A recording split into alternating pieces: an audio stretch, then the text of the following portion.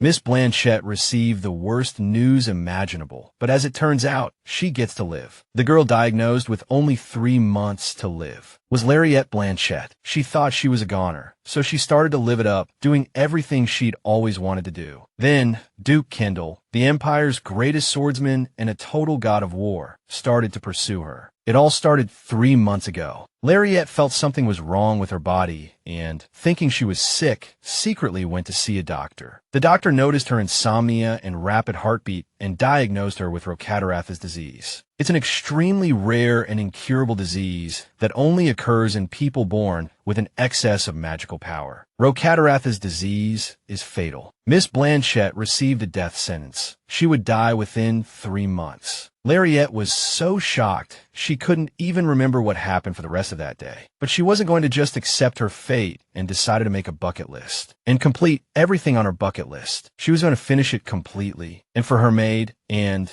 it was her highest honor to die for the princess. That day, the heroine had to attend a banquet. She dreaded it because she couldn't stand her family. For example, her father, the 5th Duke Blanchard, who wanted to sell her off to an elderly marquis, and her mother, Duchess Blanchard, who was a complete accomplice, having married for status anyway. Then there was the heroine Lariette Blanchard, who played the part of a naive and innocent sweet girl, but she had long seen through him. Oh, and her brother, Rayon Blanchard, the truly beloved golden child of the family. As the heir, Rayon received all the training to inherit the family business. She, on the other hand, as the second daughter, received no support or education. All she learned was paperwork, so she could become Rayon's little assistant. Even though my brother is unhappy about me being here, I'm family too, and I have a right to be here. Anyway, I noticed Joel has been wearing a sour face lately. The very quiet girl thought she could learn much better than that untalented idiot. The moment she finished speaking, splash, a whole damn glass of red wine was thrown on her. Her clothes and hair were soaked. She had ruined Rayon's appetite, so he refused to eat until she left. Mom immediately stood up for her son, telling Lariette to stop making a scene and go back to her room to clean herself up. The girl didn't argue. She was going to die in 3 months anyway, and her family wouldn't care at all. She didn't want to die as a naive fool and decided from that moment on to live as she pleased. April 3rd, 7:32, Lariette was given a 3-month death sentence. Before she died, she wanted a treat and to cake, start saving money, break off her engagement with Marquis Segra, date a handsome guy for 3 months, and most importantly, go on the Western trip Rayon had mentioned. She had no regrets after dedicating her damn life to her family. So, more than anything, she longed to finally live for herself. Even if only for now, this was her greatest wish. The girl was thrilled because she was about to complete one item on her list by treating and a cake. But on the way, something tricky happened. The carriage wheel got stuck in a pothole, and they were completely stranded. As if arranged by fate, they ran into Duke Kendall's carriage on the road. It was said to be the most powerful family in the entire empire, and the Duke himself was practically a monster. Suddenly, Miss Blanchard felt the carriage being lifted off the ground. When she peeked out to look, she saw the Grand Duke. Realizing the Duke had lifted the entire carriage with just one hand, she finally understood why this family was so special. After returning, she just wanted to rest at home, but ran into the creepy old Marquis Segra. The guy was clearly nervous about her avoiding him and brought up the marriage again. What he really meant was that he was very fond of Miss Blanchette's,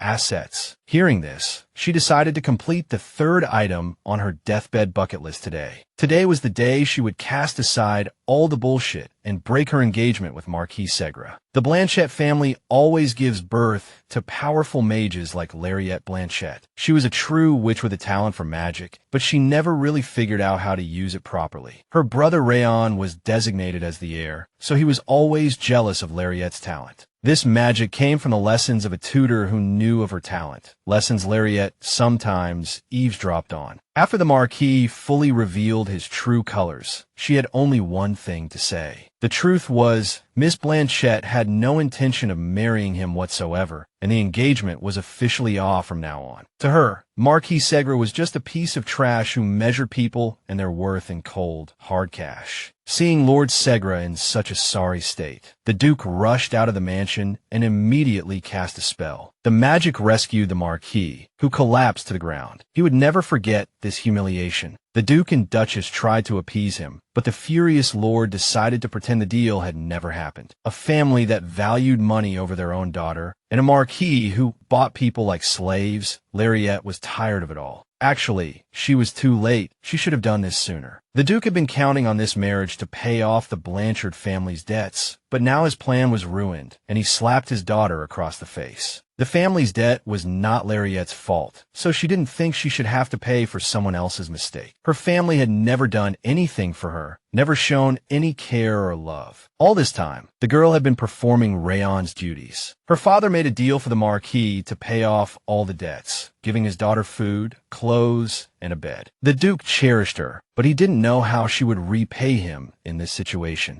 He swore to remove her name from the family registry immediately. The thing Lariette feared most was hurting her parents, but now that didn't matter anymore. After thanking her parents for everything, she decided to leave the Blanchard family estate at once. Suddenly, she heard her brother calling her. Rayon just wanted to say goodbye. To be honest, he was scolding her for daring to ruin everyone's mood just by being there and for insulting him. He was planning his revenge, certain that she didn't know how to use earth magic, let alone any other element. It was a blatant betrayal. Her brother cast a spell on her, but Lariette managed to put up a shield, the Great, which wielded a power greater than his, and sent Rayon crashing into the ground in one fell swoop. In the end, the heroine managed to escape that terrible home. She had completed the first, second, and third items on her list in a single day, so there were 2 left. Miss Blanchette wanted an experienced man, someone easy to be with while dating. First, she had some money, but she still needed to earn a lot more to live well. So she had to do what she did best. She was here to find a job as a purification mage. This magic was less popular and effective than healing magic, and it consumed a large amount of mana. Purification magic couldn't be used on people with higher magical and divine power than the user. But for Lariette, who was overflowing with mana, this was nothing. However, it turned out no one was looking for purification mages, while healing mages were a dime a dozen. It seemed like all was lost, but she didn't give up hope of finding other opportunities. While she was wallowing in her misery, some bold thieves stole all her belongings. A purification mage wasn't supposed to be a threat until Miss Blanchette unleashed that hellfire spell. She couldn't let them get away, so she chased after them like a madwoman. She cried out to people for help. At that moment, she saw a masterpiece, so perfect that even God thought the world wasn't ready for it. But the Almighty God took pity and allowed humanity to gaze upon this work of art he had crafted with his own hands. Coming face to face with a man who could turn an entire street to stone with a single glance, the thieves froze in fear. The stench of rotting corpses was unmistakable. He was the monster Duke Kendall himself. The cold-blooded Duke made quick work of them, taking down the 2 scoundrels who had disturbed the peace with a single strike. It was then that Lariette finally realized he was the Duke, not just some ordinary coachman, as she had first thought. The most prestigious ducal family in the Harson Empire was the House of Asher Kendall. He was known as the Sword of the Empire, the general who won a war that was supposed to be unwinnable. A man called the ruthless god of war for his rebellious nature. And he was so handsome it was to die for. It was worth dying after seeing him. The smell on him was a bit much, but who cares when his face smelled so wonderful? The Duke thought to himself how this noble lady was wandering around without an escort. Until this curse was lifted, even if he saved people, she would still be afraid of him. Despite the rumors about the cruel Duke, Lariette grabbed him and had to know if he had a girlfriend. She said this because she was completely captivated by his looks and proposed they date for 3 months. The proposal caught him off guard, but upon hearing her name, he introduced himself as well, out of instinct. There was no fear in Miss Blanchard's eyes, only affection. But Asher thought it was all a joke. The Duke was sure she had seen him slaughter those men, and he needed to know if she was scared. He left without another word, just telling her to stop fooling around. The man was amazing, a badass full of charm. Lariette's dream man, but even that handsome devil was lacking something. After seeing him, Lariette Blanchette herself turned pale. The heroine was obsessed with how she could see him again. Suddenly, she overheard some people talking about Duke Kendall and the search for a new purification mage. She learned from a stranger that the Duke was under a terrible curse that made him reek of death. Anyway, They said a purification wizard was being sought at the guild to break the curse. Since the curse was so powerful, a purification mage was the only one who could help. Purification magic consumes more mana than healing magic and is specialized for dispelling curses. But it wasn't popular because far more people died by the sword than by curses. Since the Duke couldn't find a good purification mage, Lariette decided to walk into the lion's den to save him. A week later, she found him and suggested they start with a simple employer-employee relationship. Lariette Blanchette introduced herself again, but this time as the best purification mage in the whole damn empire. She agreed to lift the Duke's curse, but in return, she needed room and board and a signature from him. Mr. Kendall was skeptical that this chick could handle the responsibility she was proposing, or she would never see the light of day. Lariette hadn't studied magic systematically, but she knew purification magic inside and out, so she said everything would be fine. To prove her point on the spot, she grabbed the Duke's hand and unleashed her purification magic. It turned out the curse was so powerful that it consumed more mana than she had expected. To make matters worse, it seemed to be actually draining Miss Blanchette's power. After using up all her strength, the young mage decided to check the results. With fear in his eyes, the Duke told her not to get her hopes up, as it still wouldn't work. This was something he had lived with since he was a child, and he knew what a curse like that entailed. He was destined to be a walking piece of rotten flesh and live with the stench of decay. He wasn't expecting much, but then a true miracle happened. His flesh was completely restored. The heroine showed off her impressive abilities, hoping he would finally sign the contract. A dazzlingly beautiful miracle. This miracle alone could break Duke Kendall's curse. He didn't want to miss this opportunity and swore he would never let Miss Blanchette go until the curse was broken. In exchange for lifting the curse, the Duke would provide Lariette with room and board for 3 months. In the morning, the girl woke up at the Kendall estate. Asher had brought her here as stipulated in the contract. Even better, he had signed the papers, because Lariette was the first person who could affect the curse. What's more, she would be taking care of him in the future, although Asher considered their relationship to be purely business. He wasn't sure if the girl was feeling better, so he told her to stay in bed and postpone their talk until tomorrow. His face looked so good the heroine wanted to preserve it for posterity. A little later, Miss Blanchette came to him again, still waiting for him to stop pretending not to notice her. She suddenly offered him food, assuming as a matter of course that they would have breakfast together. According to Asher, it was all about his death curse, a super strong curse left by the caster on their deathbed, so it was completely impossible to kill the caster and destroy the curse at once. The Duke was cursed at the age of 7, and his bandages were enchanted to block the smell. It was a curse that made the skin on his body rot like a corpse, and even purification magic could only slow down the decaying process. Asher knew the girl might be scared off by such a disgusting topic, and if she did run, he would have to lock her up. If Miss Blanchette could lift the curse, the Duke was prepared to keep her by his side at all costs. Lariette had no idea how bad it was to live with a curse, and she had previously wanted to use Asher as a tool. Now she saw how foolish she had been, and she promised to lift the monster Duke's curse. Anyway, everyone else avoided him, completely disgusted, and they vomited because of the smell of his rotting skin. Treat the Duke like a human being and think he's cute, and you'll get a greedy, selfish bastard. At one point, he told the mage to stop, noticing how thin her wrists were. In fact, Lariette didn't have enough mana to overexert herself. She was just testing. She noticed his left arm looked much better. The purification magic was still working inside him. The mage could feel the purification magic still present in his body. After examining him, she found that the other parts couldn't be purified until his left arm was completely cleansed. Lariette took responsibility for this and promised to clear everything up before she died. She meant she would finish it as soon as possible and told him not to worry. Although the Duke was worried, she wasn't afraid of him at all. She had no reason to be. As for the rumors about the Demon of War, the Duke had actually won a war everyone thought would be lost, making him a national hero. And the curse wasn't as fault as she had thought. You should be afraid of the mage who cast the curse, not its victim. It turned out Lariette wasn't afraid of Asher, just afraid that he wouldn't want to date her. The Duke was a bit slow when it came to romance and wasn't ready for that kind of affection. After that little test, he suggested they have dinner together. It wasn't hard for her to find Asher's weakness, physical contact. She had barely touched his cheek, and he had already given in and agreed to dinner. Walking down the hallway, she suddenly ran into Halfstein. He was the loyal servant and veteran butler of the ducal house of Kendall. Thanks to him, Lariette didn't get lost, quickly found the Duke's office, and even managed to score a dinner date. And get this, the Duke hadn't eaten with anyone since the former Duchess passed away. Halston showed up at the Duke's residence with a damn guide to dating. Asher had learned table manners long ago, and nothing new had come up since then. Although he was actually afraid that the witch, who was 5 years younger than him, would laugh at him. Besides, the book said it was a date, a book that had nothing to do with the Duke. As the butler started reading aloud what to do when talking to a lady, Asher tried not to listen,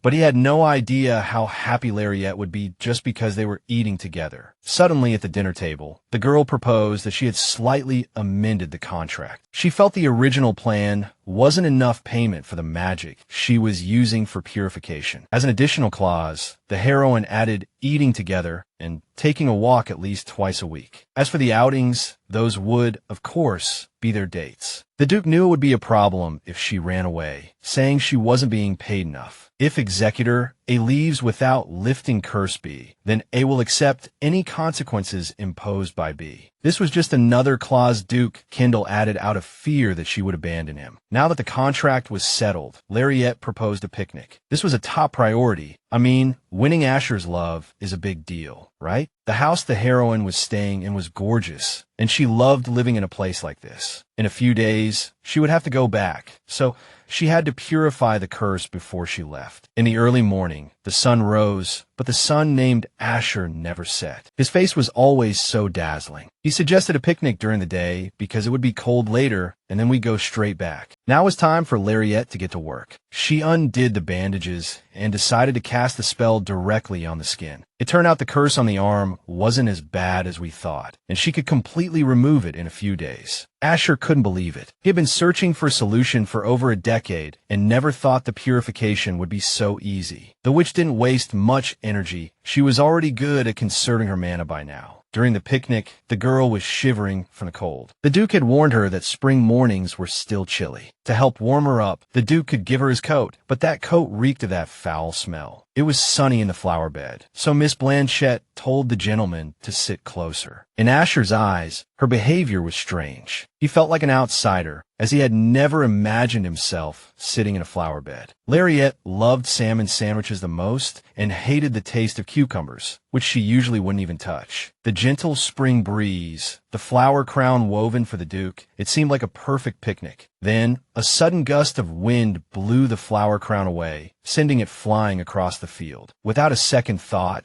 the girl chased after it, and the Duke, seeing the danger, chased after her too. At the last second, Lariette tripped and fell right into a fountain, soaking her clothes. Seriously, this witch really needs to stop embarrassing Lord Asher. Still, they needed to get back before she caught a cold. So the Duke just scooped her up in his arms. Long story short, when they got home, Miss Blanchette had a fever of 100 degrees Fahrenheit. She hadn't expected this, and even swore she had never caught a cold in her life. The Duke had to go to the Imperial City today, so he said he had already called for a priest. He thought Lariette would beg him to stay with her, but she seemed to realize he was already concerned enough. Before leaving, he kept thinking that the Blanchard family couldn't possibly just let their daughter stay at the ducal residence. He hadn't expected living together to be so tricky, so he decided to investigate a little further. Seeing the white hair fluttering in the wind, Asher knew the clergy had arrived just in time. Suddenly, his face turned bright red. He broke into a grin and then immediately covered his mouth, afraid of being seen. Finally, someone from the temple arrived at the ducal territory. Doha, a priest of the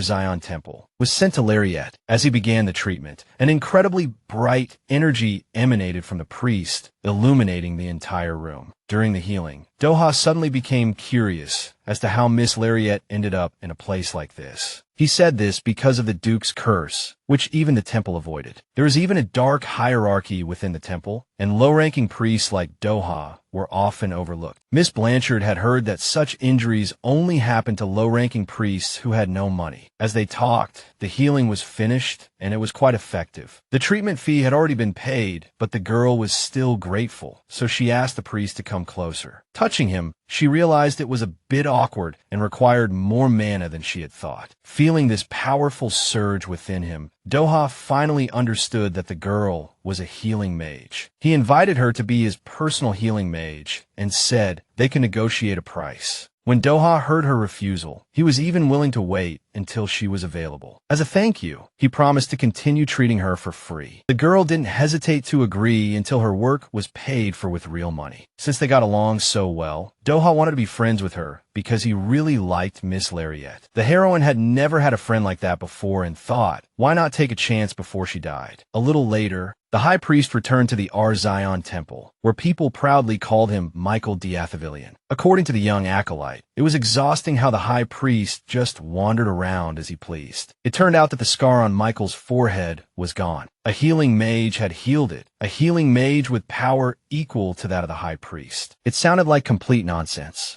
but this greatly piqued Michael's interest. He decided he wanted to learn more from now on. For some reason, Duke Kendall felt he should go see the girl, even though he wasn't supposed to. He didn't know why he was always concerned about a mage. Upon seeing her at the door, the Duke's breath caught just from looking into her intoxicating eyes. He tried to walk in calmly, but the lady suddenly grabbed him, saying she would be fine in 2 days. To be honest, Asher didn't want any attachments. It wasn't part of his mission. He didn't want to see Lariette and hadn't thought about her for even a minute the entire day. At least he tried not to. But she suddenly brought up tomorrow and decided to ask the Duke out on a date. She wanted to see a famous performance, and she had seats in a premium box. Tomorrow was the last show, but the Duke refused her. With this damn cursed body, he couldn't go anywhere. He was sure that the moment he walked in, everyone would avoid him and look at him with disgust. Lariette didn't mind his curse, but not everyone was like her. The Duke couldn't enjoy luxuries like watching a performance. He still suspected that she wasn't truly unafraid of him. After all, the rumors about the demon of war were no fairy tale. Hundreds had died at his hands. No wonder others feared him, because Asher Kendall was already a dying man. This was not only because his body was rotting, but also because of what he had done. It was scary, but not to the point of needing to run away. This was why Miss Blanchard was desperately pursuing Duke Kendall. She waited for his reaction, reminding him that she had looked closely at his face, held his hand, and even called his name. Lariette questioned whether he wanted to kill her, yes or no, and why. That was what she wanted to know. She needed an answer. Did the Duke want to see the performance or not? The heroine told him to forget about everyone else and focus only on himself, on what he wanted to do. She would be back tomorrow morning for an answer, and if he stood her up, she would take another man. The date request was accepted. Lariette knew the Duke would come, especially since they had a private VIP box. The performance was truly spectacular. Miss Blanchette had a great time. She thought the male lead was handsome, but she wasn't interested in him, merely appreciating beauty. Well, before leaving, she went to the restroom and asked the Duke to go to the carriage first. As she came out and walked towards the carriage, she heard an all-too-familiar voice. She unexpectedly ran into Marquee Legray. He called her Larry and said she looked happy. His appearance greatly annoyed the heroine. She had to ready her magic to make the Marquee know his place. Even if she resisted as her master thought she would, that precious body shouldn't be wasted. With a snap of the fingers, the lady was caught. Marquee, Gray had been looking forward to meeting her. He had never forgotten that humiliation.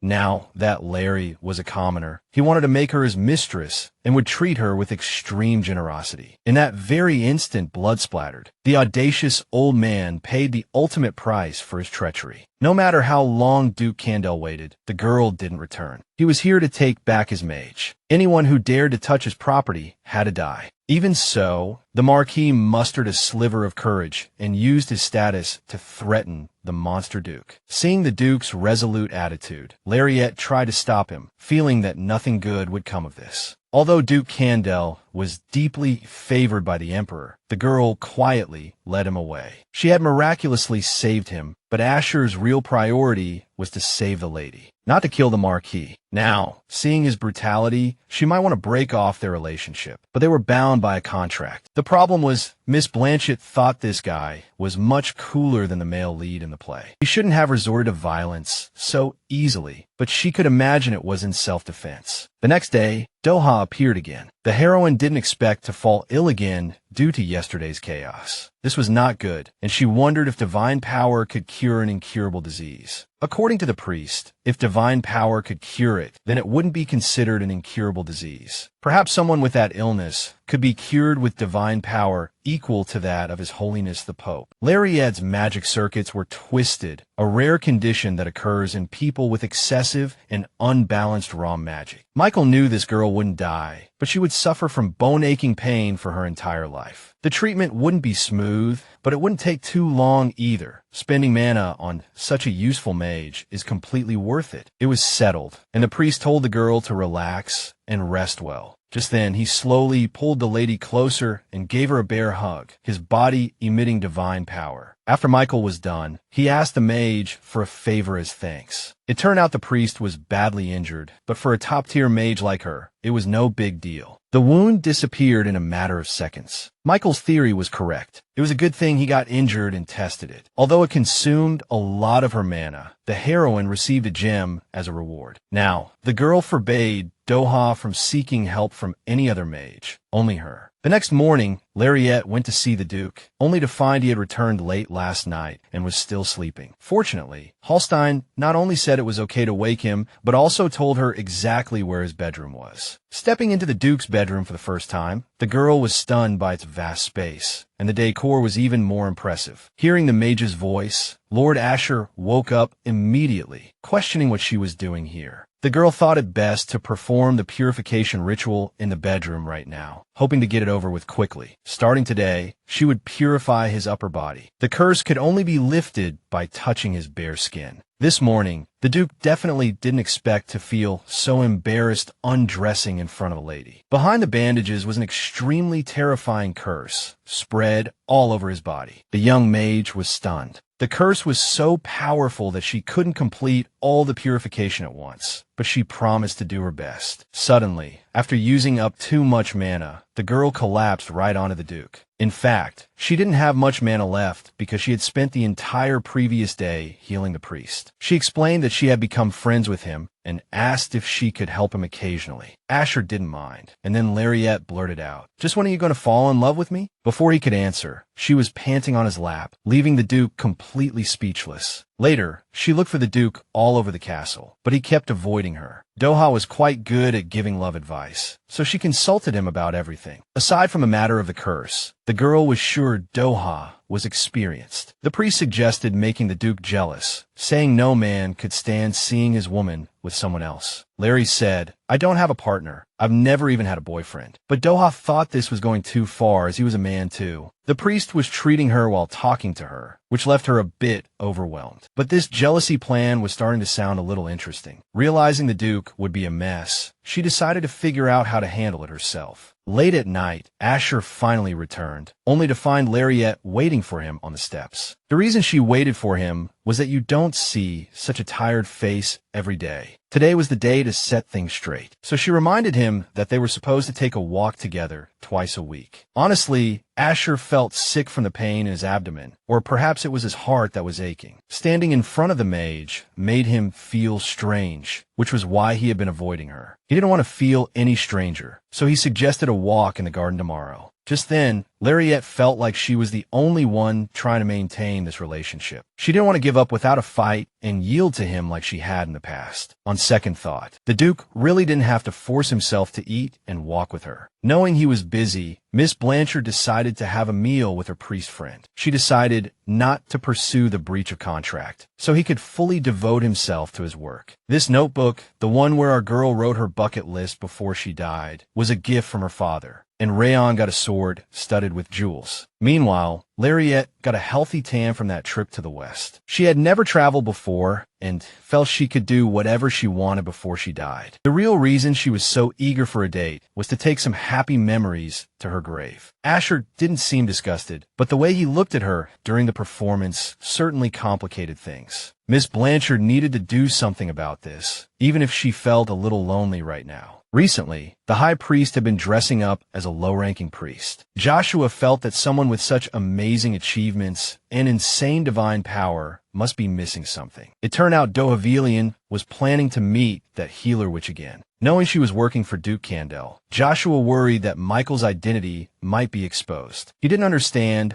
why they couldn't just bring her to the Althean temple. I mean, who would refuse to serve the next pope? Now that Doha was personally involved, things were different, especially since he thought of himself as just an ordinary person. Blanche, the eldest daughter of Duke Blanche, was engaged to Marquis Segra and possessed top-tier healing abilities and a huge mana pool. Seeing how attached she was to Asher, who was desperate to get rid of his curse, she must be a purification mage. No doubt about it. Duke Kendall would pay a fortune for a purification mage, and Lariette, she had feelings for the Duke. Doha knew it wouldn't be easy to make her his exclusive healing mage. When feelings aren't deep, one must cast a wide net. He wanted to do it himself, especially since he also really liked her. Just as he was thinking this, the carriage door opened, and Lariette welcomed him with open arms. Just as she was about to launch Operation Jealousy, she invited the Star of Althean out for a meal and shopping. Michael was surely trying to seduce Lariette, using the operation as an excuse to ask her on a date. But for some reason, Michael's clothes suddenly caught fire, leaving only his underwear with a teddy bear print. Somehow, the priest and Lariette, who was holding his hand, were now running for their lives. As for how all this happened, we have to rewind about 10 minutes. It all started when the two of them were waiting for dessert, which was taking a long time to arrive. While waiting, Lariette decided to ask Doha why she was the one treating him. It seems she still suspected something was fishy. Priests usually try to avoid getting injured, but the truth was they were forced to. According to him, the high priest ordered the low-ranking staff to get treatment outside the temple. Lariette then told him to let her know if his boss gave him trouble again in the future. She was planning her revenge.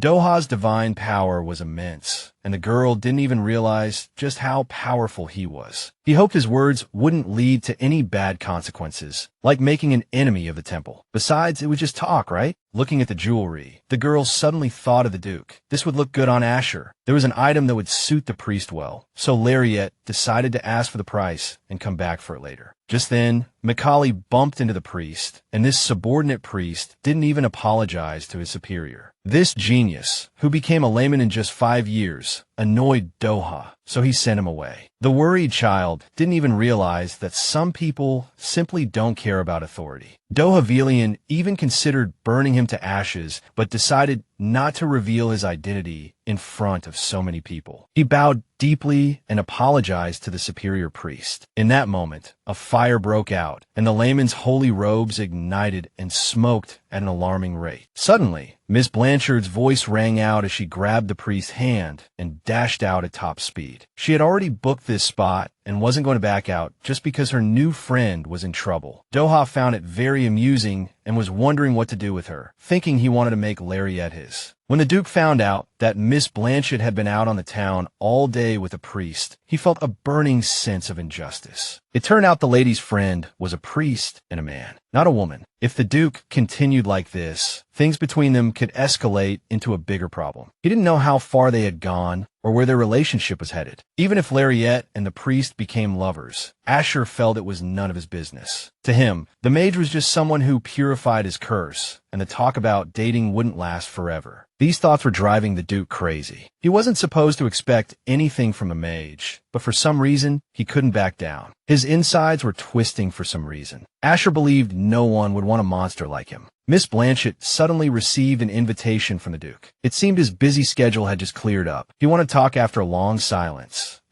Did he look handsome? Hoping the jealousy tactic was working, Lariette said she had been with a friend. But Asher didn't even bat an eye. She even planned to be in her room with Doha later, thinking it would provoke Asher. But the Duke just told her to do as she pleased, as long as it didn't interfere with the purification process. The cold atmosphere between them ruined her mood, so she decided to leave and said goodbye. After hearing what happened, the priest knew he was right. That approach would never work on Duke Kendall. Now Doha's goal was to seduce her and make her his. Wearing that new pair of glasses, he looked like a librarian who had to write something down immediately. The priest was now talking about prophecy, a power possessed by the most devout believers. Michael's condition today was a sign of that power and a major factor in choosing the Pope. This bastard looked good in anything. So, it was time to start the treatment. At that time, the Duke was suffering from Holstein's accusations, but felt it was pointless to intervene. The butler tried to tell him that the Duke shouldn't have invited her to breakfast if this was how things would end up. For the first time, Asher had changed a food order for someone else, crossing cucumbers off the menu. Meeting Miss Blanchette must have stirred his emotions. Ever since being cursed, he had kept his distance from people, which made it hard for him to feel any emotions. After telling his master to stop hiding his feelings, Holstein hoped he would finally find some happiness. It was said the priest had returned to the mansion, so this was a perfect chance to check on the situation before leaving. The butler advised the Duke to clear his mind and listen only to his heart. Asher tried to tell himself he shouldn't be jealous, shouldn't feel this way, and absolutely must not fall in love with anyone. Fate, some almighty power, had cursed him with a mark that tore his flesh. From day one, he was destined to live with the smell of rotting corpses that would soon fill this room. Since then, nothing and no one had ever touched his heart, so the Duke thought, until his heart clenched when he saw his lady with another man. Unable to suppress his anger, Asher yanked the priest's hand away from the lady. He had witnessed their treatment session. It was a good thing Doha was wearing glasses, or his identity would have been exposed. Seeing the Duke's beastly eyes, Lariette tried to explain that her friend was just healing her. But to the Duke watching from afar, it looked like more than just a friendly gesture, no matter how you spun it. Lord Asher immediately ordered the priest to leave, showing no mercy. In this battle for the mage, Doha was becoming more and more interested, as he had no intention of backing down either. From the beginning, the Duke said he wasn't the jealous type, but now he wasn't even sure if what he was feeling was jealousy. When he thought of Lariette's kindness being given to someone else, everything inside him boiled. Asher didn't want the girl to hate him. He didn't want to hurt her either. He wanted the mage to be his and his alone. So he turned away, ignoring his feelings. Overwhelmed, Miss Blanchard asked for permission to have a drink with her friend Doha. In that instant, the Duke's heart pounded even harder. He pleaded with the mage not to do it, pleaded with her not to leave Asher. He never thought his heart would pound this hard. His gaze was always locked on the young mage, and he would think of her even when he didn't want to.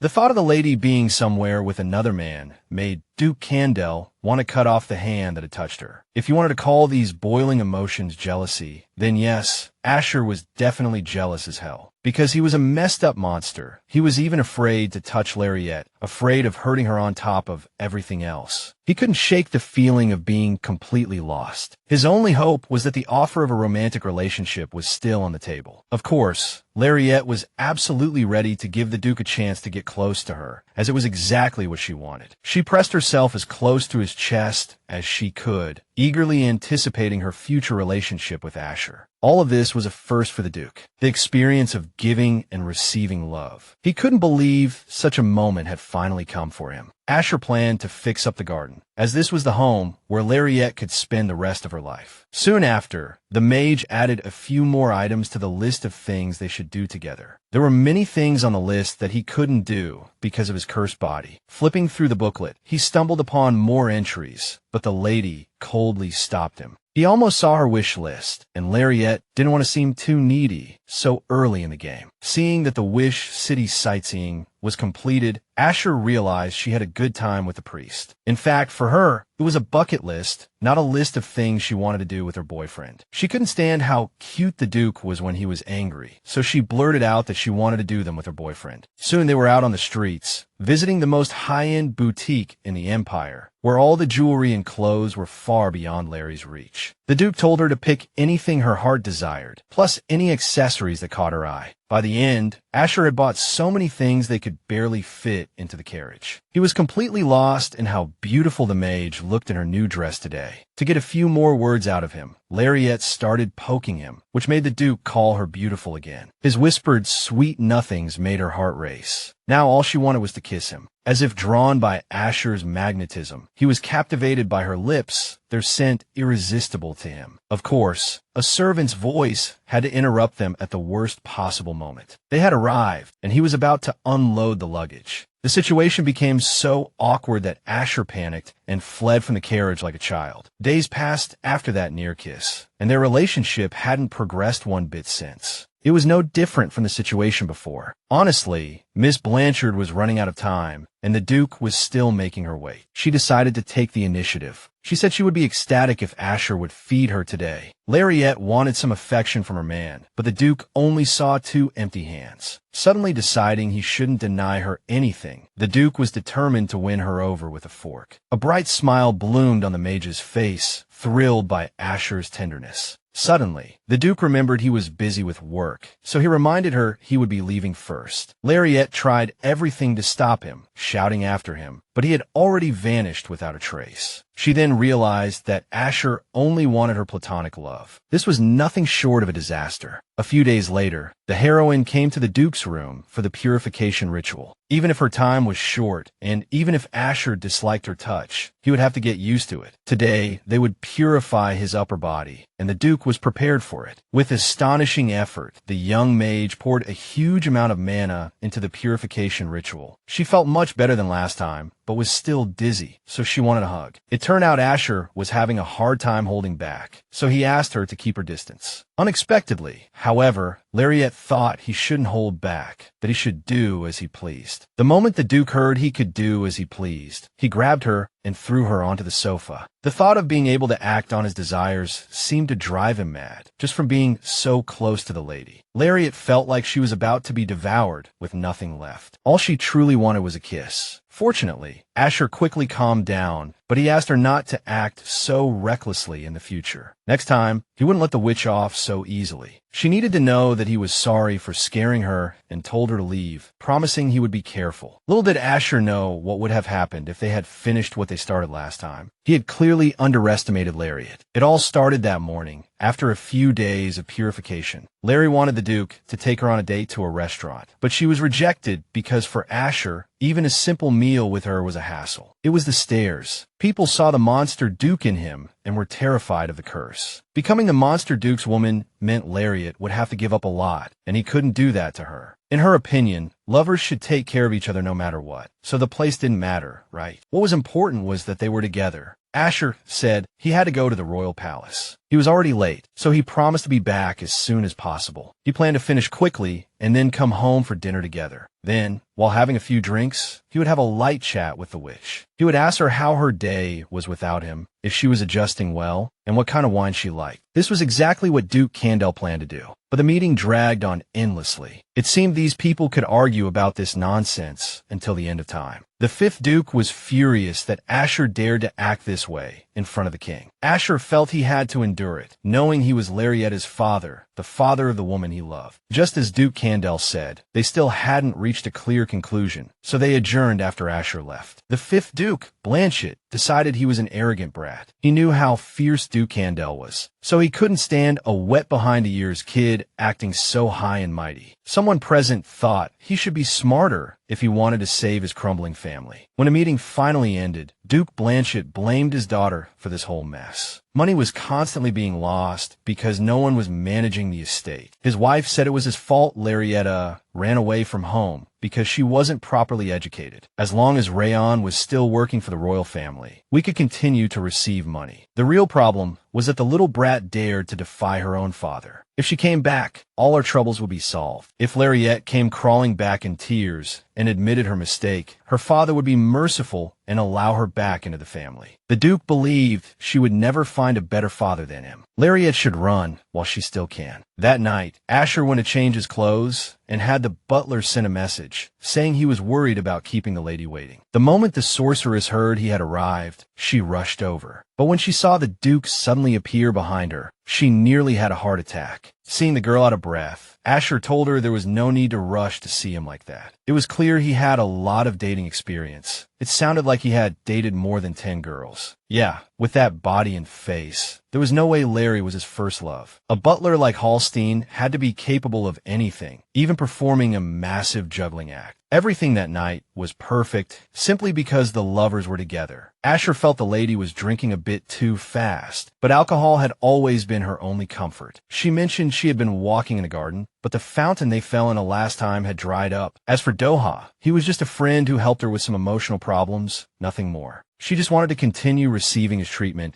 because he was the most skilled healer she knew. Asher wouldn't refuse this request, so Lariette immediately snuggled up to him and became playful. It suddenly became damn hot in here, and she decided to take off her tight clothes, but unbuttoning them wasn't easy. So, unable to bear the heat, she asked the Duke for help. She couldn't hold back anymore, pushing Asher down onto the sofa and climbing on top of him, feeling his heart pound wildly. The proud which suggested they continue what they left unfinished last time. All the Duke could think was that since Larry was drunk, he had to be patient and restrain his urges. The girl promised she would get off him if he just granted her wish. Even his good intentions couldn't save him, because in her drunken ramblings, Lariette demanded he kiss her. Since all she wanted was a kiss, the Duke, hoping she would keep her promise, kissed her on the cheek. But that kind of kiss was child's play to Lariette, so she decisively pressed her lips against Asher's. It was only after a few seconds that she pulled away from his sweet lips. Now that was a real kiss. Just then, the male lead grabbed the girl's hand and pushed her down onto the sofa. He leaned over her. They needed to take it slow. Fortunately, Lady Blanchette didn't know the meaning of slow, so she passed out immediately. The next morning, Lariette barged into the Duke's office in high spirits, as if she remembered nothing. Seriously, after asking Doha for permission to receive treatment, she couldn't remember anything. Everything after that was just a blur. Lady Blanchette usually handled her liquor well, but I guess she wasn't used to things like cocktails. She had stolen the Duke's first kiss without even realizing it. That's why he forbade her from drinking with anyone else. Just as they were talking, word came that the priest had arrived. When Larry saw him, she immediately apologized for not saying sorry last time when he was kicked out. Doha didn't hold a grudge. If the girl was truly sorry, he told her to just visit him directly next time. This was too much trouble and too big a fuss. It was no secret that the Duke was behind this. Regarding the treatment, the female lead asked if they could change the method, so she wouldn't have to be in contact with any man other than her boyfriend. Doha agreed to this, but he warned her that the effect might not be as good. Still, he was worried that Larry would be blinded by love and abandon their friendship. In fact, she didn't want to do that and felt bad for disappointing her new friend. Just then, the priest asked if she could do him a favor and go with him to the library now. Once Doha left the mansion, she could escape the prying eyes of the servants. The Duke wouldn't stoop to spying on them. Then Master Asher suddenly burst into the room, saying he wanted to join too. The low-ranking priest from the Altian temple bowed deeply, greeting the Duke. Asher said he was swamped with work, but the only thing that mattered now was being with his sweetheart. But the question now was, could he come? Doha never thought the master would go this far. Since it was an honor for the priest to go to the library with the Grand Duke, he agreed. Along the way, she hoped her friend and her man would hit it off so they could all hang out together. The priest couldn't shake the feeling that he shouldn't have come, but he didn't know if this fear was a warning. He glanced out the window and realized, my God,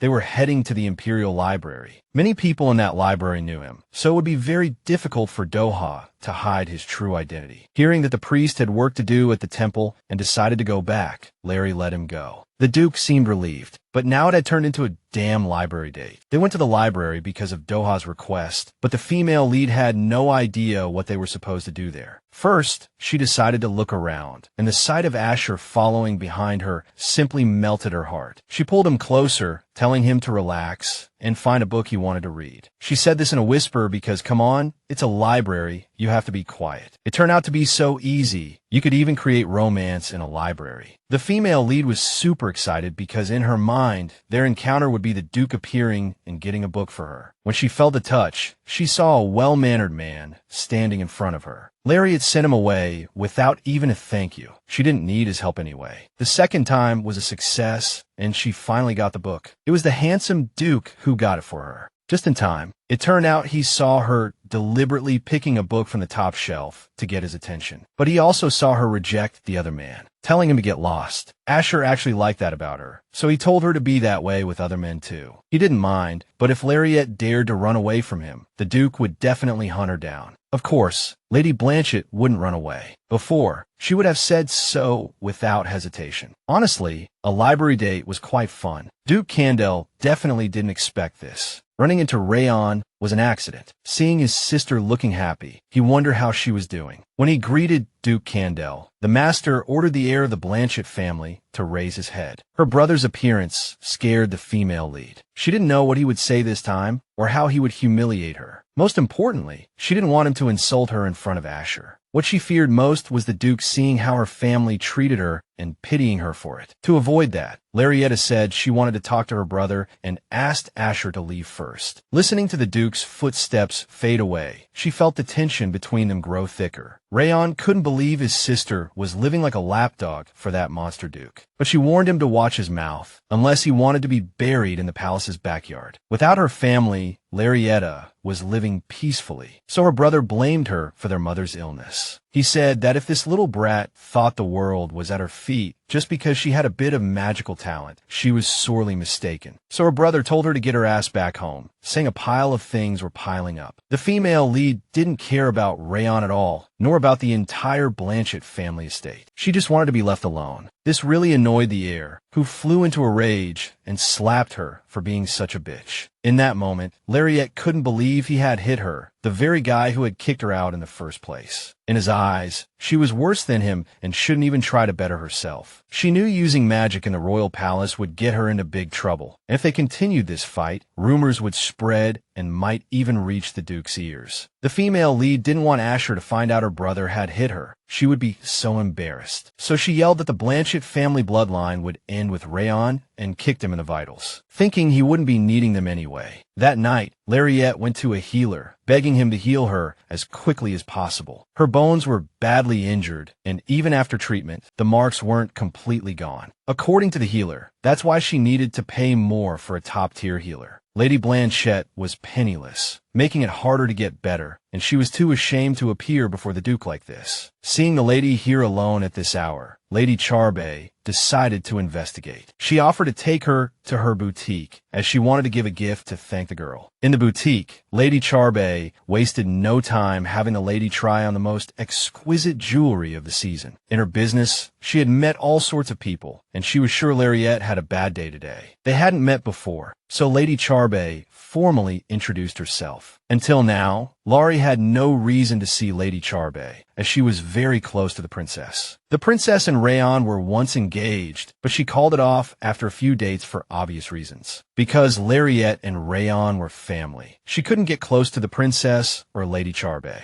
But because she had left the Blanchette house, she actually made a friend today. The moment the female lead returned to the estate, Halstein, who had been worried sick about where she went, rushed over. Everyone in the estate started appearing, shouting the news that the lady was back. Everyone breathed a sigh of relief upon seeing her. But most importantly, how long and desperately Duke Kendall had been looking for her. Lady Blanchette apologized for being late. Of course, she hadn't seen her family in a while. She said she was browsing at a boutique and lost track of time. Honestly, Asher was very worried, but now that everything was fine, he suggested she come inside. But upon getting closer, he clearly noticed a strange wound on her face that wasn't there before. Fury ignited in the monster Duke's blue eyes. He demanded to know who dared to touch her face. Even without words, Asher knew it was a fist-sized bruise, at least 6 hours old, and had been treated by a healer. Whoever hurt Lady Blanchette would meet a very miserable end. Afraid of worrying the Duke, the girl promised she would take care of everything herself. Surprisingly, Asher was calm and said he would call a priest to treat her. That night, Duke Kendall urgently summoned Gerard, the leader of the Renault Shadow Squad. The Duke ordered him to find out what he had asked, who attacked Lariette, and what happened after he left. Also, what was going on with the Blanchette family. Asher needed to know as soon as possible. The main hall of the Altian Temple was holding its most important event of the year, which only high priests could attend. Mid-conversation, Joshua burst in without knocking and asked for Michael to come out. The old priest was furious at his rude behavior, especially while the meeting was still in session. To call out Michael like that, no matter how important he was as the future pope, could be seen as downright ignorant. If his subordinates' actions displeased everyone, Doha would certainly deal with them seriously. He couldn't even remember when a priest's status was determined by age, if someone dared to say that to his face. Then Joshua whispered in the priest's ear that there was a letter from Duke Kendall. The witch was looking for Michael because she was unwell. The moment he heard Lariette needed help, High Priest Michael immediately abandoned the event. In the eyes of the other high priests, he might look like a young, reckless brat unfit to be pope. They said Gibraltar foe should be the one in that position, a commoner with divine power. The open-minded high priest didn't care. He was just happy to finally see the witch. Doha approached his beloved, cupping her face to figure out how sick she was. The moment he saw the bruise on her face, he demanded to know who did this to her, half-jokingly asking if it was Duke Kendall. Doha was still desperate to find out who did it. He couldn't figure out who the bastard was, especially with Lariette keeping her mouth shut. All the priest could think was, who would dare to touch a girl protected by the future pope and the warlord Kendall? Despite her intriguing silence, Doha decided to find out the truth himself and put an end to this tough guy. He didn't want the lady to get hurt again, as she was his only healer. Just like with Lady Blanchette, it was mutually beneficial. It would be a shame if she got hurt again or died. The high priest suddenly placed a bracelet full of divine power, a healing charm, on her wrist. She felt the healing bracelet was super expensive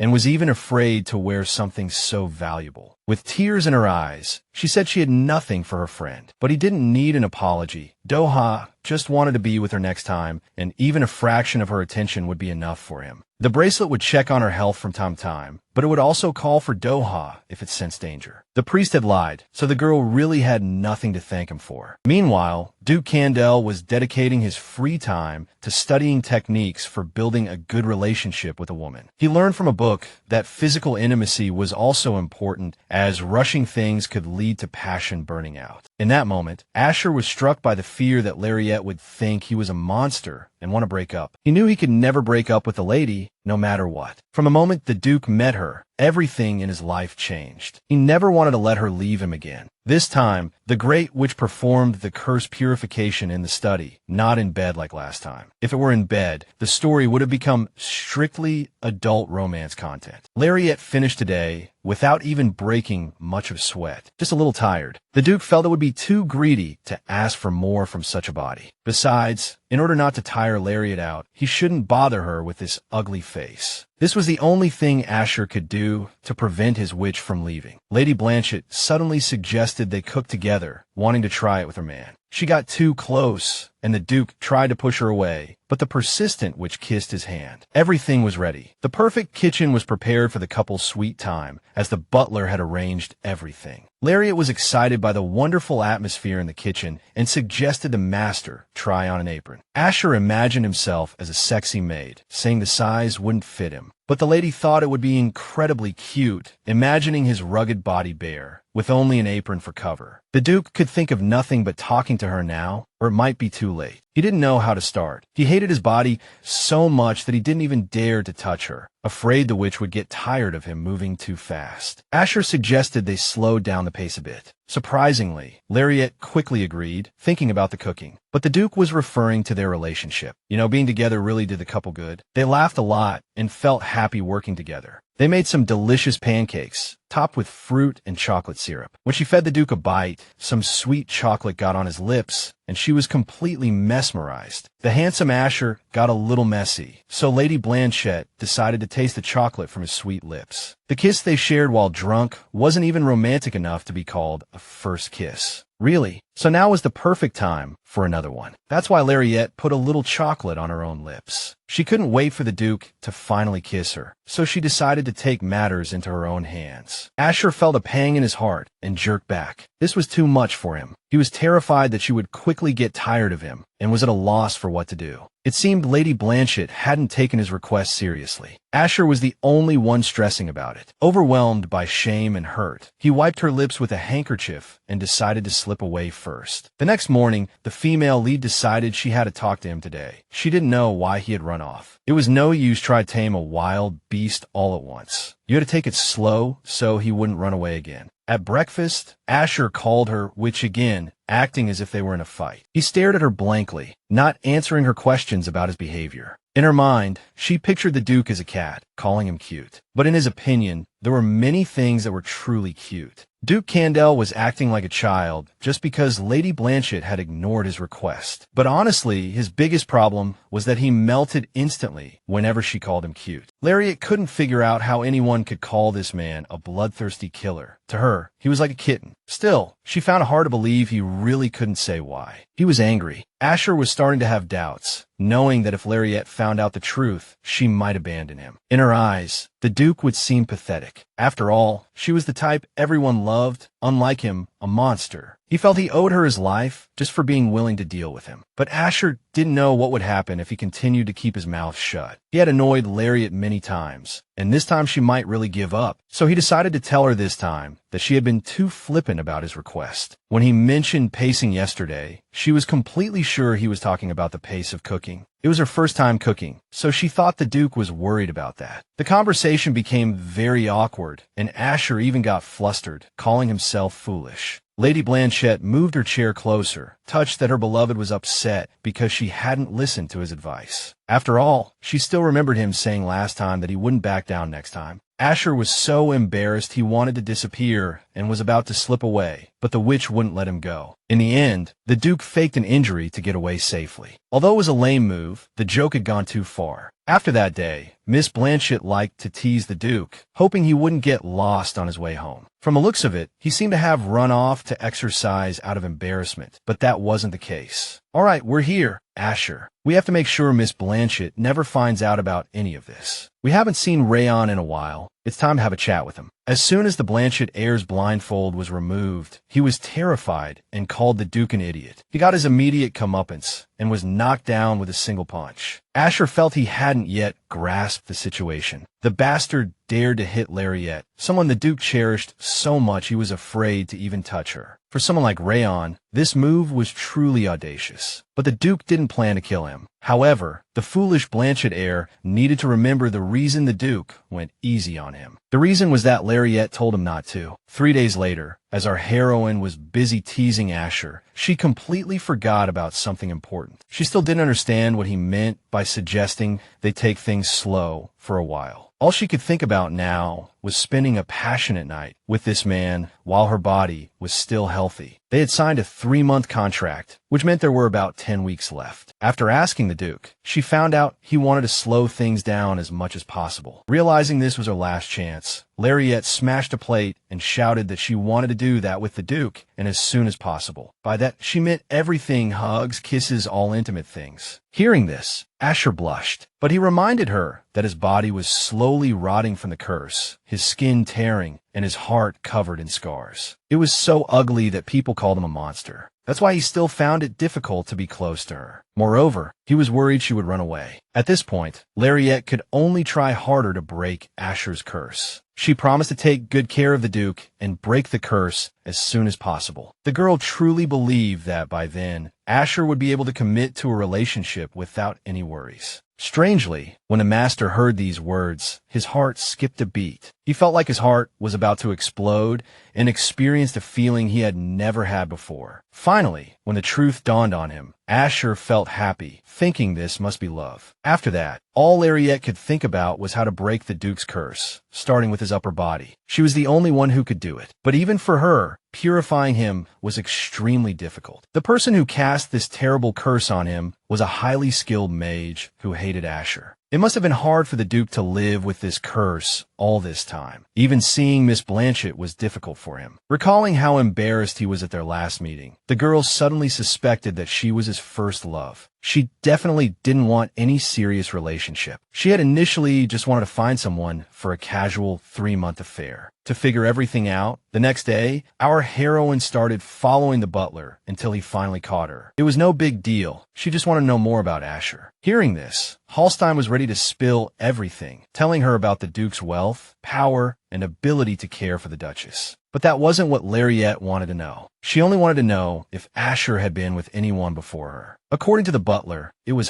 highly unlikely. This was a lie he told for the sake of the future heir. This answer was perfect for the witch. Now she was sure everything was fine. Suddenly, she bumped into Asher in the hallway and happily jumped into his arms, nearly knocking him over. Asher caught her, saying it was dangerous to run like that. He was actually on his way to her room, as they had agreed to get closer. The girl was completely captivated by his appearance and asked for a hug right then and there. Because people in the hallway could see them, the Duke suggested they hug another time. So, Lariette dragged the shy Duke into her room, thinking they could hug in there. Just a light touch from Miss Charming, which made Asher feel a wildfire ignite within him. As Lariette moved closer, she suddenly felt something hard pressing against her leg and thought it was his sword. It would only take a few seconds to lose control, so the Duke immediately pulled back. The girl realized the most important point was that he was a strong man in his prime, and that place was not cursed. Speaking of which, Lariette had been wearing the bracelet Doha gave her. The lady's manual says that your sweetheart won't like it if you're too jealous. Just as he was lost in thought, the Duke overheard that it was a gift made with divine magic to wish for good health. Asher tried his best not to seem jealous. He already understood it was just a simple misunderstanding. The Duke's sternness vanished in an instant. He didn't think there was anything wrong with the young lady spending time with her friend. He was even prepared to accept the fact that the witch was wearing a gift from another man. As long as he could see her happy, that was all that mattered. The next day, trouble broke out on the outskirts of the Hazhen Empire, and Asher was summoned to the palace for a meeting. But he just couldn't bear to say goodbye to the witch, the expression on his face looking like he urgently needed the bathroom. In fact, he had prepared a gift for her, so before leaving, he pinned a precious hairpin in her hair. It was a gift from the heart, the purple of the gem perfectly matching the young Miss Blanchette's eyes. It wasn't hard to see that the Duke had planned this out of jealousy over the bracelet. Before setting off, he also gave her a day's worth of hugs. In Lariette's heart, it felt as if an entire garden had bloomed. After the Duke left, our heroine went to see Doha, who immediately noticed another beautiful hair accessory on her head. Since her man trusted her and said everything was fine, Miss Blanchette was ready to have a good time today. Shortly after the treatment, they went into town together, having a great time with constant laughter. Doha had paid last time, so today it was Lariette's turn to buy, and she covered everything. Hearing that the girl wanted to buy him anything he wanted, Doha only asked for the bracelet they had seen a few days ago. Although it wasn't expensive, the priest chose it because Lariette herself had said it looked good on him. In the end, the heroine bought it, a delicate silver bracelet set with an elegant yellow gem. She even helped her friend put it on, and the bracelet looked fantastic. It turned out Miss Blanchette wasn't just buying a gift for him. She was also picking something out for her sweetheart. Speaking of which, some strange rumors have been circulating lately. Doha had heard that Duke Kendall cut off Marquis Seeger's hand at the theater. They said the Marquis tried to harm the Duke's partner, and that partner was you, my lady. Lariette confirmed the rumors. But the most terrifying thing for her was that if her parents found out it was her, she was afraid they would demand Asher hand her over. Seeing the sad expression on her face, Doha couldn't stand by and decided to support her. He firmly believed everything would be all right and wanted his lady to trust him. After all, he was her exclusive priest. But Lariette didn't understand why a low-ranking priest was so confident. Doha believed that through hard work, he could reach the rank of a high priest, and all she needed to do was trust him, because she had already befriended the most reliable priest. Just at the moment the priest promised to save her no matter what, a roar shook the place. The building was collapsing. The two protagonists were in mortal danger, facing a localized disaster with little time to spare. Lariette only knew basic defense magic, so she couldn't guarantee they would both survive. Knowing she was doomed to die, she decided to save Doha, who still had a long life ahead of him. By layering multiple mana shields, she would protect the priest and save him from certain death. Thanks to her magic, Doha was unharmed. But for him, nothing could be worse than Lariette's death. The desperate heroine seemed to be waiting for her last moments on Earth, having accepted her fate. Just as the building was about to crush her, the girl remembered the Duke's face. In that instant, she felt a strong hand grab her and pull her into a safe zone. It was Doha who saved her. When Lariette opened her eyes again and saw the protective shield in front of her, she couldn't believe she was still alive. Her reckless act nearly gave Doha a heart attack. He thought she had gone completely mad. had. She suddenly told him not to move. If the shield weakened and broke, they would be crushed by the rubble. But there was no need to worry, as the witch was still in control of the magic. In reality, the rubble was suspended in mid-air thanks to the divine power emanating from Doha. The moment he lost control over her, the remains of the collapsed building came crashing down. The priest's face was almost drained of color as he questioned why she only protected him. Seriously, the heroine probably only had a few minutes left to live, so her choice was obvious, especially since Doha's safety was the top priority. She risked her life to protect him, a man she had only met a handful of times. Doha doesn't believe in kindness or altruism. Everyone who shows favor is just trying to get something from you. But with this crazy woman, the priest couldn't figure out what she could possibly gain by sacrificing herself to save him. Maybe the truth really was just for his sake. Regardless, they both survived. Lariette was shocked by Doha's powerful ability to handle all the rubble. He was surrounded by countless shields, so it was impossible for him to get hit. Despite this, he knew she was hurt and pretending to be fine, which made him even angrier. It seemed she didn't even realize she had almost died, only thinking that everyone dies sooner or later. Hearing this, Doha held her tighter. He would never let her die. He could forgive her for thinking of another man while with him, because he still had time to win her heart. But the priest firmly believed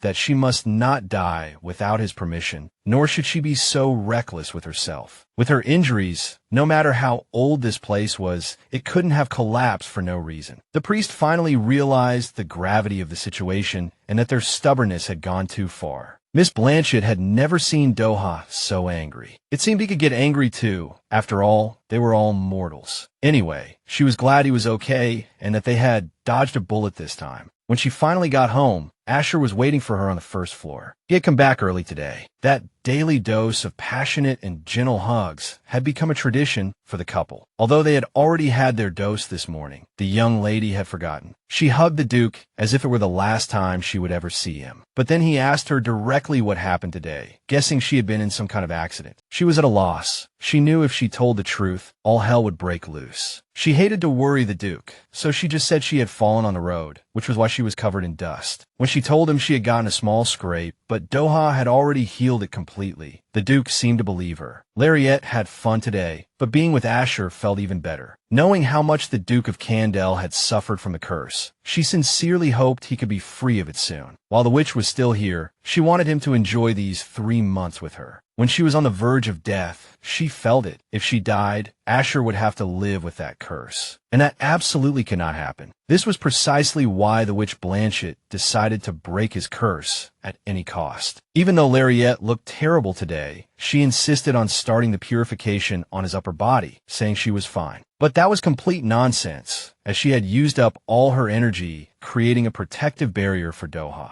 Yet she was still determined to act, feeling it was her responsibility to end Asher's curse as soon as possible. For a moment, the witch was pushed to her limit. Her face was pale, her eyes vacant. Feeling a terrible chill, she collapsed weakly against the Duke. Asher, terrified that something serious had happened, was about to cover her with a blanket when Lariette spoke. She said she wanted a hot bath, so the Duke said he would have the maids prepare it right away. But right now, the exhausted witch didn't want to be with people she didn't trust. The moment she opened her mouth to ask Asher for help, his mind was instantly filled with scenes from a romance novel. The girl promised to stay clothed, just so the Duke could stay by her side. She looked so weak, yet she was still purifying his curse for him, even in pain. Therefore, the brave Duke decided now was not the time to be shy. He drew the bath for her himself and put her in protective clothing, trying his best not to let his imagination run wild. As Asher started to blush, he suddenly stood up, but Lariette grabbed his hand, saying she would run away too. Hearing her say this, all the Duke's frustration and anxiety came rushing towards her. She meant she would run around the mansion, like they were playing hide and seek. Asher was already thinking that at this rate, he might have to tie her up. Just then, Miss Blanchette met his gaze and suddenly asked if he could wash her. The thought of washing her clearly flustered Asher. In fact, she was proposing that the Duke help wash her hair. As his fingers ran through her soft curls, he found a scar on her neck and asked how she got it. It turned out that when they were children, Rayon accidentally pushed her and she tumbled down the stairs. but he told their parents that she pushed him first. As a result, she got a scolding because a lady shouldn't play on the stairs like that. Listening to this messed up story, Asher kept telling himself he should have killed Rayon when he had the chance. As punishment, Lariette was locked in her room. She remembered just staring at the door, hoping it would open. Her parents wanted to teach her patience this way, so she decided to endure it no matter what. The witch wanted to confirm if Asher hated her hair, because someone had told her he'd get a headache just looking at it. At that moment, Asher just wanted to know who said that, planning to rip out his lying tongue. Just like the beautiful Lariette herself, he could never find anything repulsive about her soft hair. Every time he saw her, he felt a sense of peace within him. He was crazy about her hair. Since the Duke found everything about her flawless, she asked him to kiss the part he found most beautiful. Utterly flustered, Asher kissed a lock of her hair. But there wasn't a single part of her he didn't find attractive, which could only mean he had to kiss every part of her body. In that case, Lariette allowed him to choose the place he most wanted to kiss at this moment. Asher moved closer to the witch, pressing his lips to hers for the first time, then let go. But he still restrained himself and stopped there. She promised that next time, it would be her turn to kiss him. A few days later, while preparing to pick out clothes near a boutique, Lariette asked the Duke to help her choose. The Duke refused, and she punched him for it, only to find the guy was built like a brick wall. Suddenly, Asher saw Jared nearby and said he needed to step away for a moment. So the girl walked into the boutique alone. When she met Madame Sherbet at the door, the lady asked her to wait a moment. The scene before the heroine's eyes made her hold her breath, feeling a primal fear. Her mother was already waiting for her inside the boutique. She tried to play the part of a loving mother. They hadn't seen each other in a long time. So the lady grabbed her daughter's hand and asked how she got here. The Duchess was very nervous, repeating that she had been wondering where her little daughter was. But Lariette found it strange that she was so worried while enjoying an aromatherapy massage and shopping at a boutique. For all this time, her daughter hadn't seen any missing person notice about her. The mother insisted she was powerless, but it sounded completely fake. Lariette knew very well that her mother was just too lazy to do anything, and all she got was an apology. She couldn't forgive her anymore. She ran out of the boutique in a panic. Panic set in, and she ran desperately, until she suddenly felt a hand grab her, bringing her to a sharp halt. Seeing the tears on her face, the cold Duke of Kendall demanded to know who dared to do this. Feeling safe, Lariette buried her face in his strong shoulder, saying she just missed him like crazy. Although it was an obvious lie, and she just wanted to go home, she still wasn't sure if she even had a home anymore. Lariette had been acting very strangely lately. Her daily dose of hugs was no longer enough. Asher wanted to be by her side, but there was an important meeting at the palace today. He had to attend. As her lover, he felt it would be better if she could just tell him everything. Alone, she read the letter, the first one from that special person. Genevieve Charbet swore this wouldn't happen again, saying it was all the Duchess's fault for pressuring her. My mother sent another letter, saying she was very sorry about our meeting like that. She wanted to tell me more, so she begged for another chance. The Duchess arranged to meet at the Alma restaurant at 5 this afternoon, which is right now. Seeing her mother was probably the last thing Lariette wanted to do, but she braced herself and went to meet her. At the Alma restaurant, the radiant Duchess immediately offered her daughter food, saying it might be a bit cold, but should still be good. Mom used to belittle Lariette for being greedy and said Rayon couldn't stand eating with her. In fact, our heroine showed up because her mother said in the letter she had something important to say. Knowing she had so much to apologize for, the Duchess didn't know where to start. She felt bad for not giving her attention. It wasn't until Lariette left that she realized how important her daughter was to her. She was completely caught off guard when her daughter left. No one cared about the Duchess, and the Duke was always picking on her, calling her a terrible housewife. It was only then that the mother realized her daughter was the only one who had stood by her through thick and thin. She didn't understand that Lariette had been taking care of her, and instead pushed her love away. To be honest, the Duchess had no idea how deeply she had hurt her own child. The protagonist listened to the apology, but she still had no intention of going back. Just as she was about to leave, the Duchess stopped her with a death grip of her dirty hands. Miss Blanchette felt a heavy blow to her head and collapsed to the floor. Watching them drag the girl back into the house, her father was even more convinced that his daughter was worthless. He had already told his wife that a lame apology wouldn't bring a runaway daughter back. So, the heroine ended up locked up, and no matter how hard she tried, she couldn't break free from those handcuffs. Her own parents put their daughter in shackles, and not just any handcuffs, but mana-blocking handcuffs. Lariette hadn't had a bite to eat since last night, so she was completely out of strength. Just as she realized she was completely trapped, she heard a voice from behind the door. It was the maid,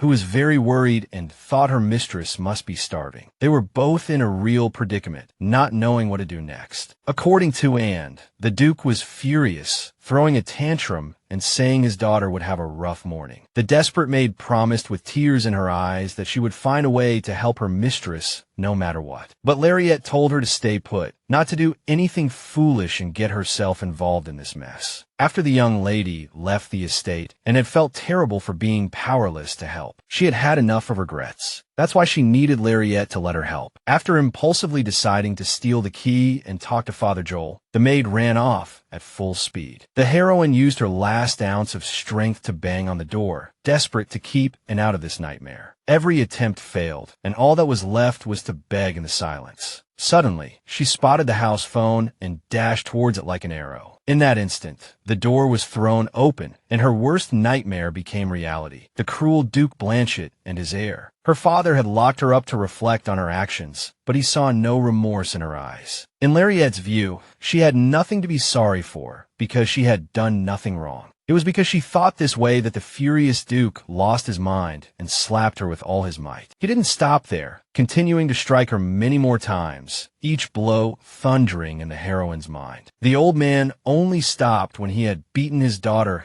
half to death when he saw her lifeless body. He had raised her with all his heart, yet she repaid him by running to that monster Duke. What was worse, she had even incited that bastard to turn against her own brother. Only after Lariette apologized would their father be merciful and grant her freedom. Rayon just watched his sister, smiling, knowing full well she had gotten him into big trouble. Looking at him, the bruised and battered, which realized she was consumed by a strong desire to kill this bastard like a beast. Miss Blanchette lunged at his arm, sinking her teeth deep into his flesh until blood gushed out. Rayon trembled in agony and shock, looking at his sister as if she had gone completely mad. Panicked, he screamed and rushed out of the room, telling them to lock the door at once. He was certain that after living with that monster Duke, Lariette had gone completely mad too. Imprisonment left her exhausted and heartbroken. She collapsed on the floor, feeling there was no longer any point in living. Lying on the cold floor, the only thing that could warm her were the fond memories of Asher, the handsome Duke who loved her dearly. By his side, she had felt true love. Her body, it seemed, had not forgotten Asher's tight embrace either. It wasn't until this moment, bound and in complete despair,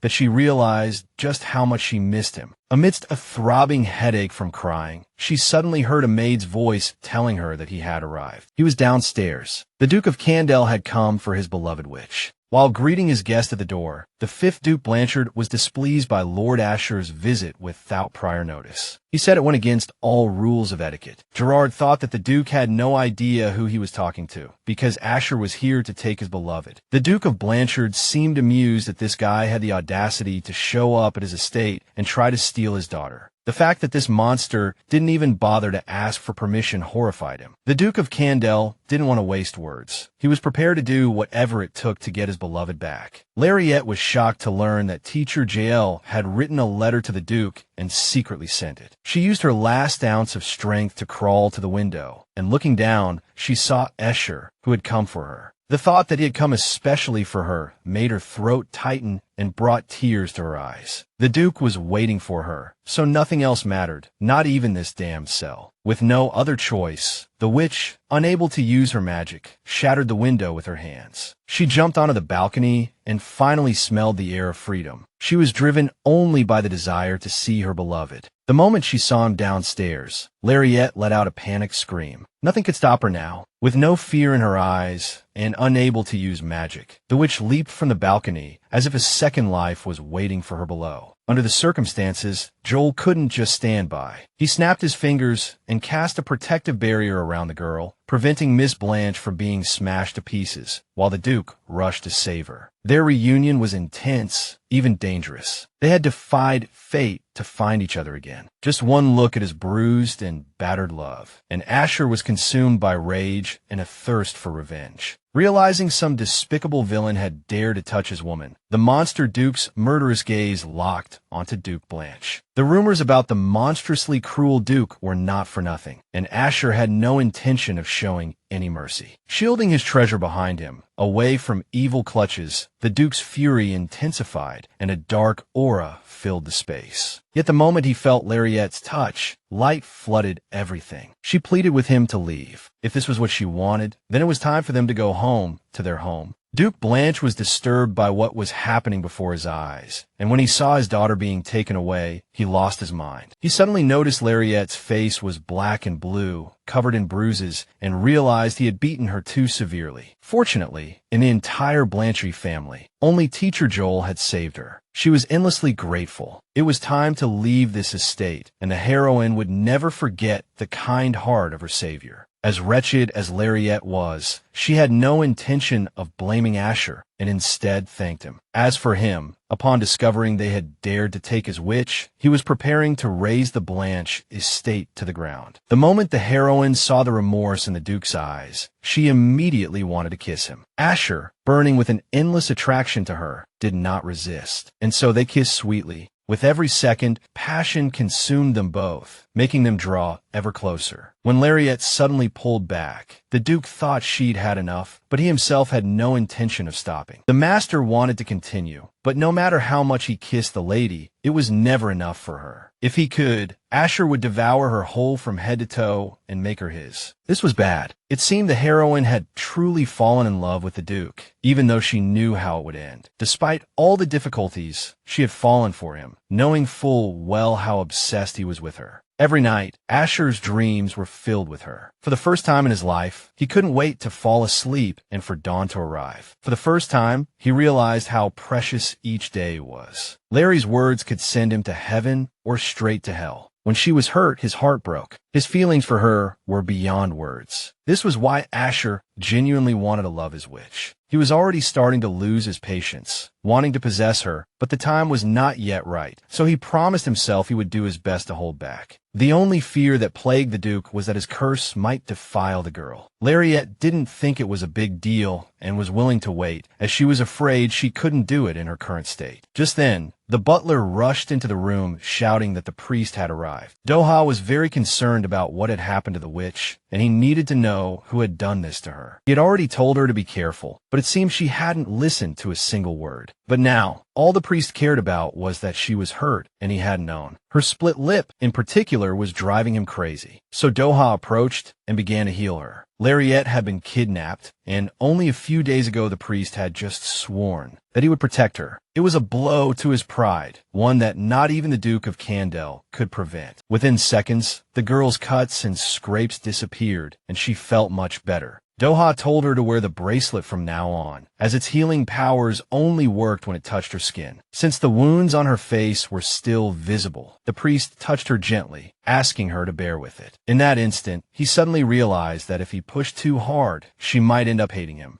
Still, even that was better than nothing. Besides, Doha hadn't been aiming for anything noble in the first place. She insisted she was fine, but the glass shards embedded in her leg were clearly visible. The thought that she wanted to just let it go made a surge of anger rise in the priest. In truth, Larry didn't want Doha to see her like this. In her eyes, he deserved to see only the beautiful things in life. A long time ago, when Doha was a child, his lineage was considered a disgrace by the temple, a stain on their reputation. They wouldn't even spare him a crust of bread, calling him worthless and cursing the day he was born. After the healing, Lariette felt much better, so she insisted she was ready to perform the curse's purification. Asher was worried it would be too much for her, but if she was willing, he didn't argue. The Duke wanted to get this over with as soon as possible. Using her magical power of purification, she touched him, and began to expel the curse. Before long, she had finally finished purifying the upper half of his body. Seeing his body clean and no longer rotting for the first time in years, the Duke was immensely grateful. But it was too early to thank her now. She would soon be able to purify him completely. She still needed to purify his lower body, but she didn't know how to do it without taking off his pants. This purification took longer, so Larry decided to take a break. But the Duke suddenly blurted out that his lower half was fine, just in case she got the wrong idea. When he saw Lariette's reaction, he immediately regretted saying that. Our girl was finally back in her own room. Goodness, today had been a roller coaster. There were many people she had to thank, like Asher, who appeared just in time, and Doha, who healed her. Oh, and Mr. Joel, who helped her escape from there. Miss Blanchette wanted to get them out too, but she didn't know how to move them if she herself was going to leave the mansion soon. The girl didn't understand why she had wasted so many years sacrificing for that family. If she weren't terminally ill, she might still be there at their mercy. She had paid a heavy price for her happiness. That was why she didn't want to die. She was addicted to Asher's attention and to that jealous and gentle side of him that only Lariette could see. She had truly fallen in love with Asher, but she didn't think he felt the same way, so she thought that when she died, he wouldn't be too sad and would only remember her as a brief affair. The night was freezing cold when our heroine suddenly gasped, hearing a loud clap of thunder. Along with the thunder that shook the sky, the girl saw her tyrannical father in the room. Every heavy swing of his hand echoed the sound of thunder, all of it bringing back memories of that cursed day. Faced with her fears again, the girl cowered, covering her ears to block out the sound of the storm. Her heart felt like it was about to explode. Terrified, Lariette ran desperately, trying to escape. Her loud cries for help even reached the Duke, just as the girl ran to his bedroom door. Worried about her condition, Asher invited her into his room, as it was too cold in the hallway. The tea hadn't been brought yet, so he suggested the girl have some with him. The reason Larry was trembling with fear was that she was afraid of thunderstorms. Not the sound itself, but the feeling of being alone. Just then, a loud thunderclap roared outside, and the girl jumped onto the Duke in terror, clinging to him tightly. She had finally found safety, someone who could make her feel less alone in this crazy storm. The heroine just wanted to hold hands all night and asked the Duke if she could sleep with him tonight. Hearing only silence in response, she decided to go back to her room to sleep alone and apologize for the strange request. A clap of thunder, growing louder, stopped her and filled the lady with pure terror. When she felt Asher pull her into a tight embrace, Lariette knew everything would be all right. The Duke soothed her like a fast-acting medicine and told her to stay for the night. Before sleeping, she told him not to panic, promising she wouldn't do anything. Although Asher insisted he wasn't worried, she started poking him to make sure, and getting impatient, the Duke told her to stop. But since the persistent witch wouldn't let up, Asher grabbed her hand and pulled her as close as he could. If she didn't want him to lose control, she shouldn't touch him. It seemed Lariette was trying to act calm, but she was actually frozen in fear, just pretending everything was fine. The Duke was confused as to why she always endured everything alone instead of relying on him. He wanted to share all her burdens and,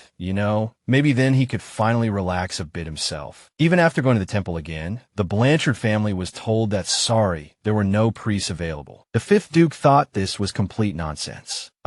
Miss Lariette had a long list of injuries. After Lariette was snatched away yesterday, the father didn't want to look like a tyrant, so he was now planning to let her go. Just as Anat, the captain of the Shadow Squad, finished talking with the Duke, Rayon suddenly spotted him. The young heir recognized him as the man who was with the Duke before he was beaten half to death. It turned out Rayon had both his legs broken, and his father was helpless because there were no priests. Lariette's abilities were needed right now, and she wasn't here when they needed her most. The Duke of Blanchard was bored out of his mind, so he ordered the carriage to be prepared for a trip to the temple. Their arrival at the Althean temple caused a stir, as people thought no one could possibly heal the boy. A silence fell over the temple when the high priest, the future Pope Michael Doha Velian, appeared. Now that it was his turn, Doha wanted to know what had happened first. According to the Duke, his son was seriously injured and needed treatment. They had come here out of sheer desperation. In fact, it was Michael who had specifically made sure no other priests were allowed to go to them. But he still went along with the plan, claiming it was just a huge misunderstanding. As an apology, the priest promised to personally take charge of healing the heir of the Blanchard family. By getting on good terms with the future pope, the Duke of Blanchard planned to restore his family's former glory. Michael de Havilland immediately took the young man to a private room for treatment. When Rayon claimed he was injured from a fall, the priest asked him to explain a wound that looked like a human bite mark. Seeing the heir's confused expression, Michael changed his tone and immediately apologized. Beginning the treatment, the priest had no intention of leaving any trace of Larry on this kid. It was no secret that the next pope, Michael Dohahelian, was a lowly bastard born to a fallen prostitute. Ryan hoped this tactless bastard knew about the rumors concerning him. After hearing those words, it was clear to Michael that the Duke of Candel hadn't done a clean enough job. Now this brat, who dared to touch someone he shouldn't have, could expect no mercy from the priest. The least Michael should do was rip off his limbs, and that wasn't even the harshest punishment. This threat hit the heir of the Blanche family so hard that he threw a punch, even while standing on two broken legs. Facing such a clumsy opponent, Doha maintained his advantage and dodged with ease. It was foolish to think a low-born brat could dodge his despicable sneak attack. This was nothing compared to the hell Michael had been through just to survive. Fearing complete humiliation, Rayon complained that he had a headache, but the priest only found his suffering amusing. In fact, the high priest had only slightly disturbed the flow of his mana. If this continued for a few months, the mana inside him would overload and he would die. No one weaker than the future Pope himself could heal him, and such a person certainly didn't exist. So the lowborn one told Lord Rayon to use his head. Not wanting to die, especially not like that, the heir of the Blanchard family was willing to do anything. In that case, Dohahelian warned him that if he ever dared to lay another finger on Larry, he would die that very day. Seeing the Duke's unparalleled figure and his handsome face in the early morning was the best thing in the world. Seeing his tired look, Lariette guessed he had only slept for a few hours. Although Asher hadn't slept all night, he casually asked the lady what she wanted to do today. First, the witch planned to go see Doha, and from now on, she would only sleep with Asher. The reason the Duke couldn't sleep was that Miss Blanchette had been clinging to him. In fact, the lady had tricked him. For her, once was enough. Shortly after, Asher left the bedroom and ran into the butler in the hallway, who had a fanatical look on his face. Hallstein had always known this day would come. As he thought about it, he started listing the menu for the wedding banquet, picking a date for the ceremony, and talking about the dress. But when the butler started talking about what the nursery should look like, Asher told him to stop. Yet Hallstein insisted that marriage was a big deal and they shouldn't take it lightly. The Duke found it all a bit amusing, as he thought Larry would never want to settle down with someone like him. But my God, he would be more than happy to marry her and tie the knot. He swore he would spend his whole life with her, but it was still too early. Not wanting any consequences after they spent a night together, Asher told everyone they had no plans to get married. The Duke had things to do, so he needed to get ready and head out quickly. In Hallstein's opinion, the naive and ignorant Duke had spent his entire life on the battlefield. So, the butler, busy fantasizing about their wedding, felt it was his duty to help them. The beautiful witch Blanchette decided to visit Doha without a second thought. When she walked into the temple, she tried to explain that she was there to see a friend, a handsome, silver-haired, low-ranking priest. Joshua rushed to meet the lady on time and personally escorted her to the priest. Seeing the lavish residence, the girl couldn't figure out how a low-ranking priest could live in such a luxurious place. After Doha quickly changed, he asked her why she had shown up so suddenly. Lariette was here to thank him for yesterday,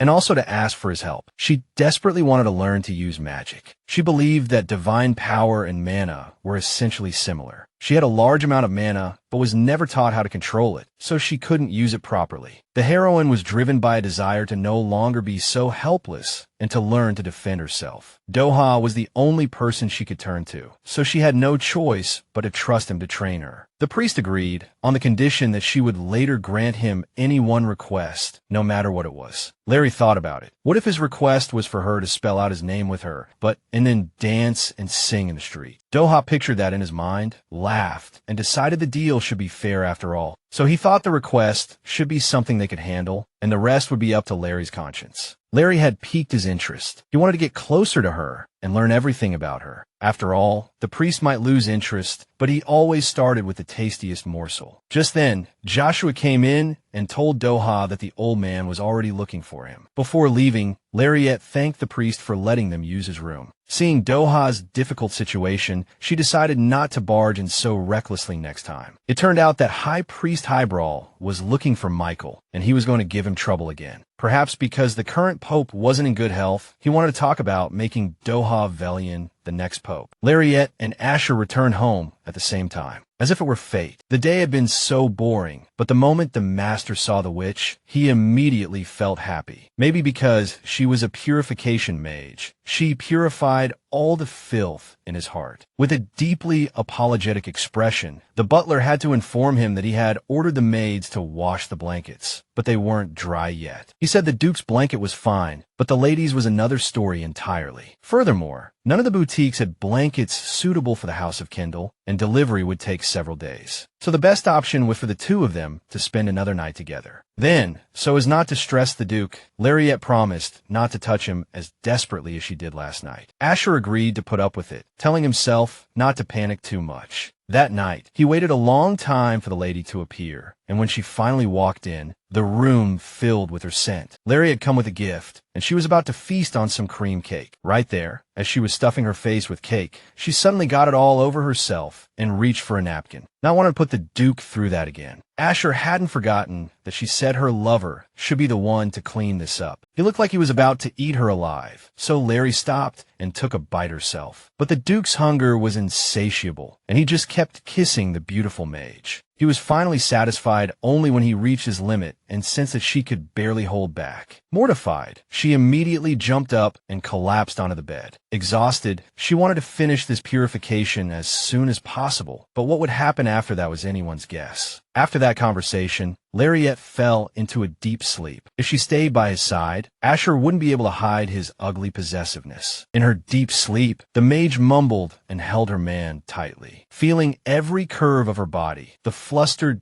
Duke suddenly felt very embarrassed. Just as he was about to get up, Lariette threw a leg over him, and the Duke felt like he was about to lose control. The beastly instinct within him was strongly awakened, making him restless inside, and the urge was almost impossible to suppress. The next morning, Lariette woke up with the morning sun, feeling refreshed. But Asher looked like he hadn't slept a wink all night again. That morning, the butler left a note saying that it had poured all night, so the blankets weren't dry yet. It seemed the two would have to sleep together for a few more days. Breakfast would be sent to their room. On the fourth day, Asher finally couldn't hold on any longer and fell into a deep sleep. Looking at him, Lariette found that he looked like a damn model, even when he was sleeping. This guy was truly a national treasure. Hearing the Duke's heavy breathing, she stiffened. He suddenly started talking about his mother. She wasn't too surprised, as she had heard the rumors that the old Duke and Duchess had passed away when Asher was just a child. The family's wealth and power were left without an heir for a time, and distant relatives flocked in, while Asher was away at war with his cursed body. Having gone through all this at such a young age, the only thing Lariette could do was to lift this curse for him. She was determined to purify his body and mind,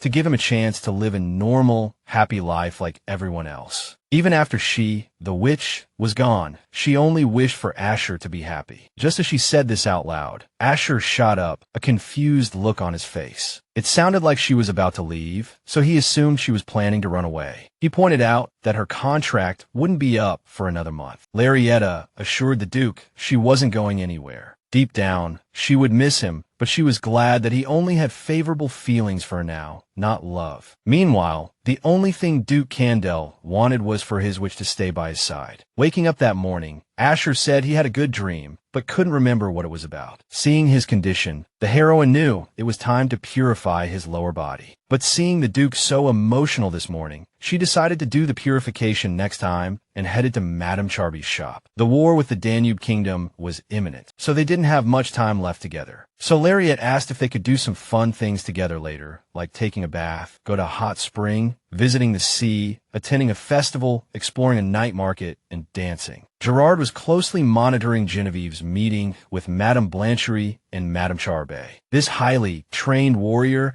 and commander of the Lawnate was currently guarding Lariette. Upon meeting, the Madame immediately apologized for passing on the letter. But Lariette didn't think it was her fault. They decided to ban the Blanche family from the boutique from now on, with the exception of Miss Lariette, of course. Of course, in her words, the Blanche family couldn't afford anything here anyway. Noticing someone behind the curtain, the girl said she could come back another day. But the voice of a beautiful lady stopped her, and she peeked out from behind, looking stunningly beautiful. This lovely princess was Elizabeth Harrison, known for her breathtaking beauty since the day she was born. Back when the Blancherie family still had some influence, the emperor had chosen Rayon as the princess's fiancé. But things didn't work out. The princess thought the arrogant bastard was just a coward who was afraid of losing to her. Even if she was better in some aspects, she was destined to be his wife. The bold Elizabeth knocked him unconscious, and the engagement was over. Lariette hadn't seen her in about 5 years because she had been avoiding her. But the princess was a complete stranger to her now. First, the heroine said her name was no longer on the family register, so she could just be called Lariette from now on. Realizing who Madame Charbet was hiding, Elizabeth felt she had to get to know this girl better. Yes, she said it was fine to just call her Eliza. Even though she would be leaving soon, she kept making promises to meet again, which was a first for her. It felt like all the good things were happening just as she was about to die. Regardless, she had to embark on her journey and die quietly without anyone knowing. She knew this was for the best, as she had never wanted any serious relationships anyway. Lariette was lost in thought in the carriage and didn't get out for a while, so Doha knocked and came right in. He showed his friend a place in Harrison that was full of energy and breathtakingly beautiful. The flow of mana here was both fast and pure, making it an excellent training ground. Then Doha asked her to use her magic as she normally would. She unleashed her magical power, and the powerful, which summoned thick tree roots from the ground. This was a complete waste of mana, like emptying an entire bathtub of water just to blow out a single candle. Then the priest had her infuse her mana into him and told her to pay attention to the flow. Just that much mana was enough to do what she had just done. As Lariette tried different methods, everything went smoothly. Suddenly, she felt her power go out of control and screamed. Even though Doha was stronger and more experienced, she always tried to save him. Fortunately, nothing serious happened, and they were both fine. It seemed Miss Blanchette was a genius, but she still had a lot to learn. Doha noticed she couldn't perform ranged attacks with her magic yet, nor did she know what to do or where to aim when things got tricky. After just one day of training, she felt like she had completely mastered mana control. Doha still couldn't figure out how they could have overlooked someone so talented. Not that she herself was very interested in it. Her power excited the priest, whereas normally he would have been bored by now. Shaking off these thoughts, he told her that a festival was being held in Isis, a town famous for its scenery. As far as he knew, the flower festival had a night market and a masquerade ball. Before the priest could even ask her out, Lariette was already thinking it would be the perfect place for a date with Asher. As she said goodbye, she thanked her friend for the day. She was lucky to have a friend like him. The moment she saw the Duke, she blurted out that there was a flower festival in Isis. The news reminded the Duke of his curse again, which was now starting to bother him. Lariette couldn't believe they had to wait until she had completely removed the curse before they could go. To change his mind, she ripped open his shirt, pointing out that most of the curse on his upper body was already gone. Miss Blanchette wasn't trying to force her ideas on him, but they could go to the night market and wear masquerade masks. All these words finally calmed the Duke down and gave him the courage to actually go. At the flower festival, Miss Blanchette, dressed as a white rabbit, was the star of the show. The Duke felt that people here looked at him differently, without fear or hatred. Seizing a moment when no one was looking, Asher kissed his girl in front of everyone. Even if no one saw him, Lariette thought it was too much and slipped into the crowd. When she looked back at him, she saw a woman trying to hit on the handsome, lonely man. Even though this girl wasn't afraid of him and the smell of rot was gone thanks to the purification, Asher decided to turn her down. But the young lady was persistent and wouldn't let him go, constantly trying to persuade him. Lariette told herself that if she left, the Duke would fall in love with another woman, and she ran off at full speed. All she had ever wanted was Asher's happiness, and there was no reason for her to be jealous. A man in a masquerade mask saw the lady who seemed upset and decided to approach her in the garden to see what was wrong. He offered her a drink he had just bought without having taken a sip himself. Lariette finally felt she had run far enough, and she took off her mask to catch her breath. With just one look at the beautiful lady, the man blushed, looking like it was love at first sight. But the girl immediately cut him off, saying she already had a boyfriend. It was just to avoid trouble. The man had heard that people in the city were quite merciless when rejecting someone, and it turned out to be true. Even after being rejected, he still had to tell this incredibly beautiful girl how he felt about her. So, the handsome man from the festival politely asked the lady to accept his friendship. Just then, he sensed danger and blocked a sword strike imbued with blue flames. No one with a death wish would dare speak like that in front of the monster Duke Kendall. The man already knew he was the lady's lover, but he still thought he was the better man. Lariette fought for her man in a rage, using her magic to command the sword to go away. The man sighed heavily, having to admit he messed up and blaming it on not knowing the situation. He thought it was a lie, otherwise he would never have confessed anything. In any case, a rejection was a rejection. In Miss Blanchette's eyes, this guy was just a jerk in an alpaca mask. Although the man in the cute alpaca mask truly didn't know, he felt sad because the lady had really moved him. Asher looked anxious, not knowing why Lariette had abandoned him. To calm him down, she said she just got lost and thanked him for saving her. The Duke had missed her like crazy, but wasn't surprised she had left, as he himself had been distracted. It was dark by then, and the festival lights came on, making it the perfect time to dance. The only problem was that they had both lost their carnival masks. But Asher didn't mind going without one. It might attract some unwanted attention, but he didn't care as long as Lariette was by his side. This flower festival was no fancy ball.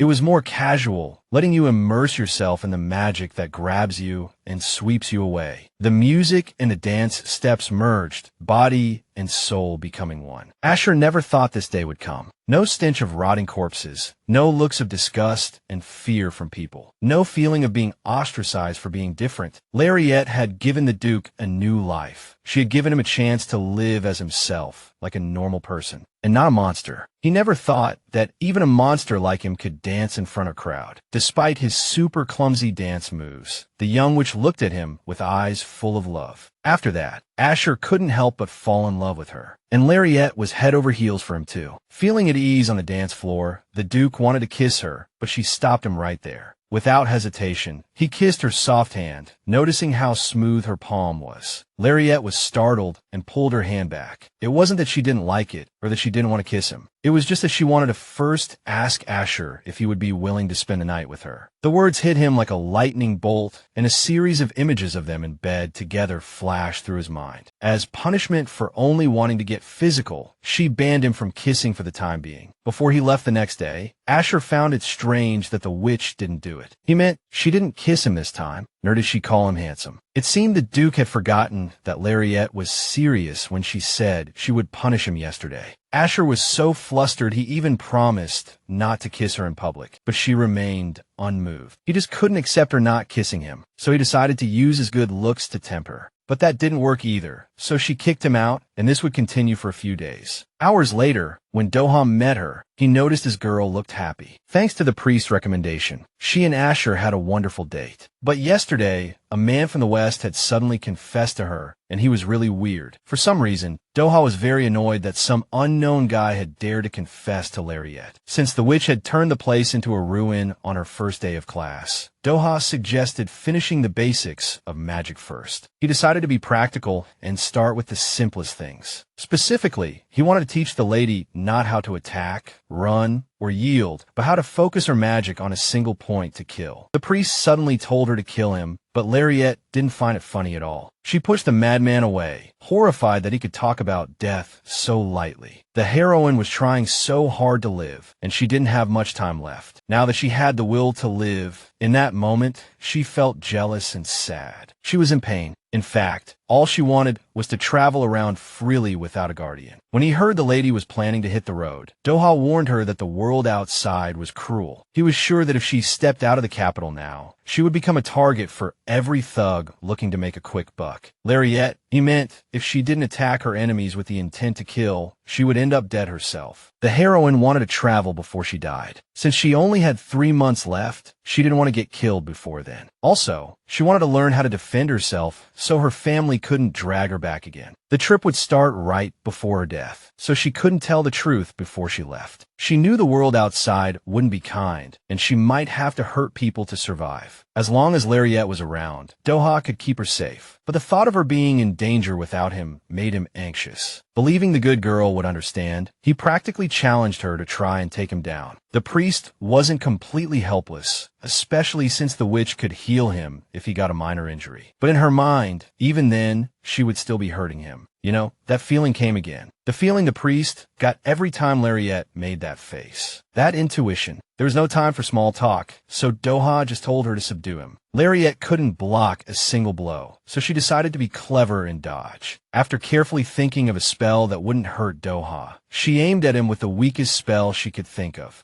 Yes, the priest had been hoping for lukewarm water, but his opponent went all out at the last second. He used his divine power and bounced all the energy back. The heroine couldn't even process what she was feeling, being hit by her own water magic. Soon, Lariette returned home, exhausted. The butler was about to tell the Duke she was back. Starting today, she wanted to begin purifying his lower body, the part where she had to touch his bare skin. While Asher was still in the bathroom, she decided to start by scrubbing him down. After his bath, Asher put on a robe, wondering how long he'd have to wait for a kiss. He nearly jumped out of his skin when he suddenly saw the witch appear before him. The girl had made up her mind and wouldn't back down on this part of the plan, so she moved closer. She had learned a few moves in her training, so with just one push, she sent the Duke tumbling onto the bed. All right, it's time to purify the lower body, starting with the knees. I know it sounds weird, but it has to be done. So please take this seriously, Lariette. The curse on his knees was quite strong, but thanks to Doha, the magic was easier. Soon, the purification was complete, but Asher could barely contain himself, struggling to control his feelings. Knowing that kissing was forbidden, he gently cupped the witch's face and kissed her tempting lips. Lariette, lost in passion, didn't even realize she was already on the bed under the masculine Asher. If he was willing to share a bed with her, he hoped kissing would be allowed too.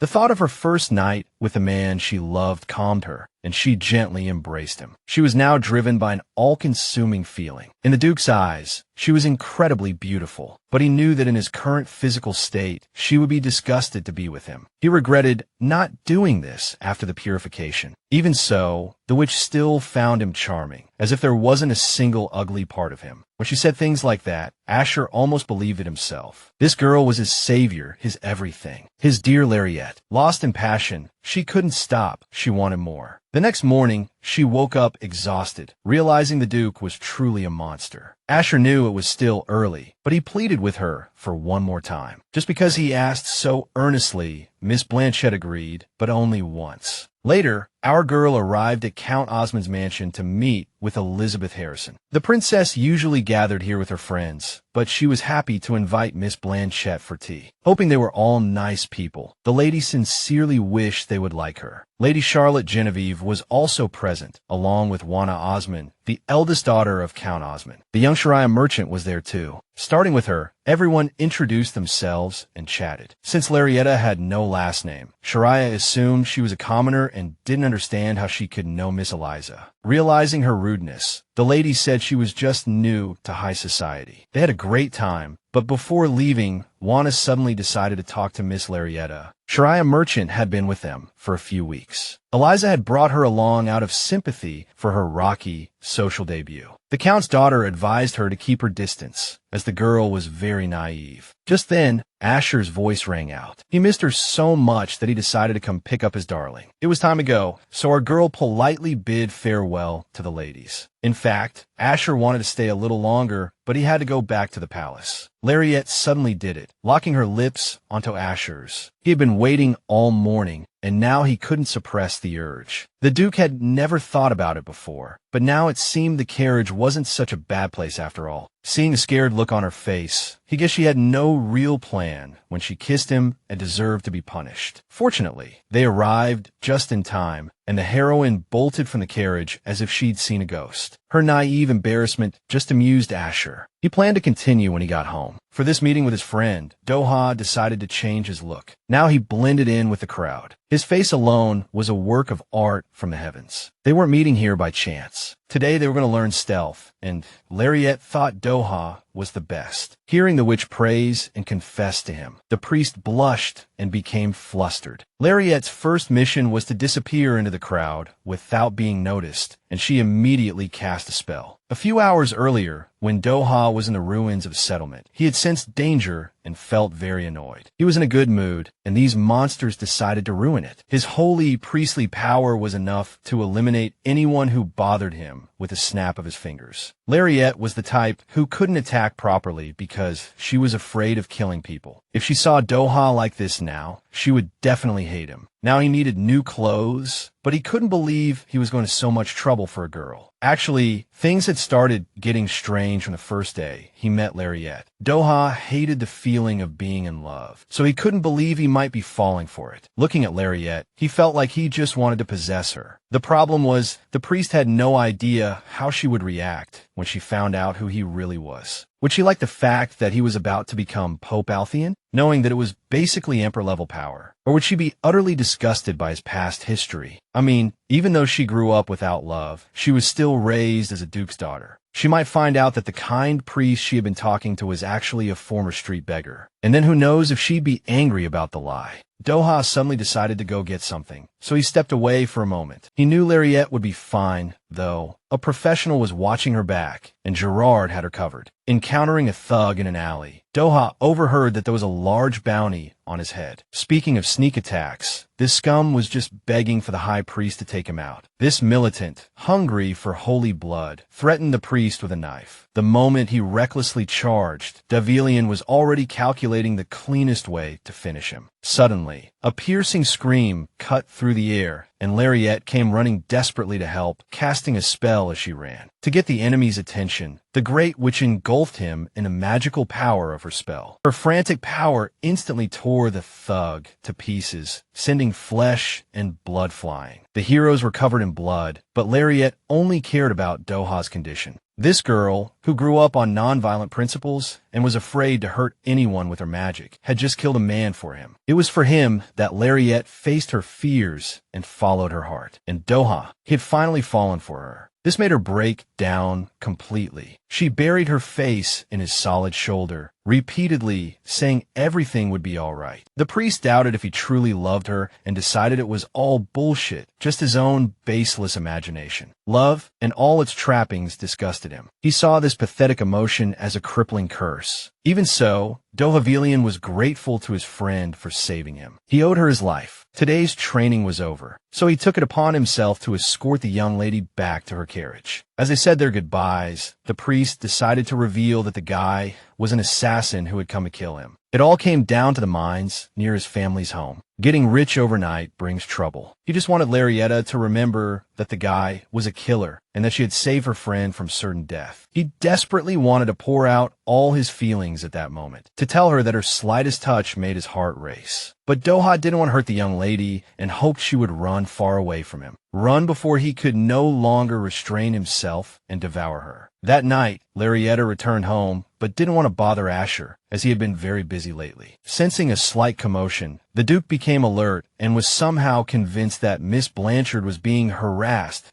"I'm starving," she said, changing the subject. "What's on the menu for today?" If she didn't want to talk, that was fine. If it was a white lie, Asher was almost grateful. But he couldn't just sit back and ignore Gerard's signals about what had happened. Today's special. The Duke's men had baked a cake for a milestone. Lariette was very grateful. This kind of thing is popular among young people nowadays, right? The 50-day anniversary. It had been 50 days since their contract began which meant the heroine had only about a month left. The doctor believed her accelerated heartbeat would eventually cause her to literally explode. The heroine didn't want to die in front of Asher. She couldn't let him see her body explode. Seeing the strawberry cake, the Duke smiled and said confidently, "Lariette, you're going to love this." This made her throat tighten, and she needed to get away before it was too late. But could she leave him now? The guy even remembered her favorite cake. It seemed she wasn't far from completely breaking Asher's curse, and his mental state was getting better and better. Time was running out, so she had to give up many plans she wanted to do with Asher. She told herself everything would be all right soon, but she was just sinking into despair. Later, at another ladies' gathering, Mrs. Charbay showed off some specially selected goods from the East. She had chosen a color scheme for each lady, but when Eliza saw the hair ribbon, she thought it was a joke. Each lady received an exquisite hair ribbon that matched her hair color. Miss Sharia got a white one, which was a bit of a letdown. She preferred the pink one. As you can see, that one also perfectly matched her eyes. It reminded her of her childhood, when Rayon would always snatch the best things. But the kind Miss Blanchette offered to trade with Sharia if she really wanted it. The problem was, Mrs. Charlotte had picked the ribbons for everyone, so it all depended on what she said. After everyone agreed, Miss Sharia finally got the pink ribbon she had been longing for. She then surprised everyone by suddenly asking what was going on with Miss Lariette and Duke Kendall. It was initially just a contractual relationship, but she didn't want to gossip on the spot. Princess Eliza had never seen him smile before. Mrs. Charbay had never seen him bring a girl to the salon. And Miss Merchant had never seen such a handsome man and couldn't understand why he had such a bad reputation. Handsome or not, the guy reeked of rotting flesh and was incredibly creepy. Handsome or not, he's already taken, Miss Wanna chimed in. So Merchant asked if the two fools were thinking of getting married. But Lariette just kept her mouth shut. Just then, the lady with the pink ribbon understood, and the whole table fell silent in an instant. Meanwhile, Duke Kendall was training and felt that Gerard's training had been lax recently. The squad leader claimed he was just not in good shape today, but he himself didn't know what he had done wrong.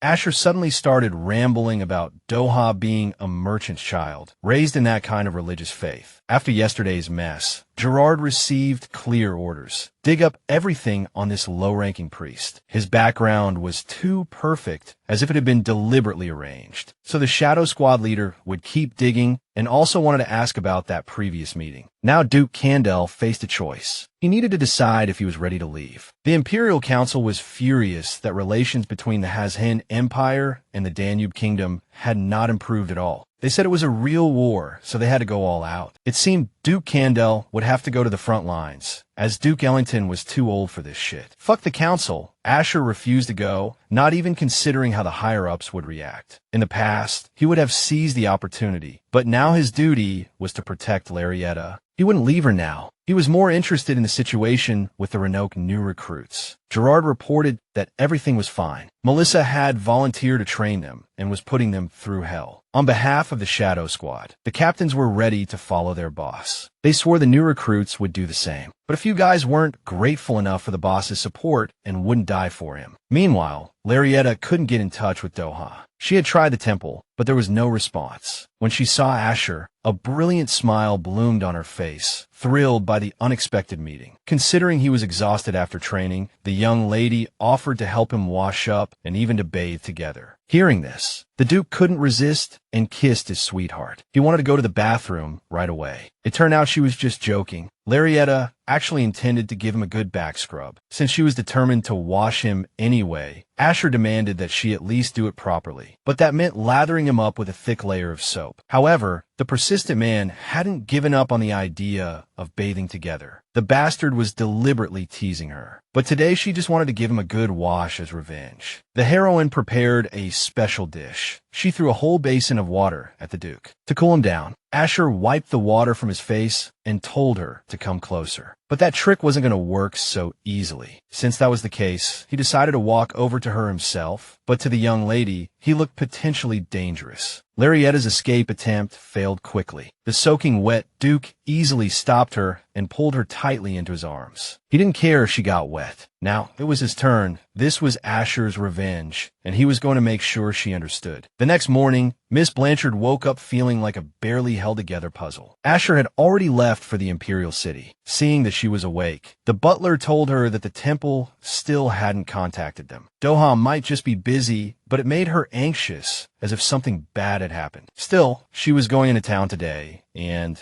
it was time to start preparing for her trip. The first thing she did was head straight there. She needed to stock up on comfortable clothes, a good bag, and some books. Doha gave her enough cash after each treatment, so she didn't have to worry about expenses. Before long, she had bought everything she needed, and her bag was ridiculously heavy. She couldn't believe her eyes when she spotted Eliza in the crowd. By pure coincidence, Lariette overheard two men saying that a woman couldn't possibly be that tall. They figured she probably didn't have any serious romantic experience, because who would want a woman like that? She couldn't stand them bad-mouthing her friend, so she felt she had to do something. She went ahead with her plan, calling the two men over and telling them her friend wanted to talk to them and was waiting in the alley. The two fools fell for it when they saw the beautiful woman and went straight into the alley, but it was empty. The truth was, it was all for the sake of justice. She was the one who had called them over. The brave Lariette followed her heart and punished the bastards who didn't know when to shut up. She almost screamed when she saw the princess suddenly appear. Eliza was shocked by what she had done. She was surprised when Lariette talked about her friend Justice and how good she was at magic. At that moment, the heroine didn't expect the princess to offer her a job. They agreed to talk about it later. But for now, the princess suggested getting something good to eat. Joshua became agitated seeing the young lady walking towards somewhere with a man, but Doha told him to shut up. The priest was burning with rage and wanted to kill the bastard, to make him disappear from the face of the earth. But he didn't know what to say, because he still planned to use the girl. He probably just needed Lariette by his side. He wasn't in love with anyone. The high priest didn't regret for a second bringing Doha to this temple. It was good for Michael, considering his rather humble origins. The problem was he was sure that Hibelre's own brother had his doubts about him. With the Pope's health deteriorating, he posed a direct threat to Michael. Because Hybern was the number 2 candidate for Pope, with all the power and connections, he surely wanted his rival Michael dead. The priest had overheard that Doha had been sneaking out of the temple often lately, as if he were hiding something outside. This made him think that maybe he had found a lover. Brother Hebron must not find out about this beauty, this precious gem. Doha couldn't let that disgusting bastard harm Lariette, so he just brushed it off, saying Hebron had too much imagination and was getting more childish with age. This was a final warning from the future pope. It was best not to push him, because you don't want to know what he's capable of when he's pissed off. Hebron left, saying that Michael was no different from his mother, having affairs and acting like a fool. These words completely enraged the priest. Doha grabbed his brother by the collar, ready to destroy him. Joshua tried to calm the high priest down, reminding him of an important meeting he had scheduled. So Brother Hebron decided to slip away, while the subordinate barely stopped Doha from going after him. Joshua didn't know what was going on, but felt the priority was to calm his boss down to avoid any negative consequences. It turned out a letter had arrived from the Duchy of Kendall, asking the high priest to pay a visit. It seemed Michael could no longer hide the fact that was obvious to everyone. He had developed feelings for someone. He knew they would use Lariette as a weakness, and that could never happen. Absolutely not. If he messed something up because he got emotional, seeing Lariette again would be a mistake, because he loved her. Doha yelled at his subordinate to cut ties with them, saying he wanted to take his leave and ordered a carriage to be prepared. But the memory of that man holding Lariette tightly stirred a feeling in his heart he had never felt before. The high priest suddenly changed his mind and told his aide to send a letter to the duchy, saying he would visit tomorrow. If it weren't for Rayon, Princess Eliza could have met Miss Lariette sooner, and she really liked her. You know, there have been some nasty rumors about him lately, saying he has some terrible disease and never goes out. The rumors said his face was completely ruined and he was disabled from some accident. They also said he had some kind of magic-related illness, which was driving the Duke and Duchess crazy. Lariette was prepared to hear anything, except that it was Lacadora disease. Not knowing what to do now, she realized that if she revealed her condition, she would be treated differently. This both annoyed and saddened her, but there was nothing to be afraid of, as her future was already sealed. The princess saw Lariette's shocked expression and didn't regret telling her, but but she was worried about her sickly complexion, not wanting anyone to know about her gruesome death. The protagonist said she felt relieved. The next day, when Doha arrived at the palace, Miss Blanche berated him. So the priest was busy with dirty work, but he was fine now. Still, the girl asked him to stay in touch. Wanted to keep in touch. After all, they were true friends. Doha made her feel much better. Just by holding Lariette's hand, Doha's heart was about to leap out of his chest. He hoped she couldn't feel his heart pounding as they held hands. Just then, the butler peeked in and brought a letter from Miss Blanchard. It was from Eliza to her dearest companion. The priest ran through everything in his mind and suddenly had some suspicions. She was the first female friend Lariette had made. It turned out they had a lot in common, so they were good friends. At least when they were alone, Doha Velian wanted the young lady to focus on him, but he immediately pulled back. Realizing he had crossed a line, seeing his magic stop, the girl knew it might stir up some complicated emotions. Anyway, it seemed it was time to start the lesson. The Imperial Council had a long debate about whether Duke Kendall should go to war. His Majesty respected the Duke's wishes and said they must fight no matter the cost, considering the Danube Kingdom's soldiers were well trained and they just didn't have the numbers. Asher dreamed of living only with the one he loved. He didn't want to go to war again. Just as he was wondering why they couldn't just leave him alone, he suddenly ran into Sharia, who called him by his first name. The disrespectful way she called him by his first name really annoyed the Duke, as only one person was allowed to do that. He turned to Miss Merchant and stated that he had not given her permission to call him by his first name. The girl felt guilty for not thinking it through, but she was touched that the master remembered her name. Asher didn't actually care to know her name, but since she was Lariette's friend, he felt it was worth remembering. He knew that if she made more friends, she wouldn't hang out with that priest as often. Not knowing what other nobles thought, Miss Merchant believed it was wrong to make friends based on status. However, all Asher could think about was Lariette. A day without her was hard for him to bear. Everyone likes a sweet girl, and it seemed no other noble ladies would treat a commoner kindly. The way Sharia was kind to Lariette was proof of just how special she was. To get to know Duke Kendall better, she suggested they have dinner together next time. Asher agreed, but only if Lariette agreed as well. With that, he decided to take his leave. Watching all this, Miss Merchant wondered how long this commoner's relationship with the Duke could last. Seeing how handsome Duke Kendall's delicate features were, she realized she was in deep. By then, the heroine's stealth skills had improved drastically, and she even thought she was one of the best at it, until she encountered a hidden opponent in her own room. The flustered kid introduced himself as a new member of Duke Kendall's squad and apologized. He claimed he was lost, but at the time she didn't understand why he was using stealth. According to this rookie, Duke Kendall's shadow squad always moved in stealth mode, even inside the mansion. Even though the guy was a rookie, he boasted that his skills were quite good, and the young lady wasn't bad either. After apologizing again for his rudeness, the Shadow Squad member quickly slipped away. The whole incident made the heroine realize they had a mole in their house. Shortly after, Duke Kendall burst into the room like a madman and immediately kissed his sweetheart. All the new recruits had been strictly vetted, but as the one who made the final call, Asher had messed up. Even though he knew Lariette could be in danger because of the Kendall duchy's enemies, he had let his guard down. Asher felt incredibly guilty and apologized to his beloved for putting her in danger. Lariette thanked him for his concern, but she told him everything was fine and no one was hurt. More importantly, she was okay, so she told Asher not to blame himself or worry. Now that everything was settled, the girl decided to go to sleep. She had an important meeting tomorrow. It was now time to deal with the Shadow Squad members who had been trying so hard not to reveal their identities. Duke Kendall unleashed all his fury on Melissa, whom he had entrusted with training the new recruits. The girl begged for forgiveness, but she had no idea what punishment she would face if Lariette had been harmed. According to Gerard, after Miss Blanchard caught the intruder, he escaped. It seems the other recruits associated with him also slipped away beforehand, and we still don't know who they are. Lord Kendall gave the squad leaders 1 week, and they had to dig up all the intel by then. After that, the mansion was filled with tension, and Lariette had a hard time hiding her notebook and travel gear. When she met up with her friends, Miss Sharia started pushing Miss Lariette to meet with Asher to deepen their relationship. Like the others, Eliza told Sharia not to make such unreasonable demands. But despite their opinions, the determined girl was dead set on getting her friend to agree to the meeting. In fact, it wouldn't be hard for Miss Blanche to do. She just didn't want to. Because she was refusing someone of higher status, she pointed out that her Asher was a bit shy. Hearing this, Sharia flew into a rage, fuming that this was how the commoner repaid her kindness. She was nice to Miss Blanche only because Her Highness Elizabeth brought her. She completely pitted him, such a hot commodity, ending up with such a nobody. Sharia then told the princess to say something to Lariette, because she was being too obvious. Our girl suddenly felt terrible and decided to slip away from the party first. It seems it wasn't just Juana who was pissed off, because Eliza was also worried and ran out after a friend. Miss Merchant felt that Lariette wasn't so fragile as to get that upset over her. Lariette knew this would happen, that Sharia Merchant would fall in love with Asher the moment she saw him. Until now, she had always done her best for them, did everything they asked, always being mature and keeping them happy. But somehow, these people always demanded more, they just never stopped. Even when Larietta had little left, they still wanted to take the only thing she had. This was the first time she had real friends, so she didn't know how to act, or if this was just greed at play. When she heard her name, Larietta turned to see the princess barely keeping up with her. Eliza felt guilty for Sharia's rude behavior, which she had failed to stop. The princess apologized for all the trouble and bowed her head in respect. After all, she was the one who brought Sharia. She couldn't just abandon her when she couldn't fit in. Juana also had a hard time fitting into those circles because of his fiery temper. Eliza thought that if she could be happy with them regardless of what others thought, then it might work for Sharia too. The princess didn't realize that different people get different results. It broke her heart to see her friends suffer. So Eliza wanted to hear the truth next time. Larietta opened her arms and hugged her, thanking her friend for coming after her personally. She personally told Eliza to be careful on her way back, though the princess enjoyed the impromptu exercise. Doha effortlessly ran into Larietta with that guy whose name starts with L again. He wondered if he would have had a chance if he had met Larietta before that guy, or Duke Kendall. The priest showed up early because he was eager to see her. She sent his emotions on a roller coaster all day, but he wasn't sure what he really wanted from her. The priest struggled between taking the girl away and pushing her away. Doha was too early, but at least he found out she was actually a princess, not a man. Larietta's friend had recently told her about a great dessert shop, so when she suggested going there after class, Doha was all for it. He could no longer run from these feelings. No matter how he denied it, he felt he belonged to Larietta. This purification ritual would be the last one. Finally, the Duke's curse was about to end. The curse that had plagued him his whole life. He had thought he could never escape that nightmare. This was not a dream. It was all over. Asher could finally be happy now. Before starting to purify the deepest, darkest part, the Duke decided to handle it himself. Even though Lariette had talked about temptation during the purification, that was finally over. After Asher's purification, Miss Lariette suggested the two of them go on a trip to a river or the sea. The Duke thought it was a good idea and suggested a place not far from the coast. At that time, Melissa, after much effort, finally found the document Duke Kendall had asked her to find. It was clear that the document had been handled without gloves and deliberately copied, and its magical power was dissipating. Melissa deduced that these people had come specifically for these documents, as they could end everything. These were trade documents with the Danube Kingdom, which Duke Ellington had surely forged. Asher then realized that they were trying to force him into war. Considering that these people had covered their tracks, it was clear that a magician from the Blanche family was also involved. Melissa deduced that once they discovered the Duke's connection to the Danube Kingdom, Duke Ellington would use these documents as evidence at the next meeting. He would be accused of treason and then have no choice but to go to war. If he had the support of the nobles, things might have been different. But Asher had no will to live, so he felt there was no point in socializing with nobles or getting involved in politics. That was his mistake. It seemed they had to start preparing for war now. Perhaps if he went to the battlefield with the right timing, everything would be fine, and then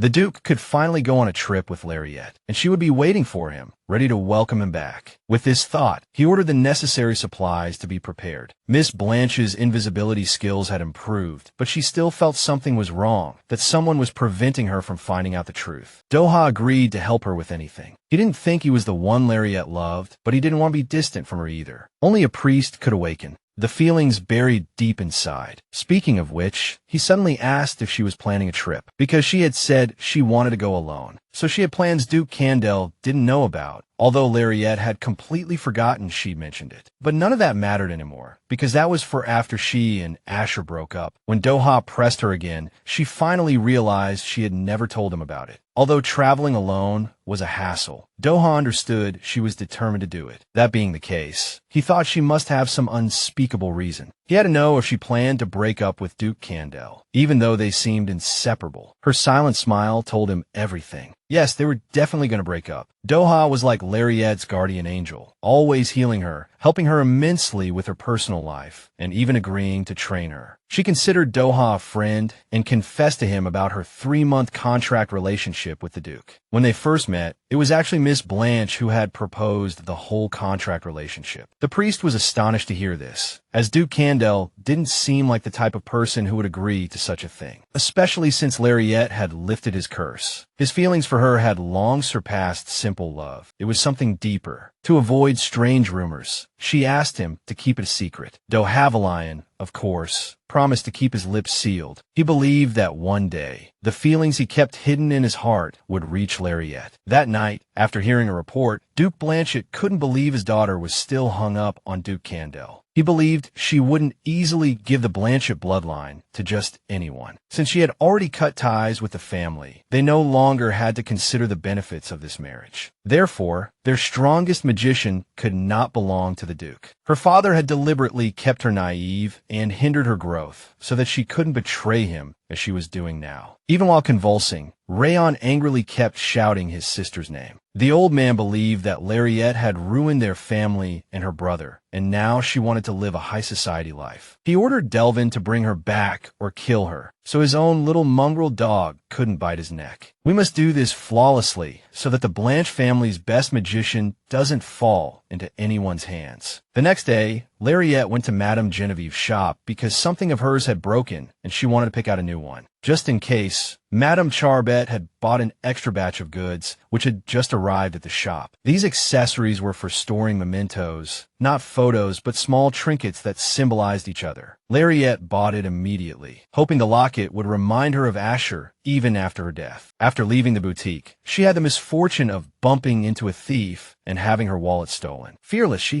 immediately gave chase. Magic was useless here, and running was difficult. The thief darted into an alley and looked like he was about to get away. But a second later, Gerard appeared from the same alley. Perhaps he shouldn't have intervened directly. He couldn't get the wallet back because the thief's accomplice ran off with it, but he did retrieve the gift. After saying goodbye, the girl thanked him for his help and decided to leave first. On her way back, she realized Gerard had been following her. It must have been Asher's order. She felt the Duke didn't trust her, thinking she would leak the secret about the curse. Although Lariette couldn't rule out that this member of the Shadow Corps was simply protecting her. Duke Kendall, having ties to the Danube Kingdom, yet refusing to go to war, was basically treason against the Emperor. The Council wouldn't cover this up over a few documents. If Asher didn't want to go to war, he was ordered to prove his innocence with his death. It seemed the Duchess of Illington had already obtained all the documents she needed. There was no point in Duke Kendall torturing the traitor, as he was going to the battlefield anyway. But he hated being betrayed by his own people. Since this guy was from his Shadow Corps, he was his man, yet he had betrayed his master. When the traitor decided to flee, Asher hoped he would get something more valuable than his own life in return. The novice held his sword, trembling like a leaf, ready to finish off the monster Duke. But just as he was about to attack, he tripped. It had been a long time since anyone had called Asher that. The cold and ruthless Duke Kendall, with his insane swordsmanship, blocked the attack. He swung his merciless blade, teaching the pathetic traitor in the ducal corps a lesson he would never forget. As Melissa disposed of the body, she guessed Gerard was still escorting the young lady. But she still couldn't figure out why Miss Blanchette was training with a priest. She had talent, but seemed to lack a real goal. If the young lady became the Duchess, the Shadow Corps would continue to protect her no matter what. But for some reason, she was practicing invisibility. The Duke declared it was none of Melissa's business and left the basement. A strange feeling caught his attention, a feeling he couldn't shake, but there was nothing in sight. Asher decided he was just being paranoid and continued on, thinking he must have become suspicious. When everything around him fell completely silent, Lariette appeared, terrified by what she had overheard. She had no particular reason for being there. She was just sneaking around because she didn't want to disturb Asher while he was working. Of course, the girl had never lied to him, and this sort of thing was common in the Blanche household anyway, so she was used to it. Everything that happened here was just a small matter. But for some reason, the heroine was trembling. It seemed the thought of Melissa being willing to protect her just to find out her hidden secrets frightened her. She couldn't believe the Shadow Corps would follow her all the time, especially when the contract was about to end. Worried that asking about it would ruin their relationship, Lariette decided to play dumb about it. The next day at the dining table, Asher suddenly asked the young lady if she knew that relations with the Danube Kingdom were deteriorating. Lariette had heard from Charbet that trade routes were blocked and gem prices were soaring.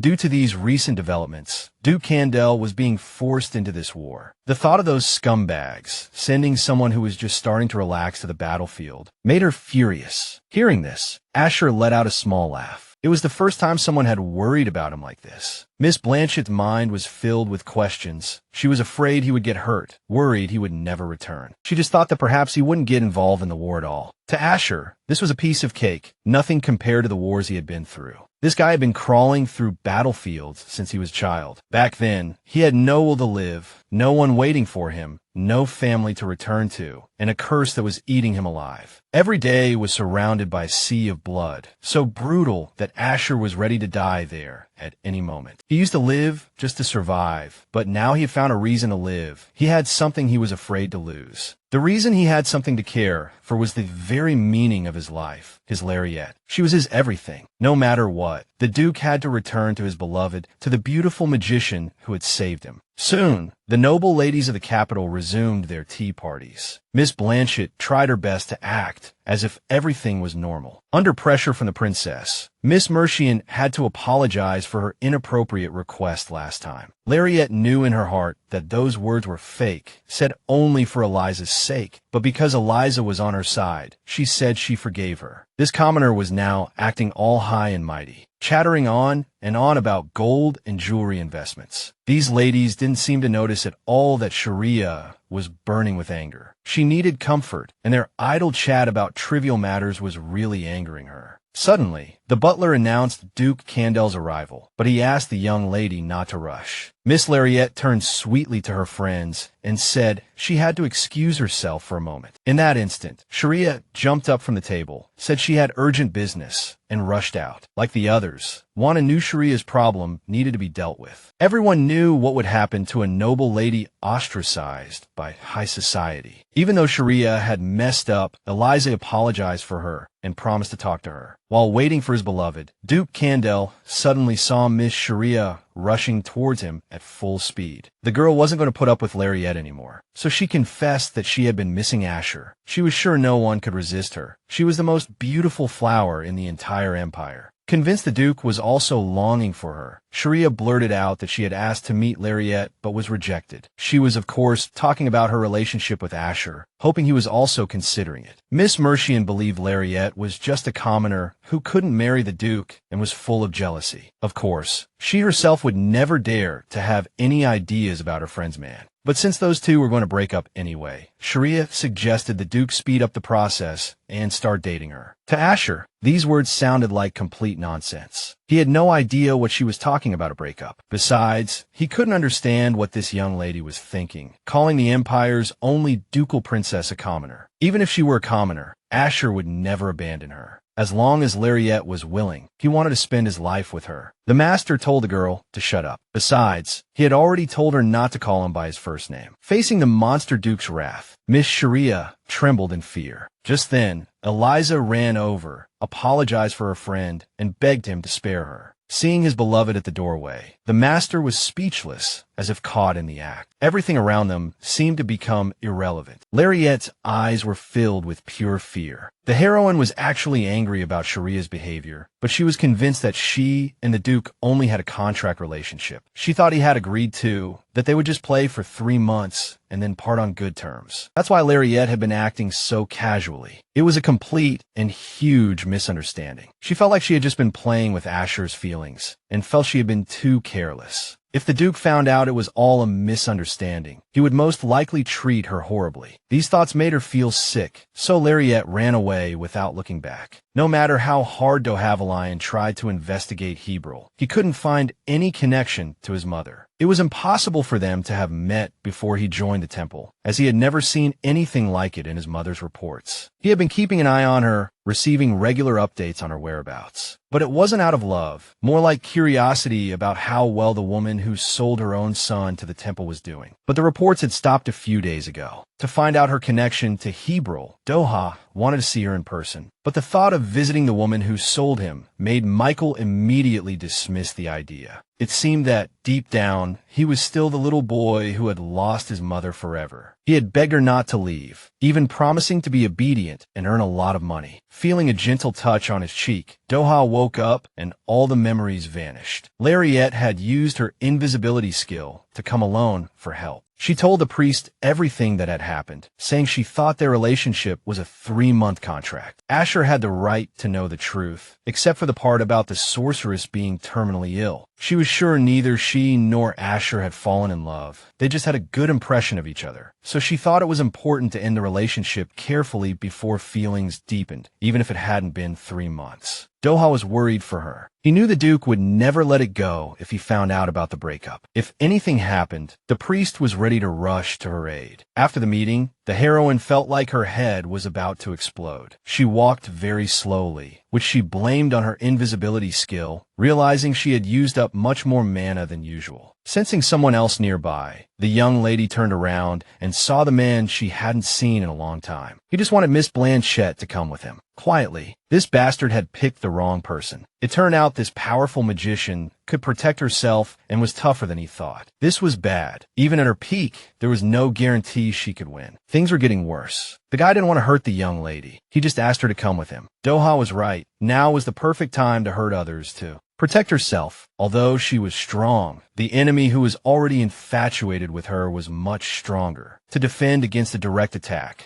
Miss Blanchette made the ground beneath her feet collapse, causing everything to fall apart. She could use magic of various elements, but she was still too inexperienced to possibly defeat him. Realizing she had no chance against an experienced killer, the girl decided to run. But there was no one around to help her, as if this place had been set up on purpose. Lariette found piles of boxes in an alley and decided to use her invisibility to hide there. The assassin followed closely, searching for his mistress. He needed to bring her back to the Blanche family. He was starting to enjoy this game of cat and mouse the young lady was playing. There was a temple not far from here, so the heroine planned to make a run for it the moment the scumbag left. But all her plans went up in smoke when the guy's terrifying figure appeared before her. It seemed this was fate, as this time Miss Blanche was put in anti-magic handcuffs, even though she didn't know what she had done wrong. Suddenly, there was the sound of a creaking door, and the guy who had kidnapped her was back. Fearless, and having lost all will to live, Miss Blanche questioned who had sent for her. They weren't at the Blanche estate. They needed a place for just the two of them. This crazy guy wanted to ask her to live with him, to elope with him, to be happy together. She slapped the madman to his senses and used her invisibility to try and outsmart him. The slap made him drop the key, which Lariette snatched and prepared to open the door. This was crazy, pure madness. But she prayed the damn door would open. Just as she opened the door, she didn't realize the bastard was already standing behind her. He had said he wouldn't hurt her, but now he wasn't even trying to be gentle anymore. Since Lariette kept running, he had no choice but to pin her to the ground with his sword to stop her. The unbearable pain muddled her thoughts, and an image of the Duke appeared in her mind. She missed him. Strangely, Asher had noticed Lariette's odd behavior recently. He was beginning to feel her pulling away, as if he had done something wrong. Just then, seeing the pure terror on Gerard's face, he heard that something had happened to the young lady. When Asher found out Lariette had slipped out of the estate and vanished without a trace, he was speechless. He thought that if she couldn't be found anywhere, the Blanche family must have snatched her again. Considering they had kidnapped Lariette before, it was highly likely. This was reason enough to eradicate them, so he was ready to eliminate the Blanche family on the spot. But when Duke Kendall appeared at his doorstep, Duke Blanchette insisted he had only only taken Lariette that one time. From his panicked look, Asher realized he really had nothing to do with it this time. He and his men turned the entire house upside down, sincerely hoping it wasn't the fifth-generation Duke. While searching the entire region for the missing girl, Asher began to feel that she might have really left him. Maybe she couldn't take it anymore and ran to a place where he could never find her, or left because she hated him. But it didn't matter, because she knew very well that the Duke would never let go of his Lariette. As it turned out, his hope of finding her was not in vain. Her trail was found on the edge of the old district. Meanwhile, the sorceress faced a choice: either lose her legs or be forced to live with this bastard. The only way to avoid all this was to release her magic, but her mana was already depleted. Lariette had to live, even without knowing if she could run with legs like these or if she had any strength left. She wanted to tell Asher something and lift the curse completely. For his happy future, for him, she would return home alive. Suddenly, there was a strange noise, an intruder. The young assassin decided they needed to escape quickly. Just one look at Lariette's cold smile, and he understood why her mana was slowly depleting. Enraged, he began to choke her, even though they could have had a happy life together. But none of that mattered now, because the bad guy was about to appear. Since it was too late to escape, the young killer grabbed the girl as a hostage and stood on the edge of a cliff to negotiate. Seeing his Lariette in danger, held by that bastard, the Duke was furious and ordered him to let her go. Wanting to keep the young lady safe, Delvin told him not to move a muscle. He also promised not to hurt her as long as she didn't try any tricks. All this guy wanted were those documents. Hearing this, Lariette's eyes widened in fear. Asher said he could leave here safely as long as he released Lariette in exchange. Duke Kendall knelt down, his hands behind his back. He would break if his beloved was harmed. Lariette couldn't let that happen. She begged Asher in terror to leave, taking all the blame on herself. It was because her time was running out. This girl had never received love from her family. Asher had completely misunderstood their relationship, and now she was kidnapped, and he was deeply involved, and it was all her fault. In any other situation, Asher would have wiped everyone out long ago. But now he had practically cut off his own arm. Afraid of hurting Lariette, he was no fool, but he was willing to go this far for the woman he loved. The heroine thought she was angry at him for being so willing to give up his life. But that wasn't it. It was because she loved him. She was angry because he, the man she loved so much, didn't value himself and was ready to sacrifice his life for her, a terminally ill patient. Knowing the Duke would be angry too, but hoping he wouldn't hold a grudge, Lariette apologized one last time. Her time was running out anyway, so he shouldn't be angry. There was a reason Miss Blanche pretended not to know about Asher's dark side. She ignored all his wrongdoings, hid her illness until the very end, and kept saying she didn't love him, all because she loved him. Because she was living in a fantasy, oblivious to what was happening. So she kept telling herself she shouldn't fall in love with Asher. Asher racked his brain, convinced all of this was happening because he had failed to protect her. That was because he was a monster, craving something he shouldn't have, but the Duke couldn't let go of his beloved. There was no going back to the time before he knew her. Lariette, his beloved, his savior, his heart torn to shreds by the pain of losing his beloved. The monster Duke offered the assassin a chance to live, but the man refused. Without a doubt, Asher was a monster through and through. He annihilated so many people with a wave of his hand. He dropped his weapon and rushed towards Lariette. The thought of her dying was clearly driving him mad. His eyes were locked on the magic bracelet containing divine, healing magic, a gift from Doha. As long as there was any way to save the lady, Asher would never back down. Even if he had to make a deal with the devil to save her, he didn't care about Doha's identity or what he did to the bracelet, nor did Doha's attitude towards Lariette matter. When the Duke begged for salvation, the priest had a strange and disgusting premonition, and it came true. It wasn't for the Duke, but for himself. Doha wasn't being greedy because he thought Lariette would be in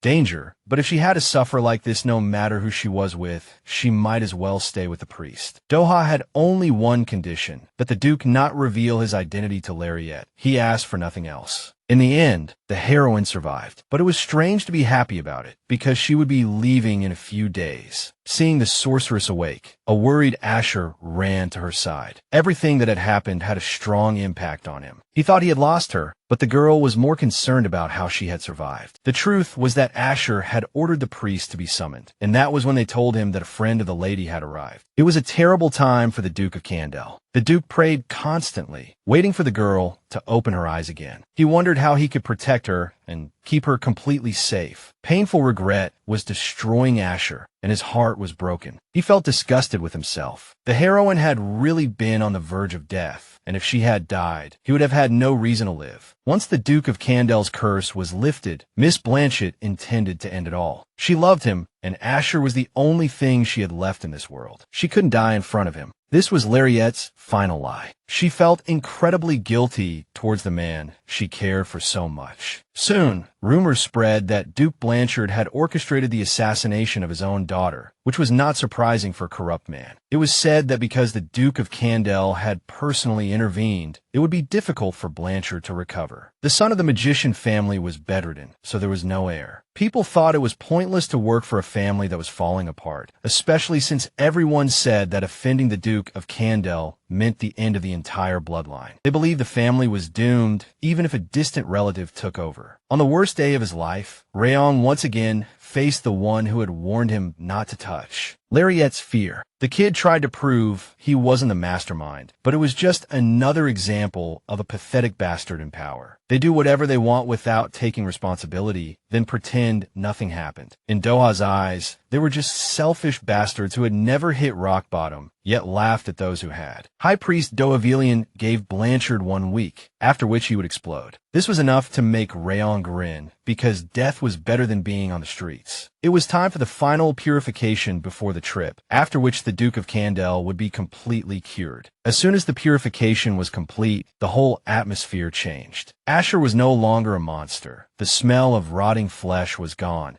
and the stench of death no longer plagued anyone. Even if Lariette felt differently about him now, he was prepared to endure her contempt for his inaction when she was in danger. As long as the sorceress stayed, he could take anything she threw at him. Returning from the campaign much earlier than expected, the Duke was eager to finally go on that long-awaited vacation. While digging into intelligence on Ashton, she discovered they had a funeral custom of leaving bodies in the desert. Since the whole thing had to be kept secret, Lariette was preparing to head there that morning. She had a visitor. Doha had finally arrived, and she immediately thanked him for saving her. But what she got in return was a barrage of questions, asking why she did it, why she didn't cherish her own life. Miss Blanchette didn't know how much she had worried her friend, but she apologized for the pain she had caused him. After he calmed down, the priest wanted to know what she planned to do next. He thought that after this whole crazy ordeal, she and the Duke would get married and head west, while he would be left all alone. But when he learned that Lariette's plans hadn't changed, Havelian asked if he could go with her. She didn't think a priest of the temple could just up and leave, but thanked him for the offer. The truth was that the temple sucked, and the priest was fed up and had been thinking of leaving the place. Before he could finish, Lariette turned him down, thanking him for helping, healing, and teaching her new friend. As she said goodbye, she told him she was happy and asked Doha to take care and be happy. After hearing the news, Eliza couldn't believe Duke Blanchard was capable of such a thing. Sharia wouldn't be coming today. Lately, the ladies had been distant with her because of work matters. Juana couldn't say how the princess had rejected Miss Sharia's friendship. Anyway, Lariette came to tell me that Asher was leaving for a campaign tomorrow, which was the perfect time for me to embark on that long journey alone. The heroine seemed happy that the girls worriedly told her to buy a hat and be careful. That night, Asher fell asleep first, and looking at him, she realized she had never imagined things would turn out this way. If she had known she would fall in love with him, she would never have started this relationship in the first place. She couldn't fall in love with the Duke. Perhaps for the last time, she touched Asher's soft lips and his beautiful eyes. The girl really didn't want to leave. Time flew by, and all the luggage was packed. Lariette saw her beloved in his armor, and she begged him with all her heart to return safely, unharmed. Asher planned to figure out if the campaign was the reason for the change in their relationship after he returned. He proved his feelings with a final kiss before leaving. He felt his love for Lariette. She loved him too, but his face would be the last thing she saw before she died. Asher left soon after, and now it was the heroine's turn to leave this place. Before leaving, She wrote a cold letter to the Duke, thanking him for faithfully fulfilling the contract. Lariette knew her love would become a burden to him and asked the butler to give the letter to Asher. The contract would end after the war, so she sincerely hoped he wouldn't come looking for her, or it would be very awkward, because she wanted the Duke of Kendall to be well. She wanted him to be happy even without her, and the thought was driving her mad. A week later, it all happened in the town of Yurt, not far from the capital. The girl kept coming to the cafe, sitting there like a ghost, drinking coffee and never answering when people spoke to her. She read in the newspaper that the Duke of Kendall had won a glorious victory in battle, and that the Blanchette family had fallen. The lady shot up like a rocket and rushed from the table, leaving her staff completely bewildered and worried sick. The girl, who always seemed to be waiting for something, suddenly burst into tears while reading the newspaper. Asher had won the war, so she just needed to confirm from a distance that he was safe, and that was all. The thought of even glancing at him from afar made Lariette Blanche feel like she was going completely mad. She didn't know why she wasn't dead yet. Even with Doha's divine power delaying her death, she should have kicked the bucket by now. If she really had a little time left, she decided to go dye her hair. Then go to the doctor for another checkup to see about Blanchette's condition, and,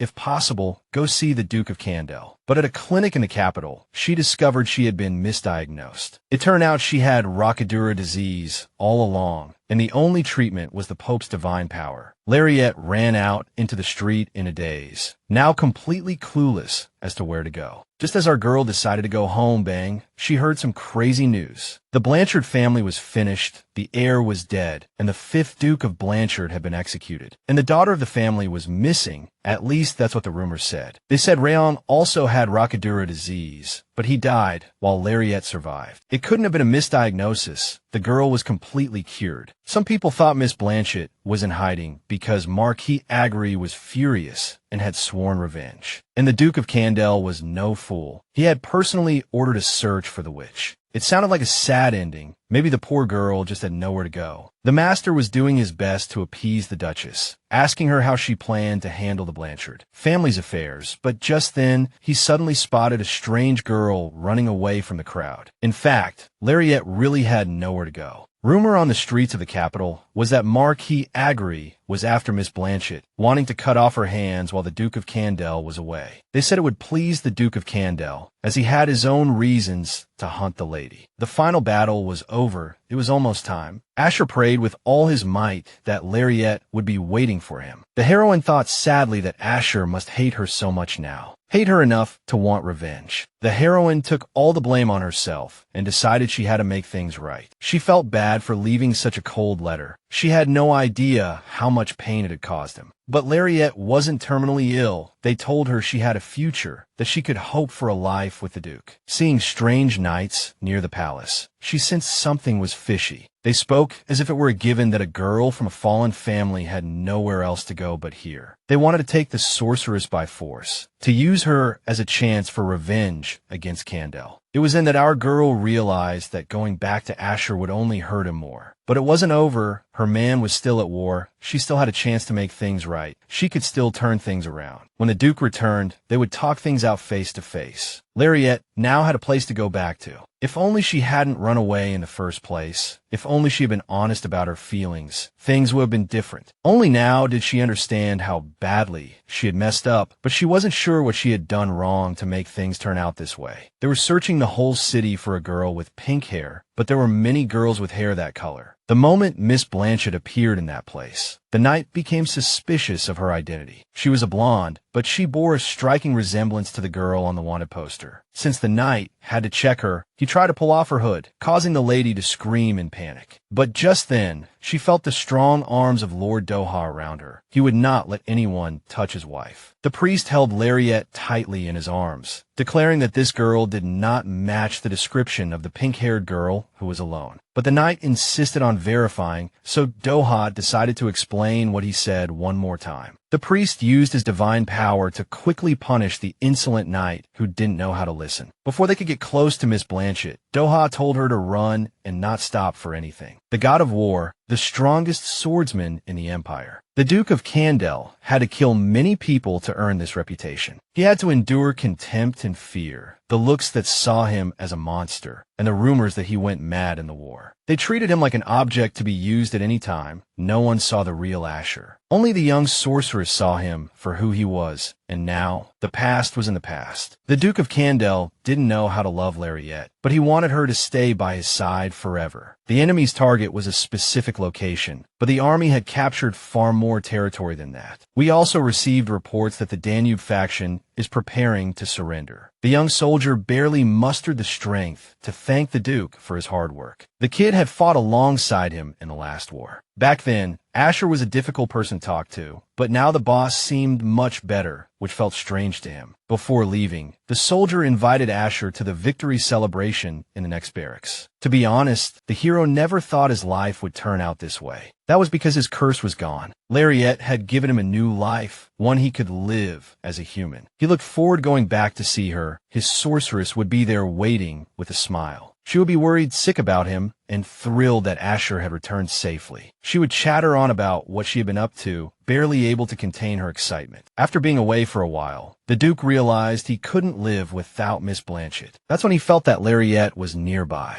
He missed her so much and dreamed of proposing to her when he got back. The whole tragedy of Lariette's disappearance fell on Hallstein's shoulders. He was doing everything he could to find her. Although the Shadow Squad was doing their best to find her, they had to hurry before the Duke arrived. Melissa managed to find out what she bought, where she bought it, and all her movements after she met His Excellency. But the trail went cold after Miss Blanchette left. She had changed her hair color, making her hard to find. Hallstein was the only one who believed the girl wasn't the type to leave without a word. Since the Duke was still on the battlefield, he needed a reason to live. If he received this letter, he would lose that reason. Meanwhile, Lariette ran so fast, she didn't even notice how she got to the train station. Since the Marquis was after her, leaving the capital was the best way to shake him off. Unexpectedly, Doha came along too. He was disgusted with the people at the temple, so he slipped away. He had a place he wanted to go anyway, so they were heading in the same direction. Besides, 2 is better than 1. In fact, this was more than just a road trip. Lariette was being hunted, and danger was right behind her. She tried to talk the priest out of coming, warning him that she couldn't protect him. But Doha would never let her be responsible. It was his own decision. When they arrived, Miss Blanchette couldn't believe her eyes, imagining them sharing a bed. How did things turn out this way? She was still trying to figure it out. Somehow, Doha had a gut feeling that if he went down that alley, he would find Lariette. He was somehow sure he could get her out of there. He knew about her deal with the Duke, and those feelings had an expiration date anyway, so a breakup was inevitable. Now the sorceress would use Doha to fill that void, which meant he would stay. While the lady was scribbling away at a letter, she decided to figure out where her best friend was going. Seeing her searching for answers, the priest was reminded of his mother and the incident near Weed. Lariette realized his last stop was Pusan and figured they could part ways from there. She had intended to go to Ashta, but there was no point now, so she just wanted to get away from her pursuers. This meant her best bet was to stay in Pusan for a few weeks. She was even prepared to front Doha's travel expenses, since he had no luggage and no money. This time, Michael might really get something in return. He almost wanted to kiss her on the spot. Suddenly thinking of Marquis de Grey and Duke Blanchette, Lariette asked him to tell her everything now. What Doha wanted to know most was what was in the letter, but he agreed to tell me everything. First, Duke Blanchette was executed for corruption and conspiracy to assassinate a member of the royal family. As soon as the war started, Marquis Sager began looking for Lariette, and soon after, Kendall joined the search. Her younger brother died around the same time, and the princess was also gathering people to find Miss Blanchette. In Pusan, the heroes found only one room, and it was the same situation at all the other hotels. With people returning from the war, Pusan, as a major transportation hub, was especially crowded. Since they had no choice, Doha suggested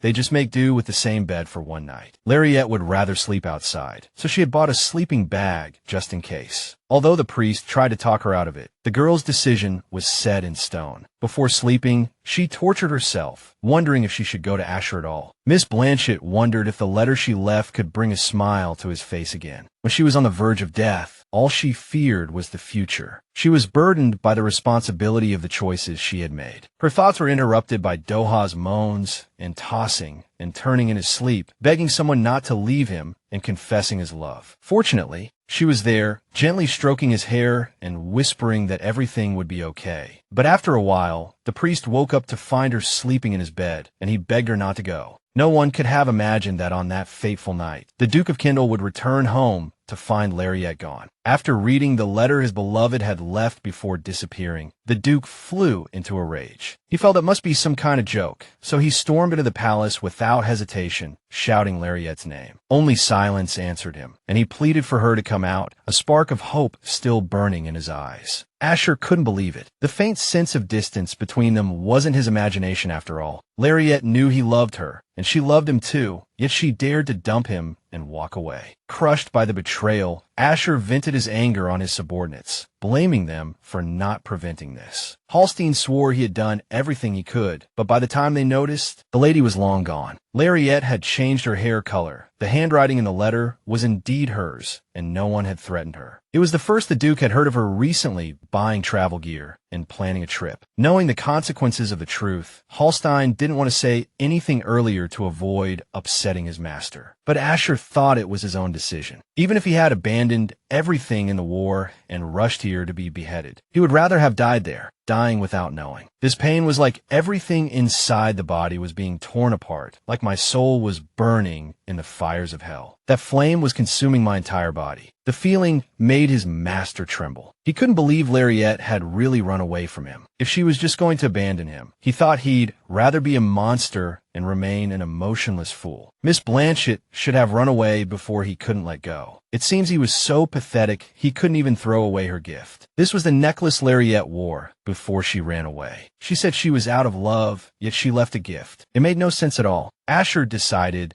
that maybe this was her way of telling him to come find her. Maybe this wasn't a breakup, but something else. Having convinced himself, the Duke ordered Hallstein to gather anyone who could move immediately. The next morning, since Doha was broke again, he mooched breakfast off his girlfriend, and it was delicious. After breakfast, the lady went to mail a letter to Kendall. Doha tagged along. While the lady was busy, he pretended to be her and asked them to cancel the delivery. But the clerk had to verify his claim in person and said it couldn't be done. But when the priest called Lariette my dear, the woman in uniform agreed to cancel the delivery because they were a couple. The heroine wanted to go to the Duchy of Kendall, but she couldn't because she was afraid of endangering others. That's what she wrote. She mentioned the marquee's pursuit, which forced her to leave the capital, and said her previous letter was a lie. She was so caught up in her own problems that she didn't consider the pain she caused Asher, and for that, she sincerely apologized. She wanted to set things straight, so if Asher was willing to talk, she invited him to come to Pusan. Lariette promised to stay in Pusan and apologized again and again. She didn't want to lose Asher. Reading every line of the letter, Doha realized that just as she didn't want to lose the Duke, he didn't want to lose Lariette. Seizing the moment with his friend, the priest suddenly announced that he was uncomfortable having been in the same clothes all this time. The priest changed into a new outfit, and his face was so heavenly that even the clothes paled in comparison. This otherworldly beauty made Lariette want to buy everything for him: clothes, bags, a house, and even a whole damn manor. At first glance, Miss Blanchette's behavior was proper, but as I expected, she was putting on a front. She has a sweet tooth, yet she didn't touch a single bite of cake. So Doha deduced it was because of Duke Kendall. They had a long-awaited reunion, but it was no big deal, right? He suddenly invited the girl to a place he had always wanted to see. It was a struggle to climb up, but damn, the view from up here was amazing. Lariette was sure Asher would love this place. For some reason, that remark annoyed Doha.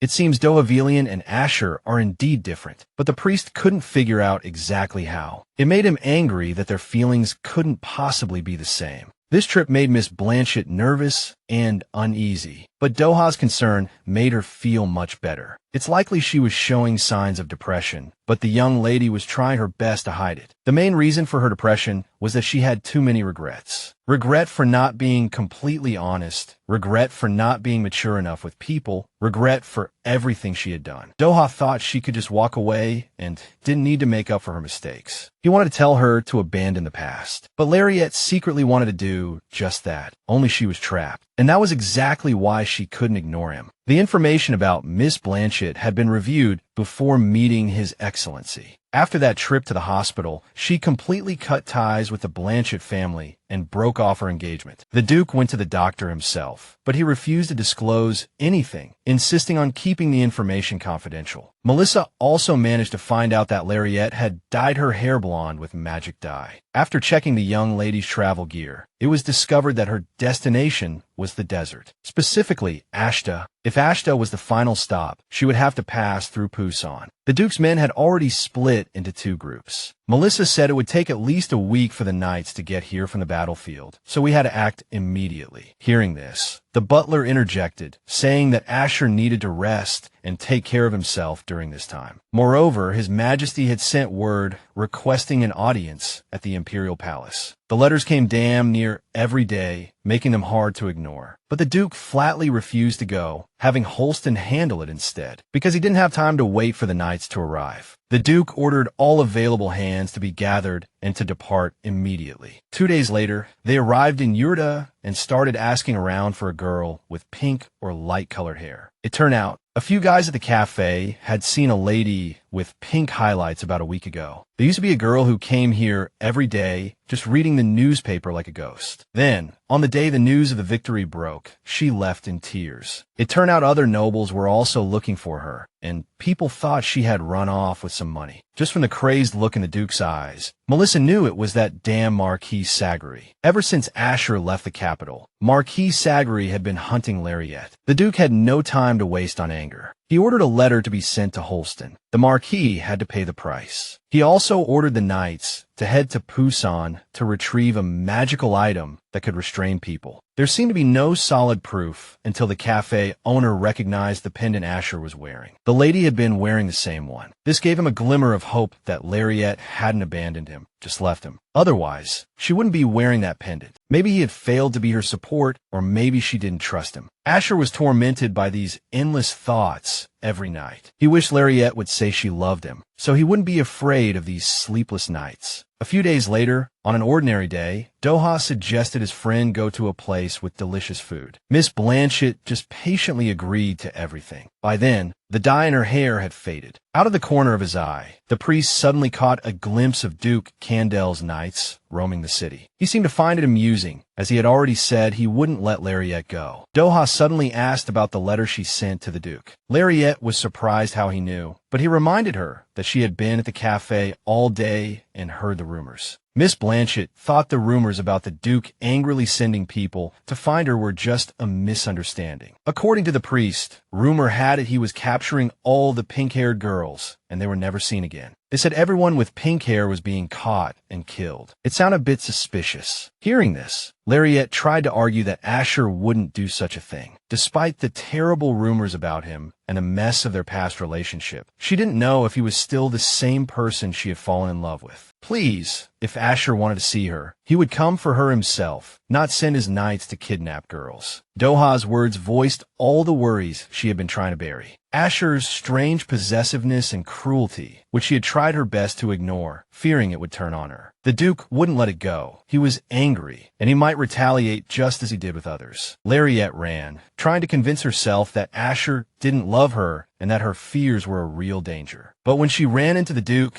all she wanted to know was if he was really here for revenge. An hour ago, the Lenoci Knights were the first to arrive by train. Asher didn't take the train. They had found a trace of the young lady, so they were late. Meanwhile, the Lenoci Knights checked every girl with pink hair, and there was only one suspect. She had gone from blonde to pink, so it was highly likely that was Lariette. Asher was shocked when he heard she had booked a room for 2 weeks with a white-haired man. That's when he realized the priest's target had been Lariette from the very beginning. After checking the inn, they found she was already gone, saying she had just left this afternoon. Moreover, the young lady had tried to send a letter to Kendall, but the white-haired man had snatched it, pretending to be her husband. Also, she waited every day in a place with a view of the train station, as if waiting for someone. The direct path to her destination, the Ashta Desert, was blocked by monsters, leaving no direct route. If Lariette was going to the desert, her only option was to go through Vita. Then, we suddenly got word that she had jumped on a train bound for Vita.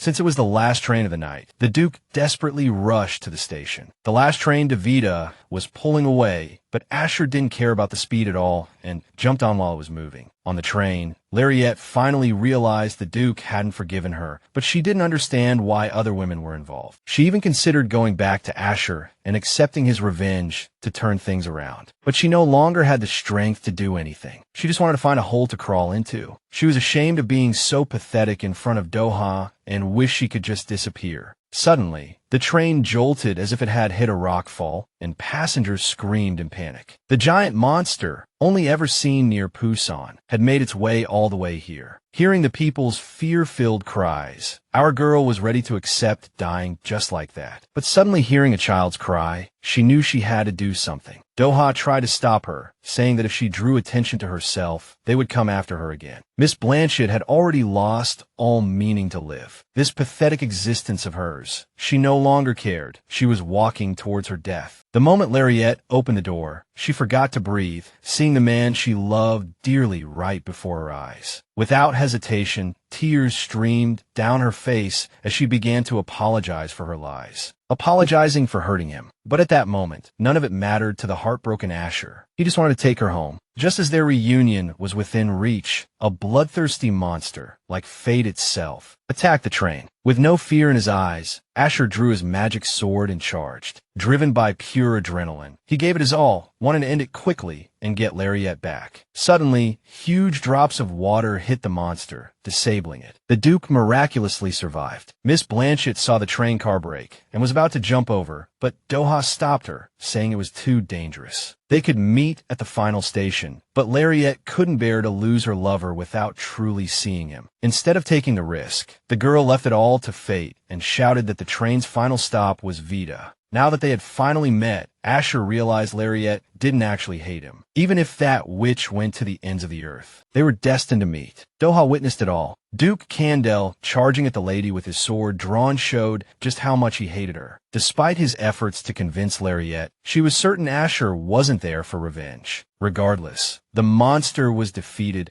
and the people saw the girl as their savior, the kind which was happy to help them. She promised she would protect the passengers. On the way to Vita, just as she let her guard down, a huge shadow loomed over her. The bloodthirsty monster was preparing to pounce with even greater strength. The car's windows shattered into pieces. The moment she turned, everything went haywire. Facing death, she knew she couldn't just die in vain. Salvation came in an instant. A priest with divine power protected her, blasting the monster to smithereens. Seeing that miracle, Lariette knew at once that Doha was no ordinary priest. Something was wrong. It was said that the stronger the divine power, the higher the priest's rank. That level of energy could roast a monster alive. Hearing the talk about divine power, a passenger pleaded with the priest for urgent help. Her child had been cut by broken glass and needed treatment as soon as possible. After that, everyone on the train began to speak of their injuries, begging the holy priest for help. Lariette deduced that with such strong divine power, Doha's position must be quite high, perhaps even the next pope. This meant it was he who had cured her terminal illness. The girl was grateful to him for saving her, but also a little frustrated that he had been deceiving her all along. Perhaps Asher felt the same way. But honestly, Lariette was only thinking of herself, completely self-centered. Shortly after, Gerard detached the car, and the Shadow Squad appeared to escort the passengers to Vita. Just then, Asher couldn't think of anything but seeing his girl, so he ordered them to hurry. He couldn't wait to get to Vita, where Lariette would be waiting for him. They would start over there, building a relationship truly based on honesty. And Vita, it turned out, was an amazing place with a stunning coastline and a beautiful city. As soon as they got there, Doha immediately decided to cut his hair. Then people realized he was a priest who had secretly escaped from the temple. It said that the Pope must keep his hair long and cannot cut it. It seems Mikhail hated his job at the temple. So Lariette sent her friend off for a haircut and waited for him outside. While waiting to meet Asher, she wondered when he would show up, knowing the journey here would take a full day. When Doha finally came out, he was a completely different person. All this time, his long hair had hidden his strong jawline. He looked lifeless and suddenly told her to stay put, saying he'd be back soon.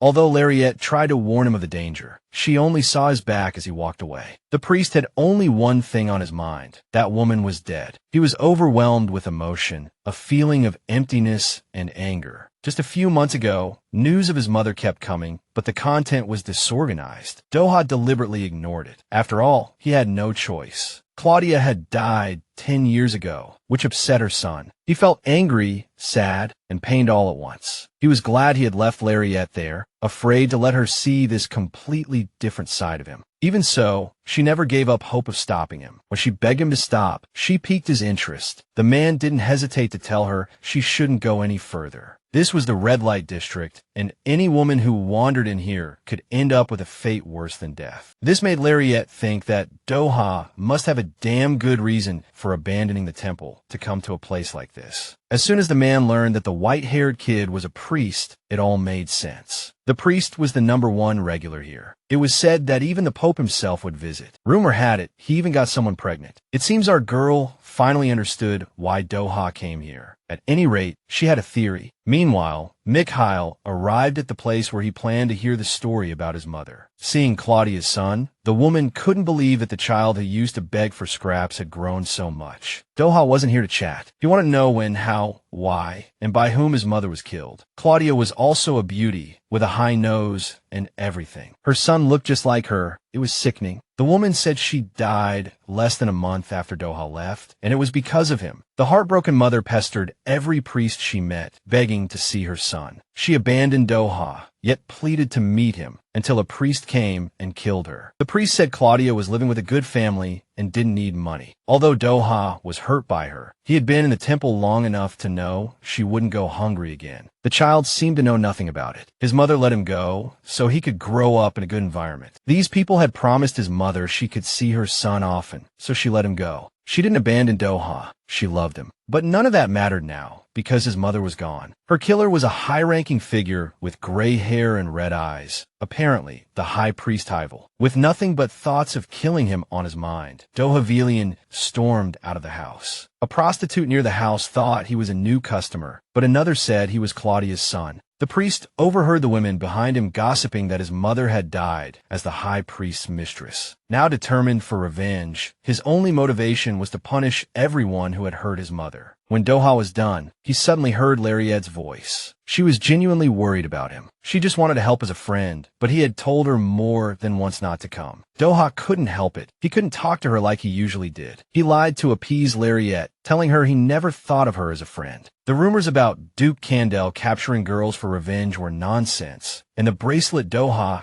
gave Miss Blanchette was designed for surveillance. The travel destination was fake, the coal mine was fake, and he wasn't some low-ranking priest. This priest was a complete liar who would do anything to get his way. He jumped on that train during the monster fight and separated our car from the others, all for his own benefit. His benefit was Lariette. He was interested in her. Doha was in love with her and kept begging her to love him back. He felt like he was going crazy over her. But this wasn't how he wanted to express it. He needed to confess in a way she couldn't refuse. Otherwise, there was no way she would ever accept him. The heroine thought they were friends. Everything the priest did and said was a complete lie. Their entire relationship was a sham, although she was playing the same game. Miss Blanchette hid her terminal illness, lied to Asher, and even lied to her friends. Now she understood how much it hurt and that she shouldn't have done it. Suddenly, the young lady decided she needed to confirm that it was Doha who saved her life after she stabbed herself. Even if everything Doha said was a lie, the fact that he saved her life remained. Even if she was disappointed in him now, it didn't change the fact that the priest had helped her. Lariette didn't think she hated him, so she was happy to thank him for his help so far. Letting this beautiful witch go wasn't easy. Doha felt like he couldn't live without her. Although the young lady was glad he was her first friend, she hoped he would live a happy and peaceful life. It seemed that in their final moments, Doha was angry that she was so kind to him until the very end. He couldn't do this alone. What he longed for was slipping through his fingers like sand. The priest let go of the person he loved most before he lost his mind and took her by force. Things never went the way he wanted. Maybe he had messed up from the start. Maybe he wasn't allowed to love, didn't deserve to be loved, and shouldn't even have any hope. The heroine plunged into her fate, feeling dizzy and on the verge of losing consciousness. The people in that alley were all dead. Doha wanted to hurt her. All the kindness he had shown her wasn't friendship. If Lariette went to the station, she could meet Asher, but now she could never go back to Vita. From the letter Asher was supposed to receive, he knew the young lady was heading to Ashta. If she left a trail, he could follow her just like before. He would come and save her.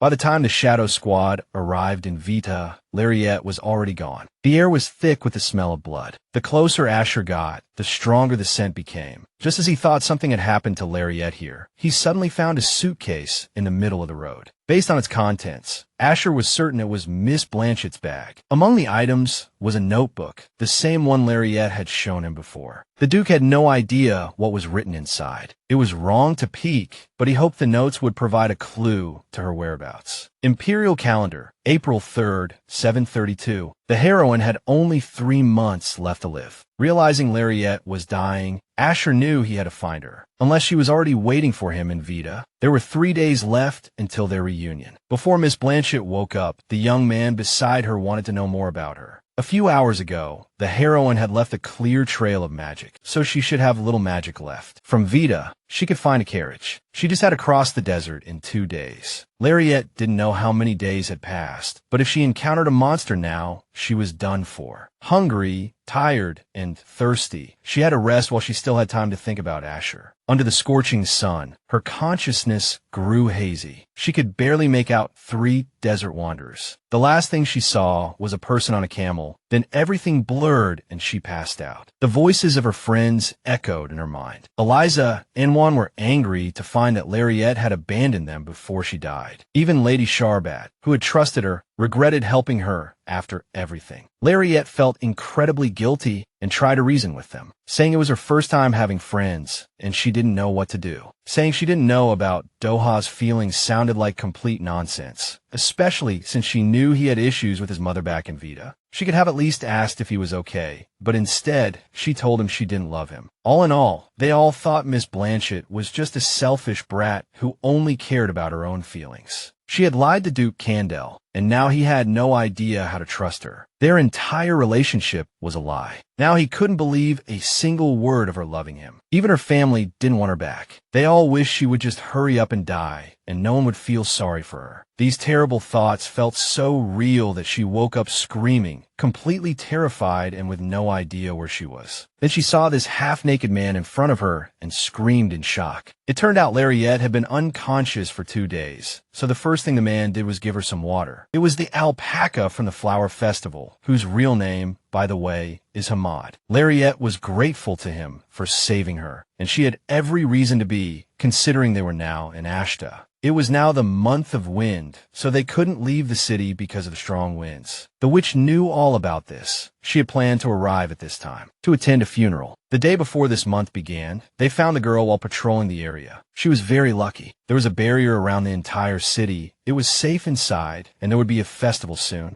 Lariette suddenly asked Hamad if he had seen a man with black hair and blue eyes. The man hadn't seen anyone like that, so now he had no chance. But he wasn't sure if that was a good thing. To find a way to contact the capital, Miss Blanchette said she would have to ask the Lord for help. It turned out the Lord was already here. Hamad Krishna Atul Ashta, the Lord of this land and the ruler of the desert. Lariette was given a chance to contact the capital, but in return, she had to dance with the Lord at the festival. The day before they were supposed to reunite, Duke Asher decided to enter the desert during the windy season. He tried to blame and hate Lariette, but he soon realized she only had 3 months left to live. Now, nothing else mattered to him. Asher had no intention of letting her go, even if she was planning her death, just as she had done before. He would save her, no matter the cost. Without her, the existence of the Duke of Kendall was meaningless. That day, an informant brought news of someone in the Asta territory, a man with a terrifying aura. When they said he looked like a top swordsman with hair as dark as the night, Larry knew without a doubt that it was Asher. The girl jumped on a camel and demanded they open the city gates immediately. The reunion Lariette had been waiting for had finally arrived. Her ordinary life had been so precious, like those days when she could cry and laugh without a care. But now, the witch Blanchette understood what it meant to fear death, which would take everything from her. Asher had endured it all, and now he had come for her. She knew there were things more important than life and death. The heavy path had crushed the hero, who was supposed to bear it all, but he could no longer stand it and gave up. The appearance of his beloved felt like a dream, a sweet dream he never wanted to wake up from. Two hearts, wounded by separation and tormented by time, were finally reunited. Lariette missed him so much. Asher missed her just as much, wanting to see her so badly he would rather die. The place she wanted to return to, her sanctuary, her reason to keep living. That was Asher. The Duke would never let her go again. He would stay by her side forever. He looked terrible, though, as if he had been chewed up and spat out in a fight. The problem was her magic was almost depleted, so she wasn't sure if they could go back if she healed him. Lariette herself was covered in wounds. Although Asher was more seriously injured, he told her to go back and heal herself. But she had no intention of letting him go again. The young lady was ready to stay by his side, and as long as they were together, they could go anywhere. It was a moment she had no regrets about, a moment she desperately wanted to live. It was the same now. The heroine wanted to live, but looking into the eyes of this man, blindly begging for love, she wanted to be with him, even if it meant giving up everything. Their reunion played out like a drama once again, with the Lord and his patrol appearing right at the opening act. All right, that's enough of the tender moments. It's time to go back. Breaking into a land from which no one can return during the month of wind is basically a death sentence. Larry might not have realized it, but if a noble from the capital died here, the Lord of Asta would be in big trouble. Hamad said this as if he were the master here. But as a friend, what he really wanted to say was something else entirely. Lariette Sweetie was awake, so it was time for a whole new drama. The doctor said Asher needed to calm down and get some rest. No overexertion. Just then, the young lady couldn't help but apologize for the letter, for all the pain and torment it had caused him, for everything. Before she could even finish her long speech, Asher kissed his girl. Whatever the reason, everything would be all right now, because Lariette was here, looking at him with those gentle eyes. She would never leave her beloved again. She would never run away again. She would stay by his side forever. Although the heroine's reaction was terrible, the truth was she wanted to say she was sorry. She had deceived and hurt him when he left. She truly understood how bad it was, but even if he couldn't forgive her, the young lady had no right to change his mind. But even so, she still missed him like crazy because she just didn't know how not to love him. She couldn't get rid of her feelings. So now she was excited that they could watch the festival fireworks together. The girl thought that if she hadn't sent that letter, they might never have seen each other again. But Asher said he never received any letter and had come to Asta while investigating her past whereabouts. He did all this just to find his witch. This guy was truly head over heels in love. Most importantly, there was another truth that Larry couldn't hide. She was terminally ill, and Asher already knew, having found out completely by chance, and he wasn't even angry. Their relationship had started with a lie. After learning that Lariette had fully recovered thanks to Doha, the Duke held her tightly in his arms. From now on, the young lady would be honest, and they would no longer lie to each other. She would confess everything. The next day, the Lord of Asta finally got to speak with the Duke. The first thing Asher did was thank him, thankful that they had contacted the capital and sent word to the duchy. Lariette listened to them talk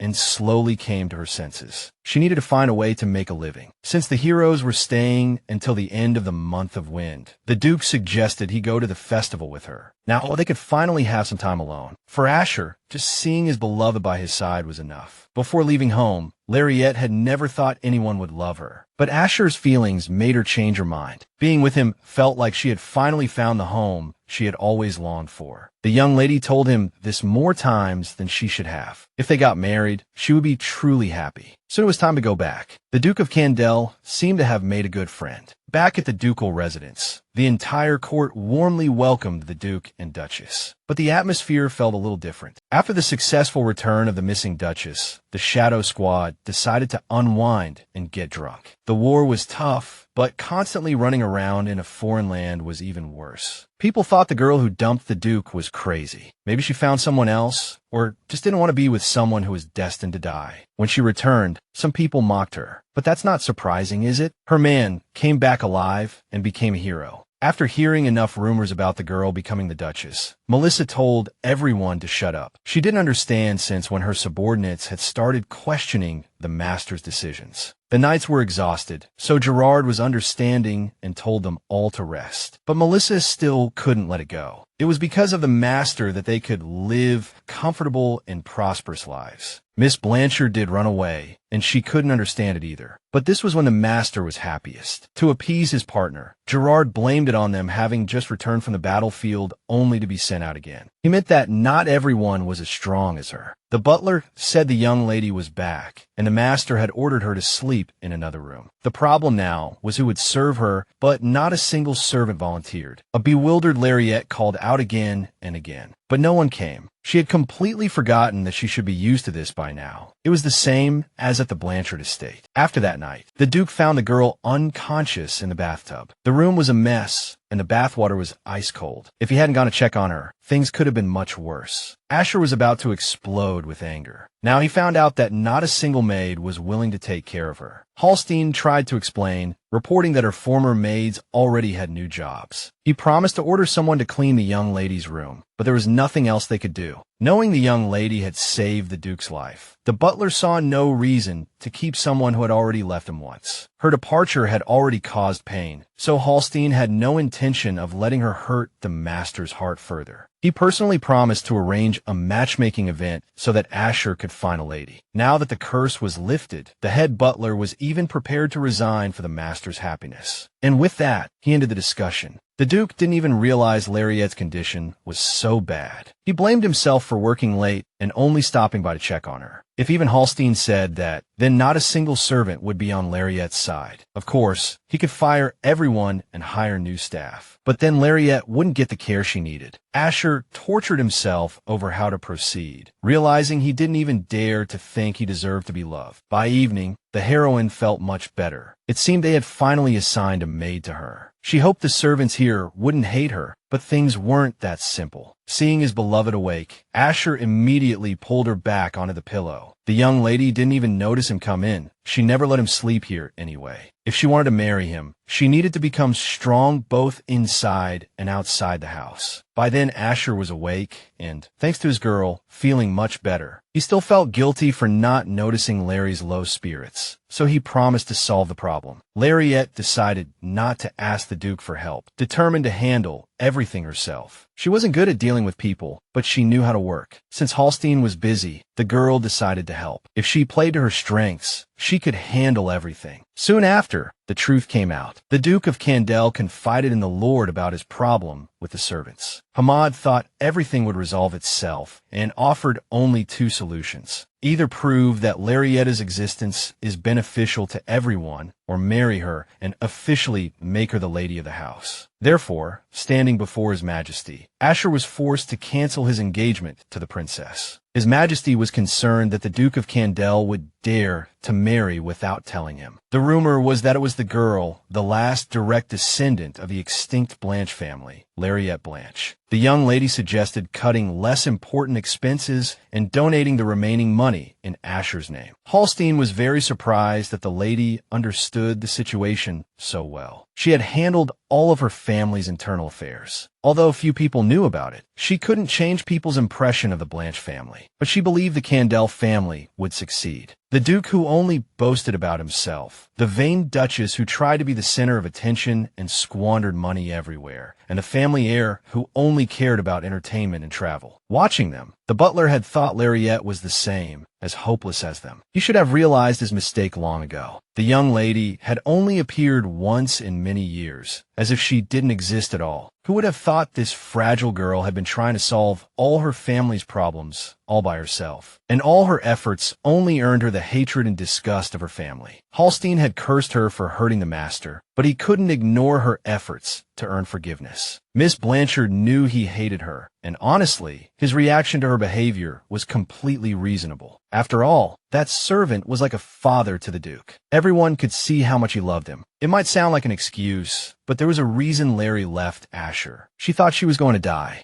Knowing Asher couldn't bear her death, she decided to leave to spare him from watching her fade away. she finally confessed everything. Their marriage was planned. They had misunderstood each other, but then they fell in love. The heroine realized her mistake too late, but she came back because her life was meaningless without Asher. Hearing this, Hallstein couldn't help but shed tears. He really didn't know, and he felt incredibly guilty. It seemed Lariette didn't need to prove her worth. All he needed was some sincere remorse. The Kendall family was truly incredible, so close and warm. Soon, the Duke of Kendall returned home, happy to see his beloved again. The doctor examined Miss Blanchette again today. Her body was healthy, and she could get pregnant. Lariette's old friends were the happiest about her return. They wanted to know everything that had happened. She was about to start from when she left because she thought she was going to die. After she explained everything, her friends all supported her. They weren't angry, just sad for her. Now, they were just waiting for her to marry the Duke of Kendall. Lariette was looking forward to it as much as they were. Eliza especially wanted to know what her dream proposal would be like. Laurie didn't really have a particular preference, but there were some things she didn't want. For now, though, she decided to talk about her family. She knew a collateral branch would take over the family, but if her uncle was only in charge temporarily, no one would be able to fill the position. Her mother had gone completely mad, and if the financial problems weren't solved, everything would be her daughter's fault. She didn't want to think about it. She had nothing to do with that family anymore. It would take some time for the servants to change their opinion of her. She knew that. The Duke was coming back later and later. He must be very busy. Maybe bringing up the topic of children was too much. She had been thinking about it constantly. That night, Eliza said Lariette didn't want anything too extravagant, like a carriage full of flowers. Judging by the Duke of Kendall's reaction, that was exactly what he had planned. Who would have thought the princess would give him advice on this kind of thing? Eliza suggested something simple, like going somewhere together and then proposing. Laurie also mentioned during their chat that she missed Joel and the maid they sent to Wana. The Duke needed to find himself a private mage. Besides, Lariette would be happier with a familiar maid around. After their conversation, Asher took his leave. He had to finish an errand for His Majesty. The princess told him to be careful, as it involved the heir to the throne. That night, her mind was filled with thoughts. She knew Asher would be back late, but couldn't figure out what was wrong with her. The master returned late to find his beloved asleep, having prepared for him. He just wanted to hurry up and finish his business so he could be with her. In the morning, the girl woke up alone. The thought that Asher hadn't even come home immediately soured her mood. It turned out that Hallstein had cut expenses as she suggested, and they had saved a lot of money. To help the wounded soldiers, Lariette proposed focusing on the most basic needs. It would also be wise to send a gift to the emperor, so the court wouldn't think we were just maneuvering for our own benefit. The maids saw Lariette as a shameless wench sticking her nose where it didn't belong, meddling in family affairs without the master's permission. But they found she wasn't just sitting around and nitpicking, and the butlers seemed to like her. Lariette's sudden appearance took Uncle Ben by surprise. He was now the head of the family, though he said he was only acting temporarily. Since she was second in line after her brother, Ben was planning to hand the position over to her. According to the rules, if the eldest son is gone, the youngest child can take his place. Lariette often thought she could handle things much better than Rayon. When she suddenly disappeared, Ben was terrified. The situation took a nosedive, so her return gave him hope. He had already paid off all the urgent debts, hoping it would help Lariette manage the family's affairs. He understood why she left, knew she had a hard time, and felt guilty for not helping. Suspecting her uncle would ask for the debt to be repaid, she said he didn't have to help non-family members. But Ben considered her family and wanted to talk sooner. But for now, he was just happy that Larry had grown up so smart. She had dreamed of hearing those words from her parents, so she couldn't help but shed tears. She had spent her whole life trying to earn praise. Suddenly, Ben suggested they talk later because her mother was awake. Not wanting to see her, Lariette left immediately. If she and Asher didn't end up getting married, she couldn't be happy about having a family again. She decided to stay with the Blanche family because she had waited too long. But first, she needed to discuss everything with Asher. She had been wanting to have a proper talk with him. However, Asher was as busy as he was yesterday and the day before. The lady hadn't seen him for days since then. He had to help the prince with everything. Her master told her to go to sleep first on her own. With that, Miss Blanchette was provoked and swept all the documents off the table and knocked over the inkwell. It was time to talk. Things had been piling up for too long. Work had piled up after the war, so the Duke's words might have sounded like an excuse.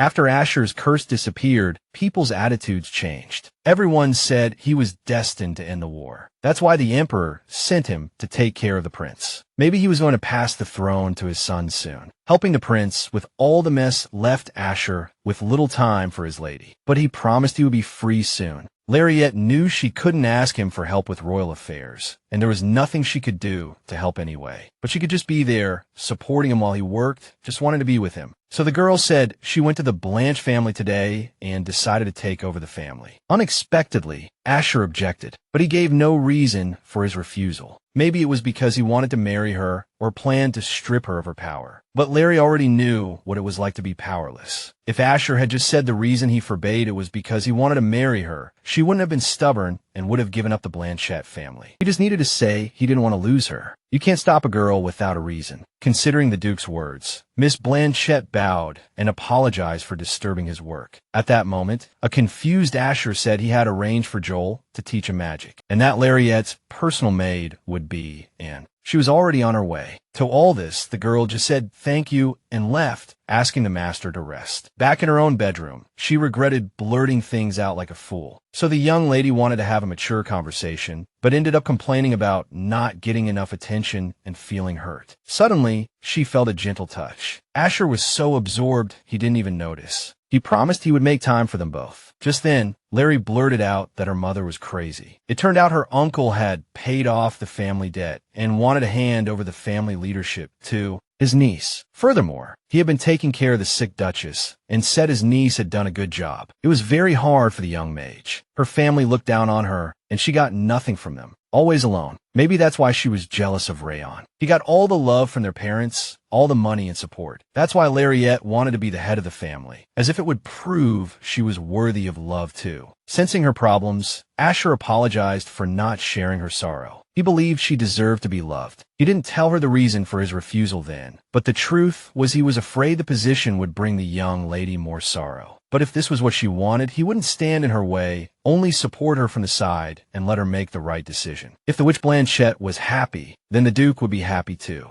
The fact that they couldn't get married didn't even scare him. He would find a way. It was time to cast aside all doubts. It seems there really is a way out of every desperate situation. The youngest daughter of the Blanchette family was always afraid of being alone. So she threw away her dreams, pretended not to see the problems, and hid her talents. She thought it was the only way to get any love. But after realizing she still didn't receive a single ounce of love, Lariette broke down. She didn't understand what love was, to be loved just for being loved. She had never even dreamed of it. The girl couldn't desire it if she couldn't give anything in return. So she hid and ignored her feelings. But it turned out that true love wasn't about sacrificing yourself and putting up with other people's nonsense. It was Asher who helped her realize this. Being with him meant she could do anything and be anyone she wanted to be. Asher loved her so much he was willing to give her the whole world. It turned out all this could be said in just a few words. The prince believed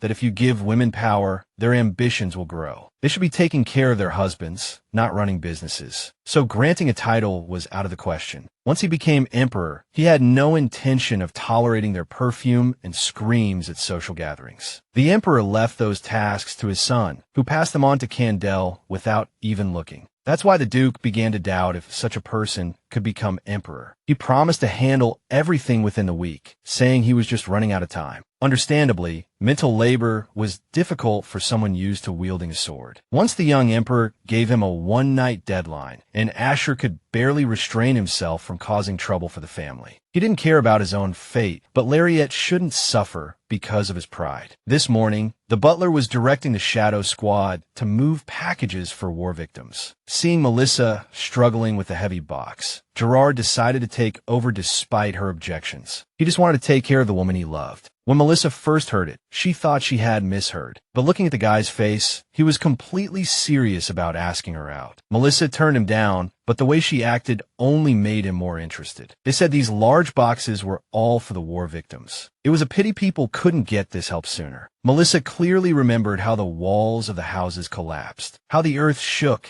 and the fear of death was just around the corner. She didn't know if she would live to see the next day. They all lived like that, with every breath possibly being their last. If Commander Kendall hadn't shown up, who knows how it would have ended. Meanwhile, and was incredibly grateful for the help she received. She had just started working and was sent here. Melissa sent the new maid to organize the warehouse because it had been too busy lately. Although they weren't hiring, the girl's name was and Lariette had been her mistress at the Blanchette estate. So Melissa thought the mistress was trying to take over by hiring new people, even though she didn't even have a dowry, and the commander was fully aware of it. The girl from Lannick heard that the mistress was getting close to Hallstein, but the reason remained a mystery. Melissa couldn't disobey the commander, but she didn't like Lariette. Finally seeing her favorite maid, the heroine rushed to hug her with a radiant smile on her face. After recounting everything that had happened in detail, and noticed that her lady had changed a lot. Miss Blanchette used to keep everything to herself, hiding her problems. But now she had opened her heart and was genuinely happy, and was ready to once again be her wonderful lady's right-hand woman and get this house back in order. Soon after, Lariette prepared to go to Joel for her lesson, leaving the maid with the butler. After spending most of her life with her lady, and was finally seeing her truly happy here. The magic teacher first gave the girl a book of basic spells to study. Touching the book, the girl was suddenly swept into a memory of Doha. He had taught her everything. She really didn't want to leave him like that, but there was no other way. Sometimes, Larry still thought of him, wondering if he was happy, eating well, and how he was doing. Just then, Asher snuck up from behind and grabbed the girl's hand, not expecting to see her here. He took her to his office and told her that the prince needed him to wrap things up as soon as possible. This made Lariette very happy, although her past mistakes still haunted her. Meanwhile, Doha resorted to extreme measures to find out Heberai's whereabouts. When the priest refused to talk, the madman threatened to crush his skull. He clearly wasn't joking. With so many people dead at his hands, someone had to survive. Fearing he would be the last one killed in the temple, the priest agreed to talk as long as his life was spared. But even after Doha learned the truth, he didn't spare a single guilty soul. The Duke was working late again tonight on matters related to the Deneau Kingdom. He let Lariette read the documents, but made her promise not to tell anyone. After the war, Asher was victorious, and the Deneau Kingdom was finally brought under the Empire's control. The cities needed to be rebuilt, but there was a shortage of manpower, and no one was helping the injured and the homeless. Usually, we would get volunteers from the temple, but this time the priests were demanding compensation. They said the kingdom needed to hand over land and wealth to the temple. According to Miss Blanchette, handing over land and wealth to the temple was High Priest Heberai's idea. Expanding the temple's territory could provoke a conflict with the central government. That's why the emperor left the matter to the prince. Heberai wouldn't budge an inch, and it was a real mess. Mages can heal people instead of priests, so Larry was checking if we could send people from the palace. Furthermore, she suggested hiring workers to rebuild the cities or asking the nobles for help. It was well known that the temple was no longer pure and selfless, and Doha had also suffered because of their sins. So Lariette suggested we say that the temple spent the nobles' donations on base pleasures. This would force the nobles to hire their own people and cut off the priest's source of funding. So basically, the lady just wanted to throw out an idea, thinking the Duke could come up with something better. In fact, Asher was stunned by her plan and agreed completely, even though the prince had told him not to get involved in this fight. Lariette was truly an amazing woman, but the Duke still didn't know when to propose. He needed to get back to work, so they agreed to meet at home later. As soon as she left, Duke Kendall immediately ran to see His Highness and told him he was ready to handle things. But in exchange, he wanted the prince to allow women to keep their titles and status after marriage. Surprisingly, the prince immediately guessed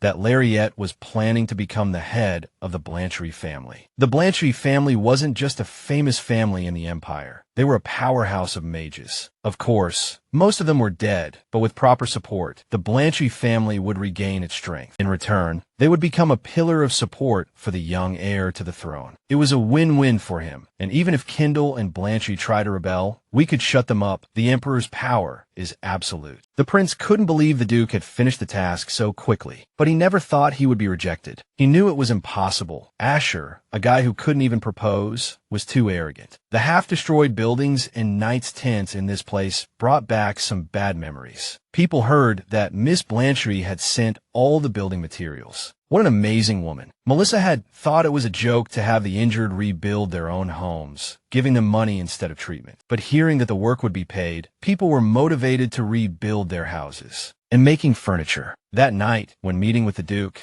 Halstein presented the plan Miss Lariette had drawn up, and it was simply brilliant. She said she wanted to manage the Blanchette lands well. She compared it with the Kendall estate and identified the issues that needed attention. She added that she was very happy because Asher had helped her accomplish all of this. The help Lariette gave people in Kendall's name echoed what she had said before. She had mentioned that a lot of resources were needed now, but they would all be paid back later. Besides, the Emperor and the Prince would surely not approve such a complicated plan. But the Princess agreed. That night, Asher burst into the bedroom, saying Lariette must lead the Blanchette family. While there was still time, he had to make sure this wouldn't affect their marriage at all. He was sure she would be excellent, but the Duke was afraid other men would pursue her. Of course, he had no intention of losing her again, but if she wasn't honest, he wouldn't know what to do. To punish Asher for his wild thoughts, Lariette covered his face with kisses. She already knew what he was worried about, but she assured him that everything would be fine. The Duke's worries wouldn't come true, and even if things got tricky, they would handle it together. Soon after, Lariette Blanchette unexpectedly became the head of the Blanchette family. In the Emperor's name, she was granted the title of family head. The heroine finally became a duchess. After the ceremony, her uncle asked her to convey his thanks to Duke Kendall. None of this would have been possible without him. Oh, and Ben also suggested that she could go see her mother if she was ready. The news that Lariette Blanchette had become the head of the Blanchette family spread like wildfire. People said that since neither she nor Duke Kendall wanted to give up their power, they must have called off their engagement. They broke up. Those who had cruelly humiliated Miss Sharia. She was now convinced of it. Now that the position of the Duke partner was vacant, she could get her revenge on that Lariette and live a high society life. Sharia had been in high society long enough to know that no one could compare to Asher's looks. Besides, if he was so good to that fool Lariette, this lady was sure she could wrap him around her little finger. The new status as family head brought new troubles. While Lariette was exhausted running between the two estates, Asher also looked incredibly busy. He also heard that she had gone to a neighboring region to deal with problems on the Blanchette lands. Uncle Ben had promised to help, but Asher couldn't just let his beloved face it alone without lending a hand. Seeing her beloved look so tired, Miss Blanchette knew just how exhausted he must be. It was all because of that mess with the temple. The princess was pushing forward with the plan Larry had come up with. The heroine was shocked to hear that the plan had caused a lot of debate in the palace and the temple, but the people loved it. As for anything involving Eliza herself, Asher didn't plan to reveal it. That was classified. Even though he was working closely with her, he swore there was nothing between them. The two protagonists kept throwing themselves into their work, but the Duke still couldn't figure out how to propose. That night, Larry told him that her uncle wanted her to go see her mother, but she had been busy with work. In the past, whenever Asher was busy,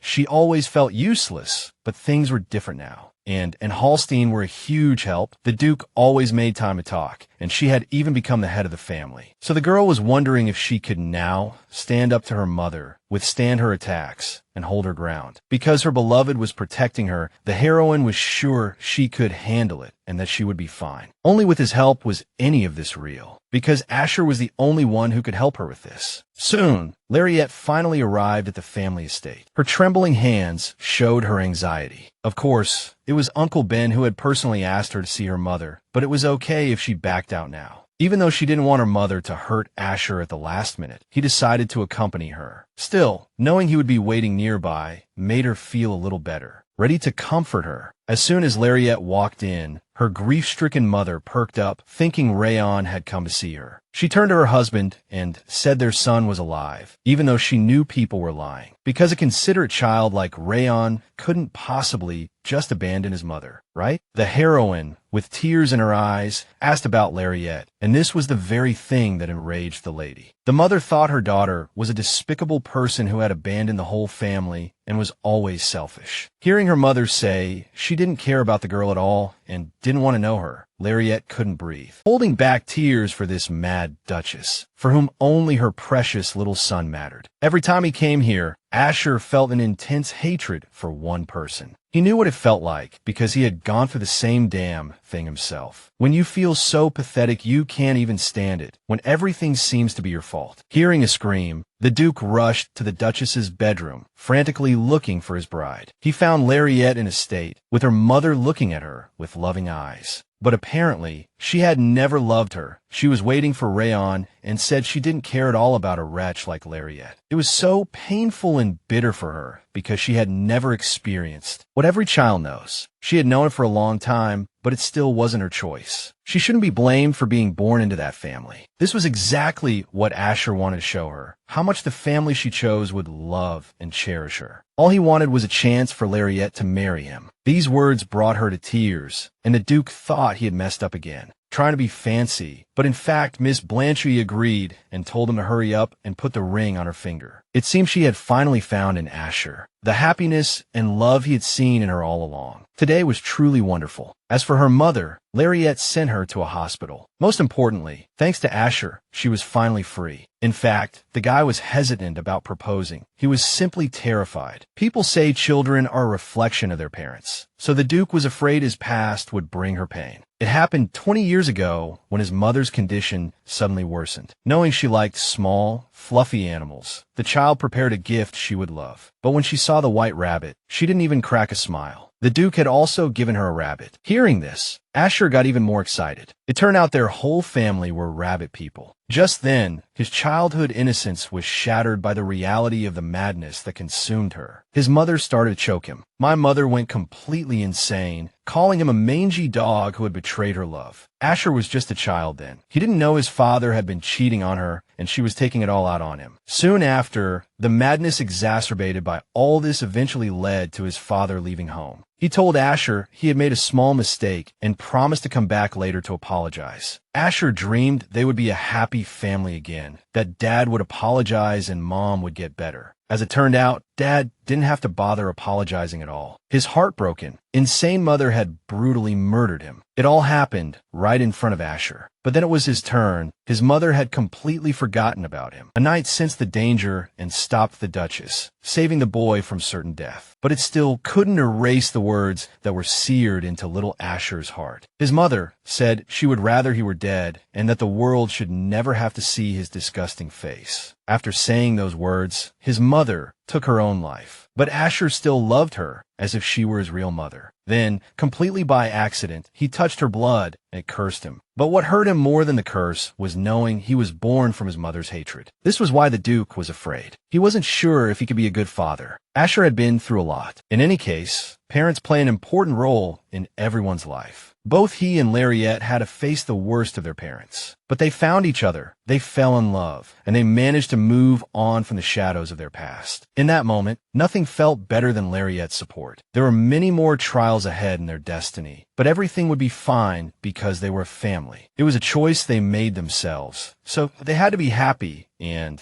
they absolutely would be. The condition of the injured was improving. Some people came from the Blanchette estate. The temple said they wouldn't provide aid for free. They were too obsessed with money. Honestly, people didn't expect much from the Blanchettes, but it turned out they weren't so selfish after all. A new batch of food supplies has arrived, so it's time to line up quickly. It seems Melissa had to admit that Lariette Blanchette was a decent person. She found a way to help and change people's minds. This war-torn village seemed like it could never recover, but the looks on people's faces said otherwise. They had hope. As Melissa pointed out, the lady was doing a pretty good job as a mistress. So it was time to start nagging the master to marry her, just like he promised. The Prince of the Empire insisted on increasing aid to the victims and letting women keep their titles. He tried to pass the law about women's titles quietly and got it passed unanimously. The proposal, the political intrigue, passing the law, all of it happened within a week. Now, that happy and free time had finally arrived, and Duke Kendall could finally go on a trip. It was Lariette's first time at the sea, and she could watch the waves all day. Asher had been to the beach before, but honestly, it had never looked this good. But now it was beautiful, just like everything else, just like Lariette, who shone brighter than the sun. This was their carefree youth, a time for laughter, for chasing each other, for enjoying their happiness. Just then, the heroine remembered the day they first met. Who would have thought they would become so close? After getting that terrible diagnosis, Lariette didn't even think she would survive. Their future was still unclear, but she liked the feeling of creating it together. That night, she confessed that she would be very happy when they had children. Unlike her, Asher didn't think he could be a good father. It was a real concern for him. Lariette had told him before that everything would be fine, and she was ready to handle it if problems arose. Impossible. She thought her body couldn't even conceive a child. That night, they were discussing a retreat at a round table because the royal family was being too much of a hassle. Then blood suddenly splattered across the table. One of the priests had somehow been taken out. Some messy business was going down, and the priests were dropping like flies. But the killer was a ghost, unleashing his true power. As if he had completely lost control, Doha had his enemy, Heberai, by the throat, wondering if the chief would forgive him. Doha wondered if the old man knew he was his son. Heberai had raised him, keeping his true backstory a closely guarded secret. The white-haired child's parents had abandoned him, selling him out for a meager profit.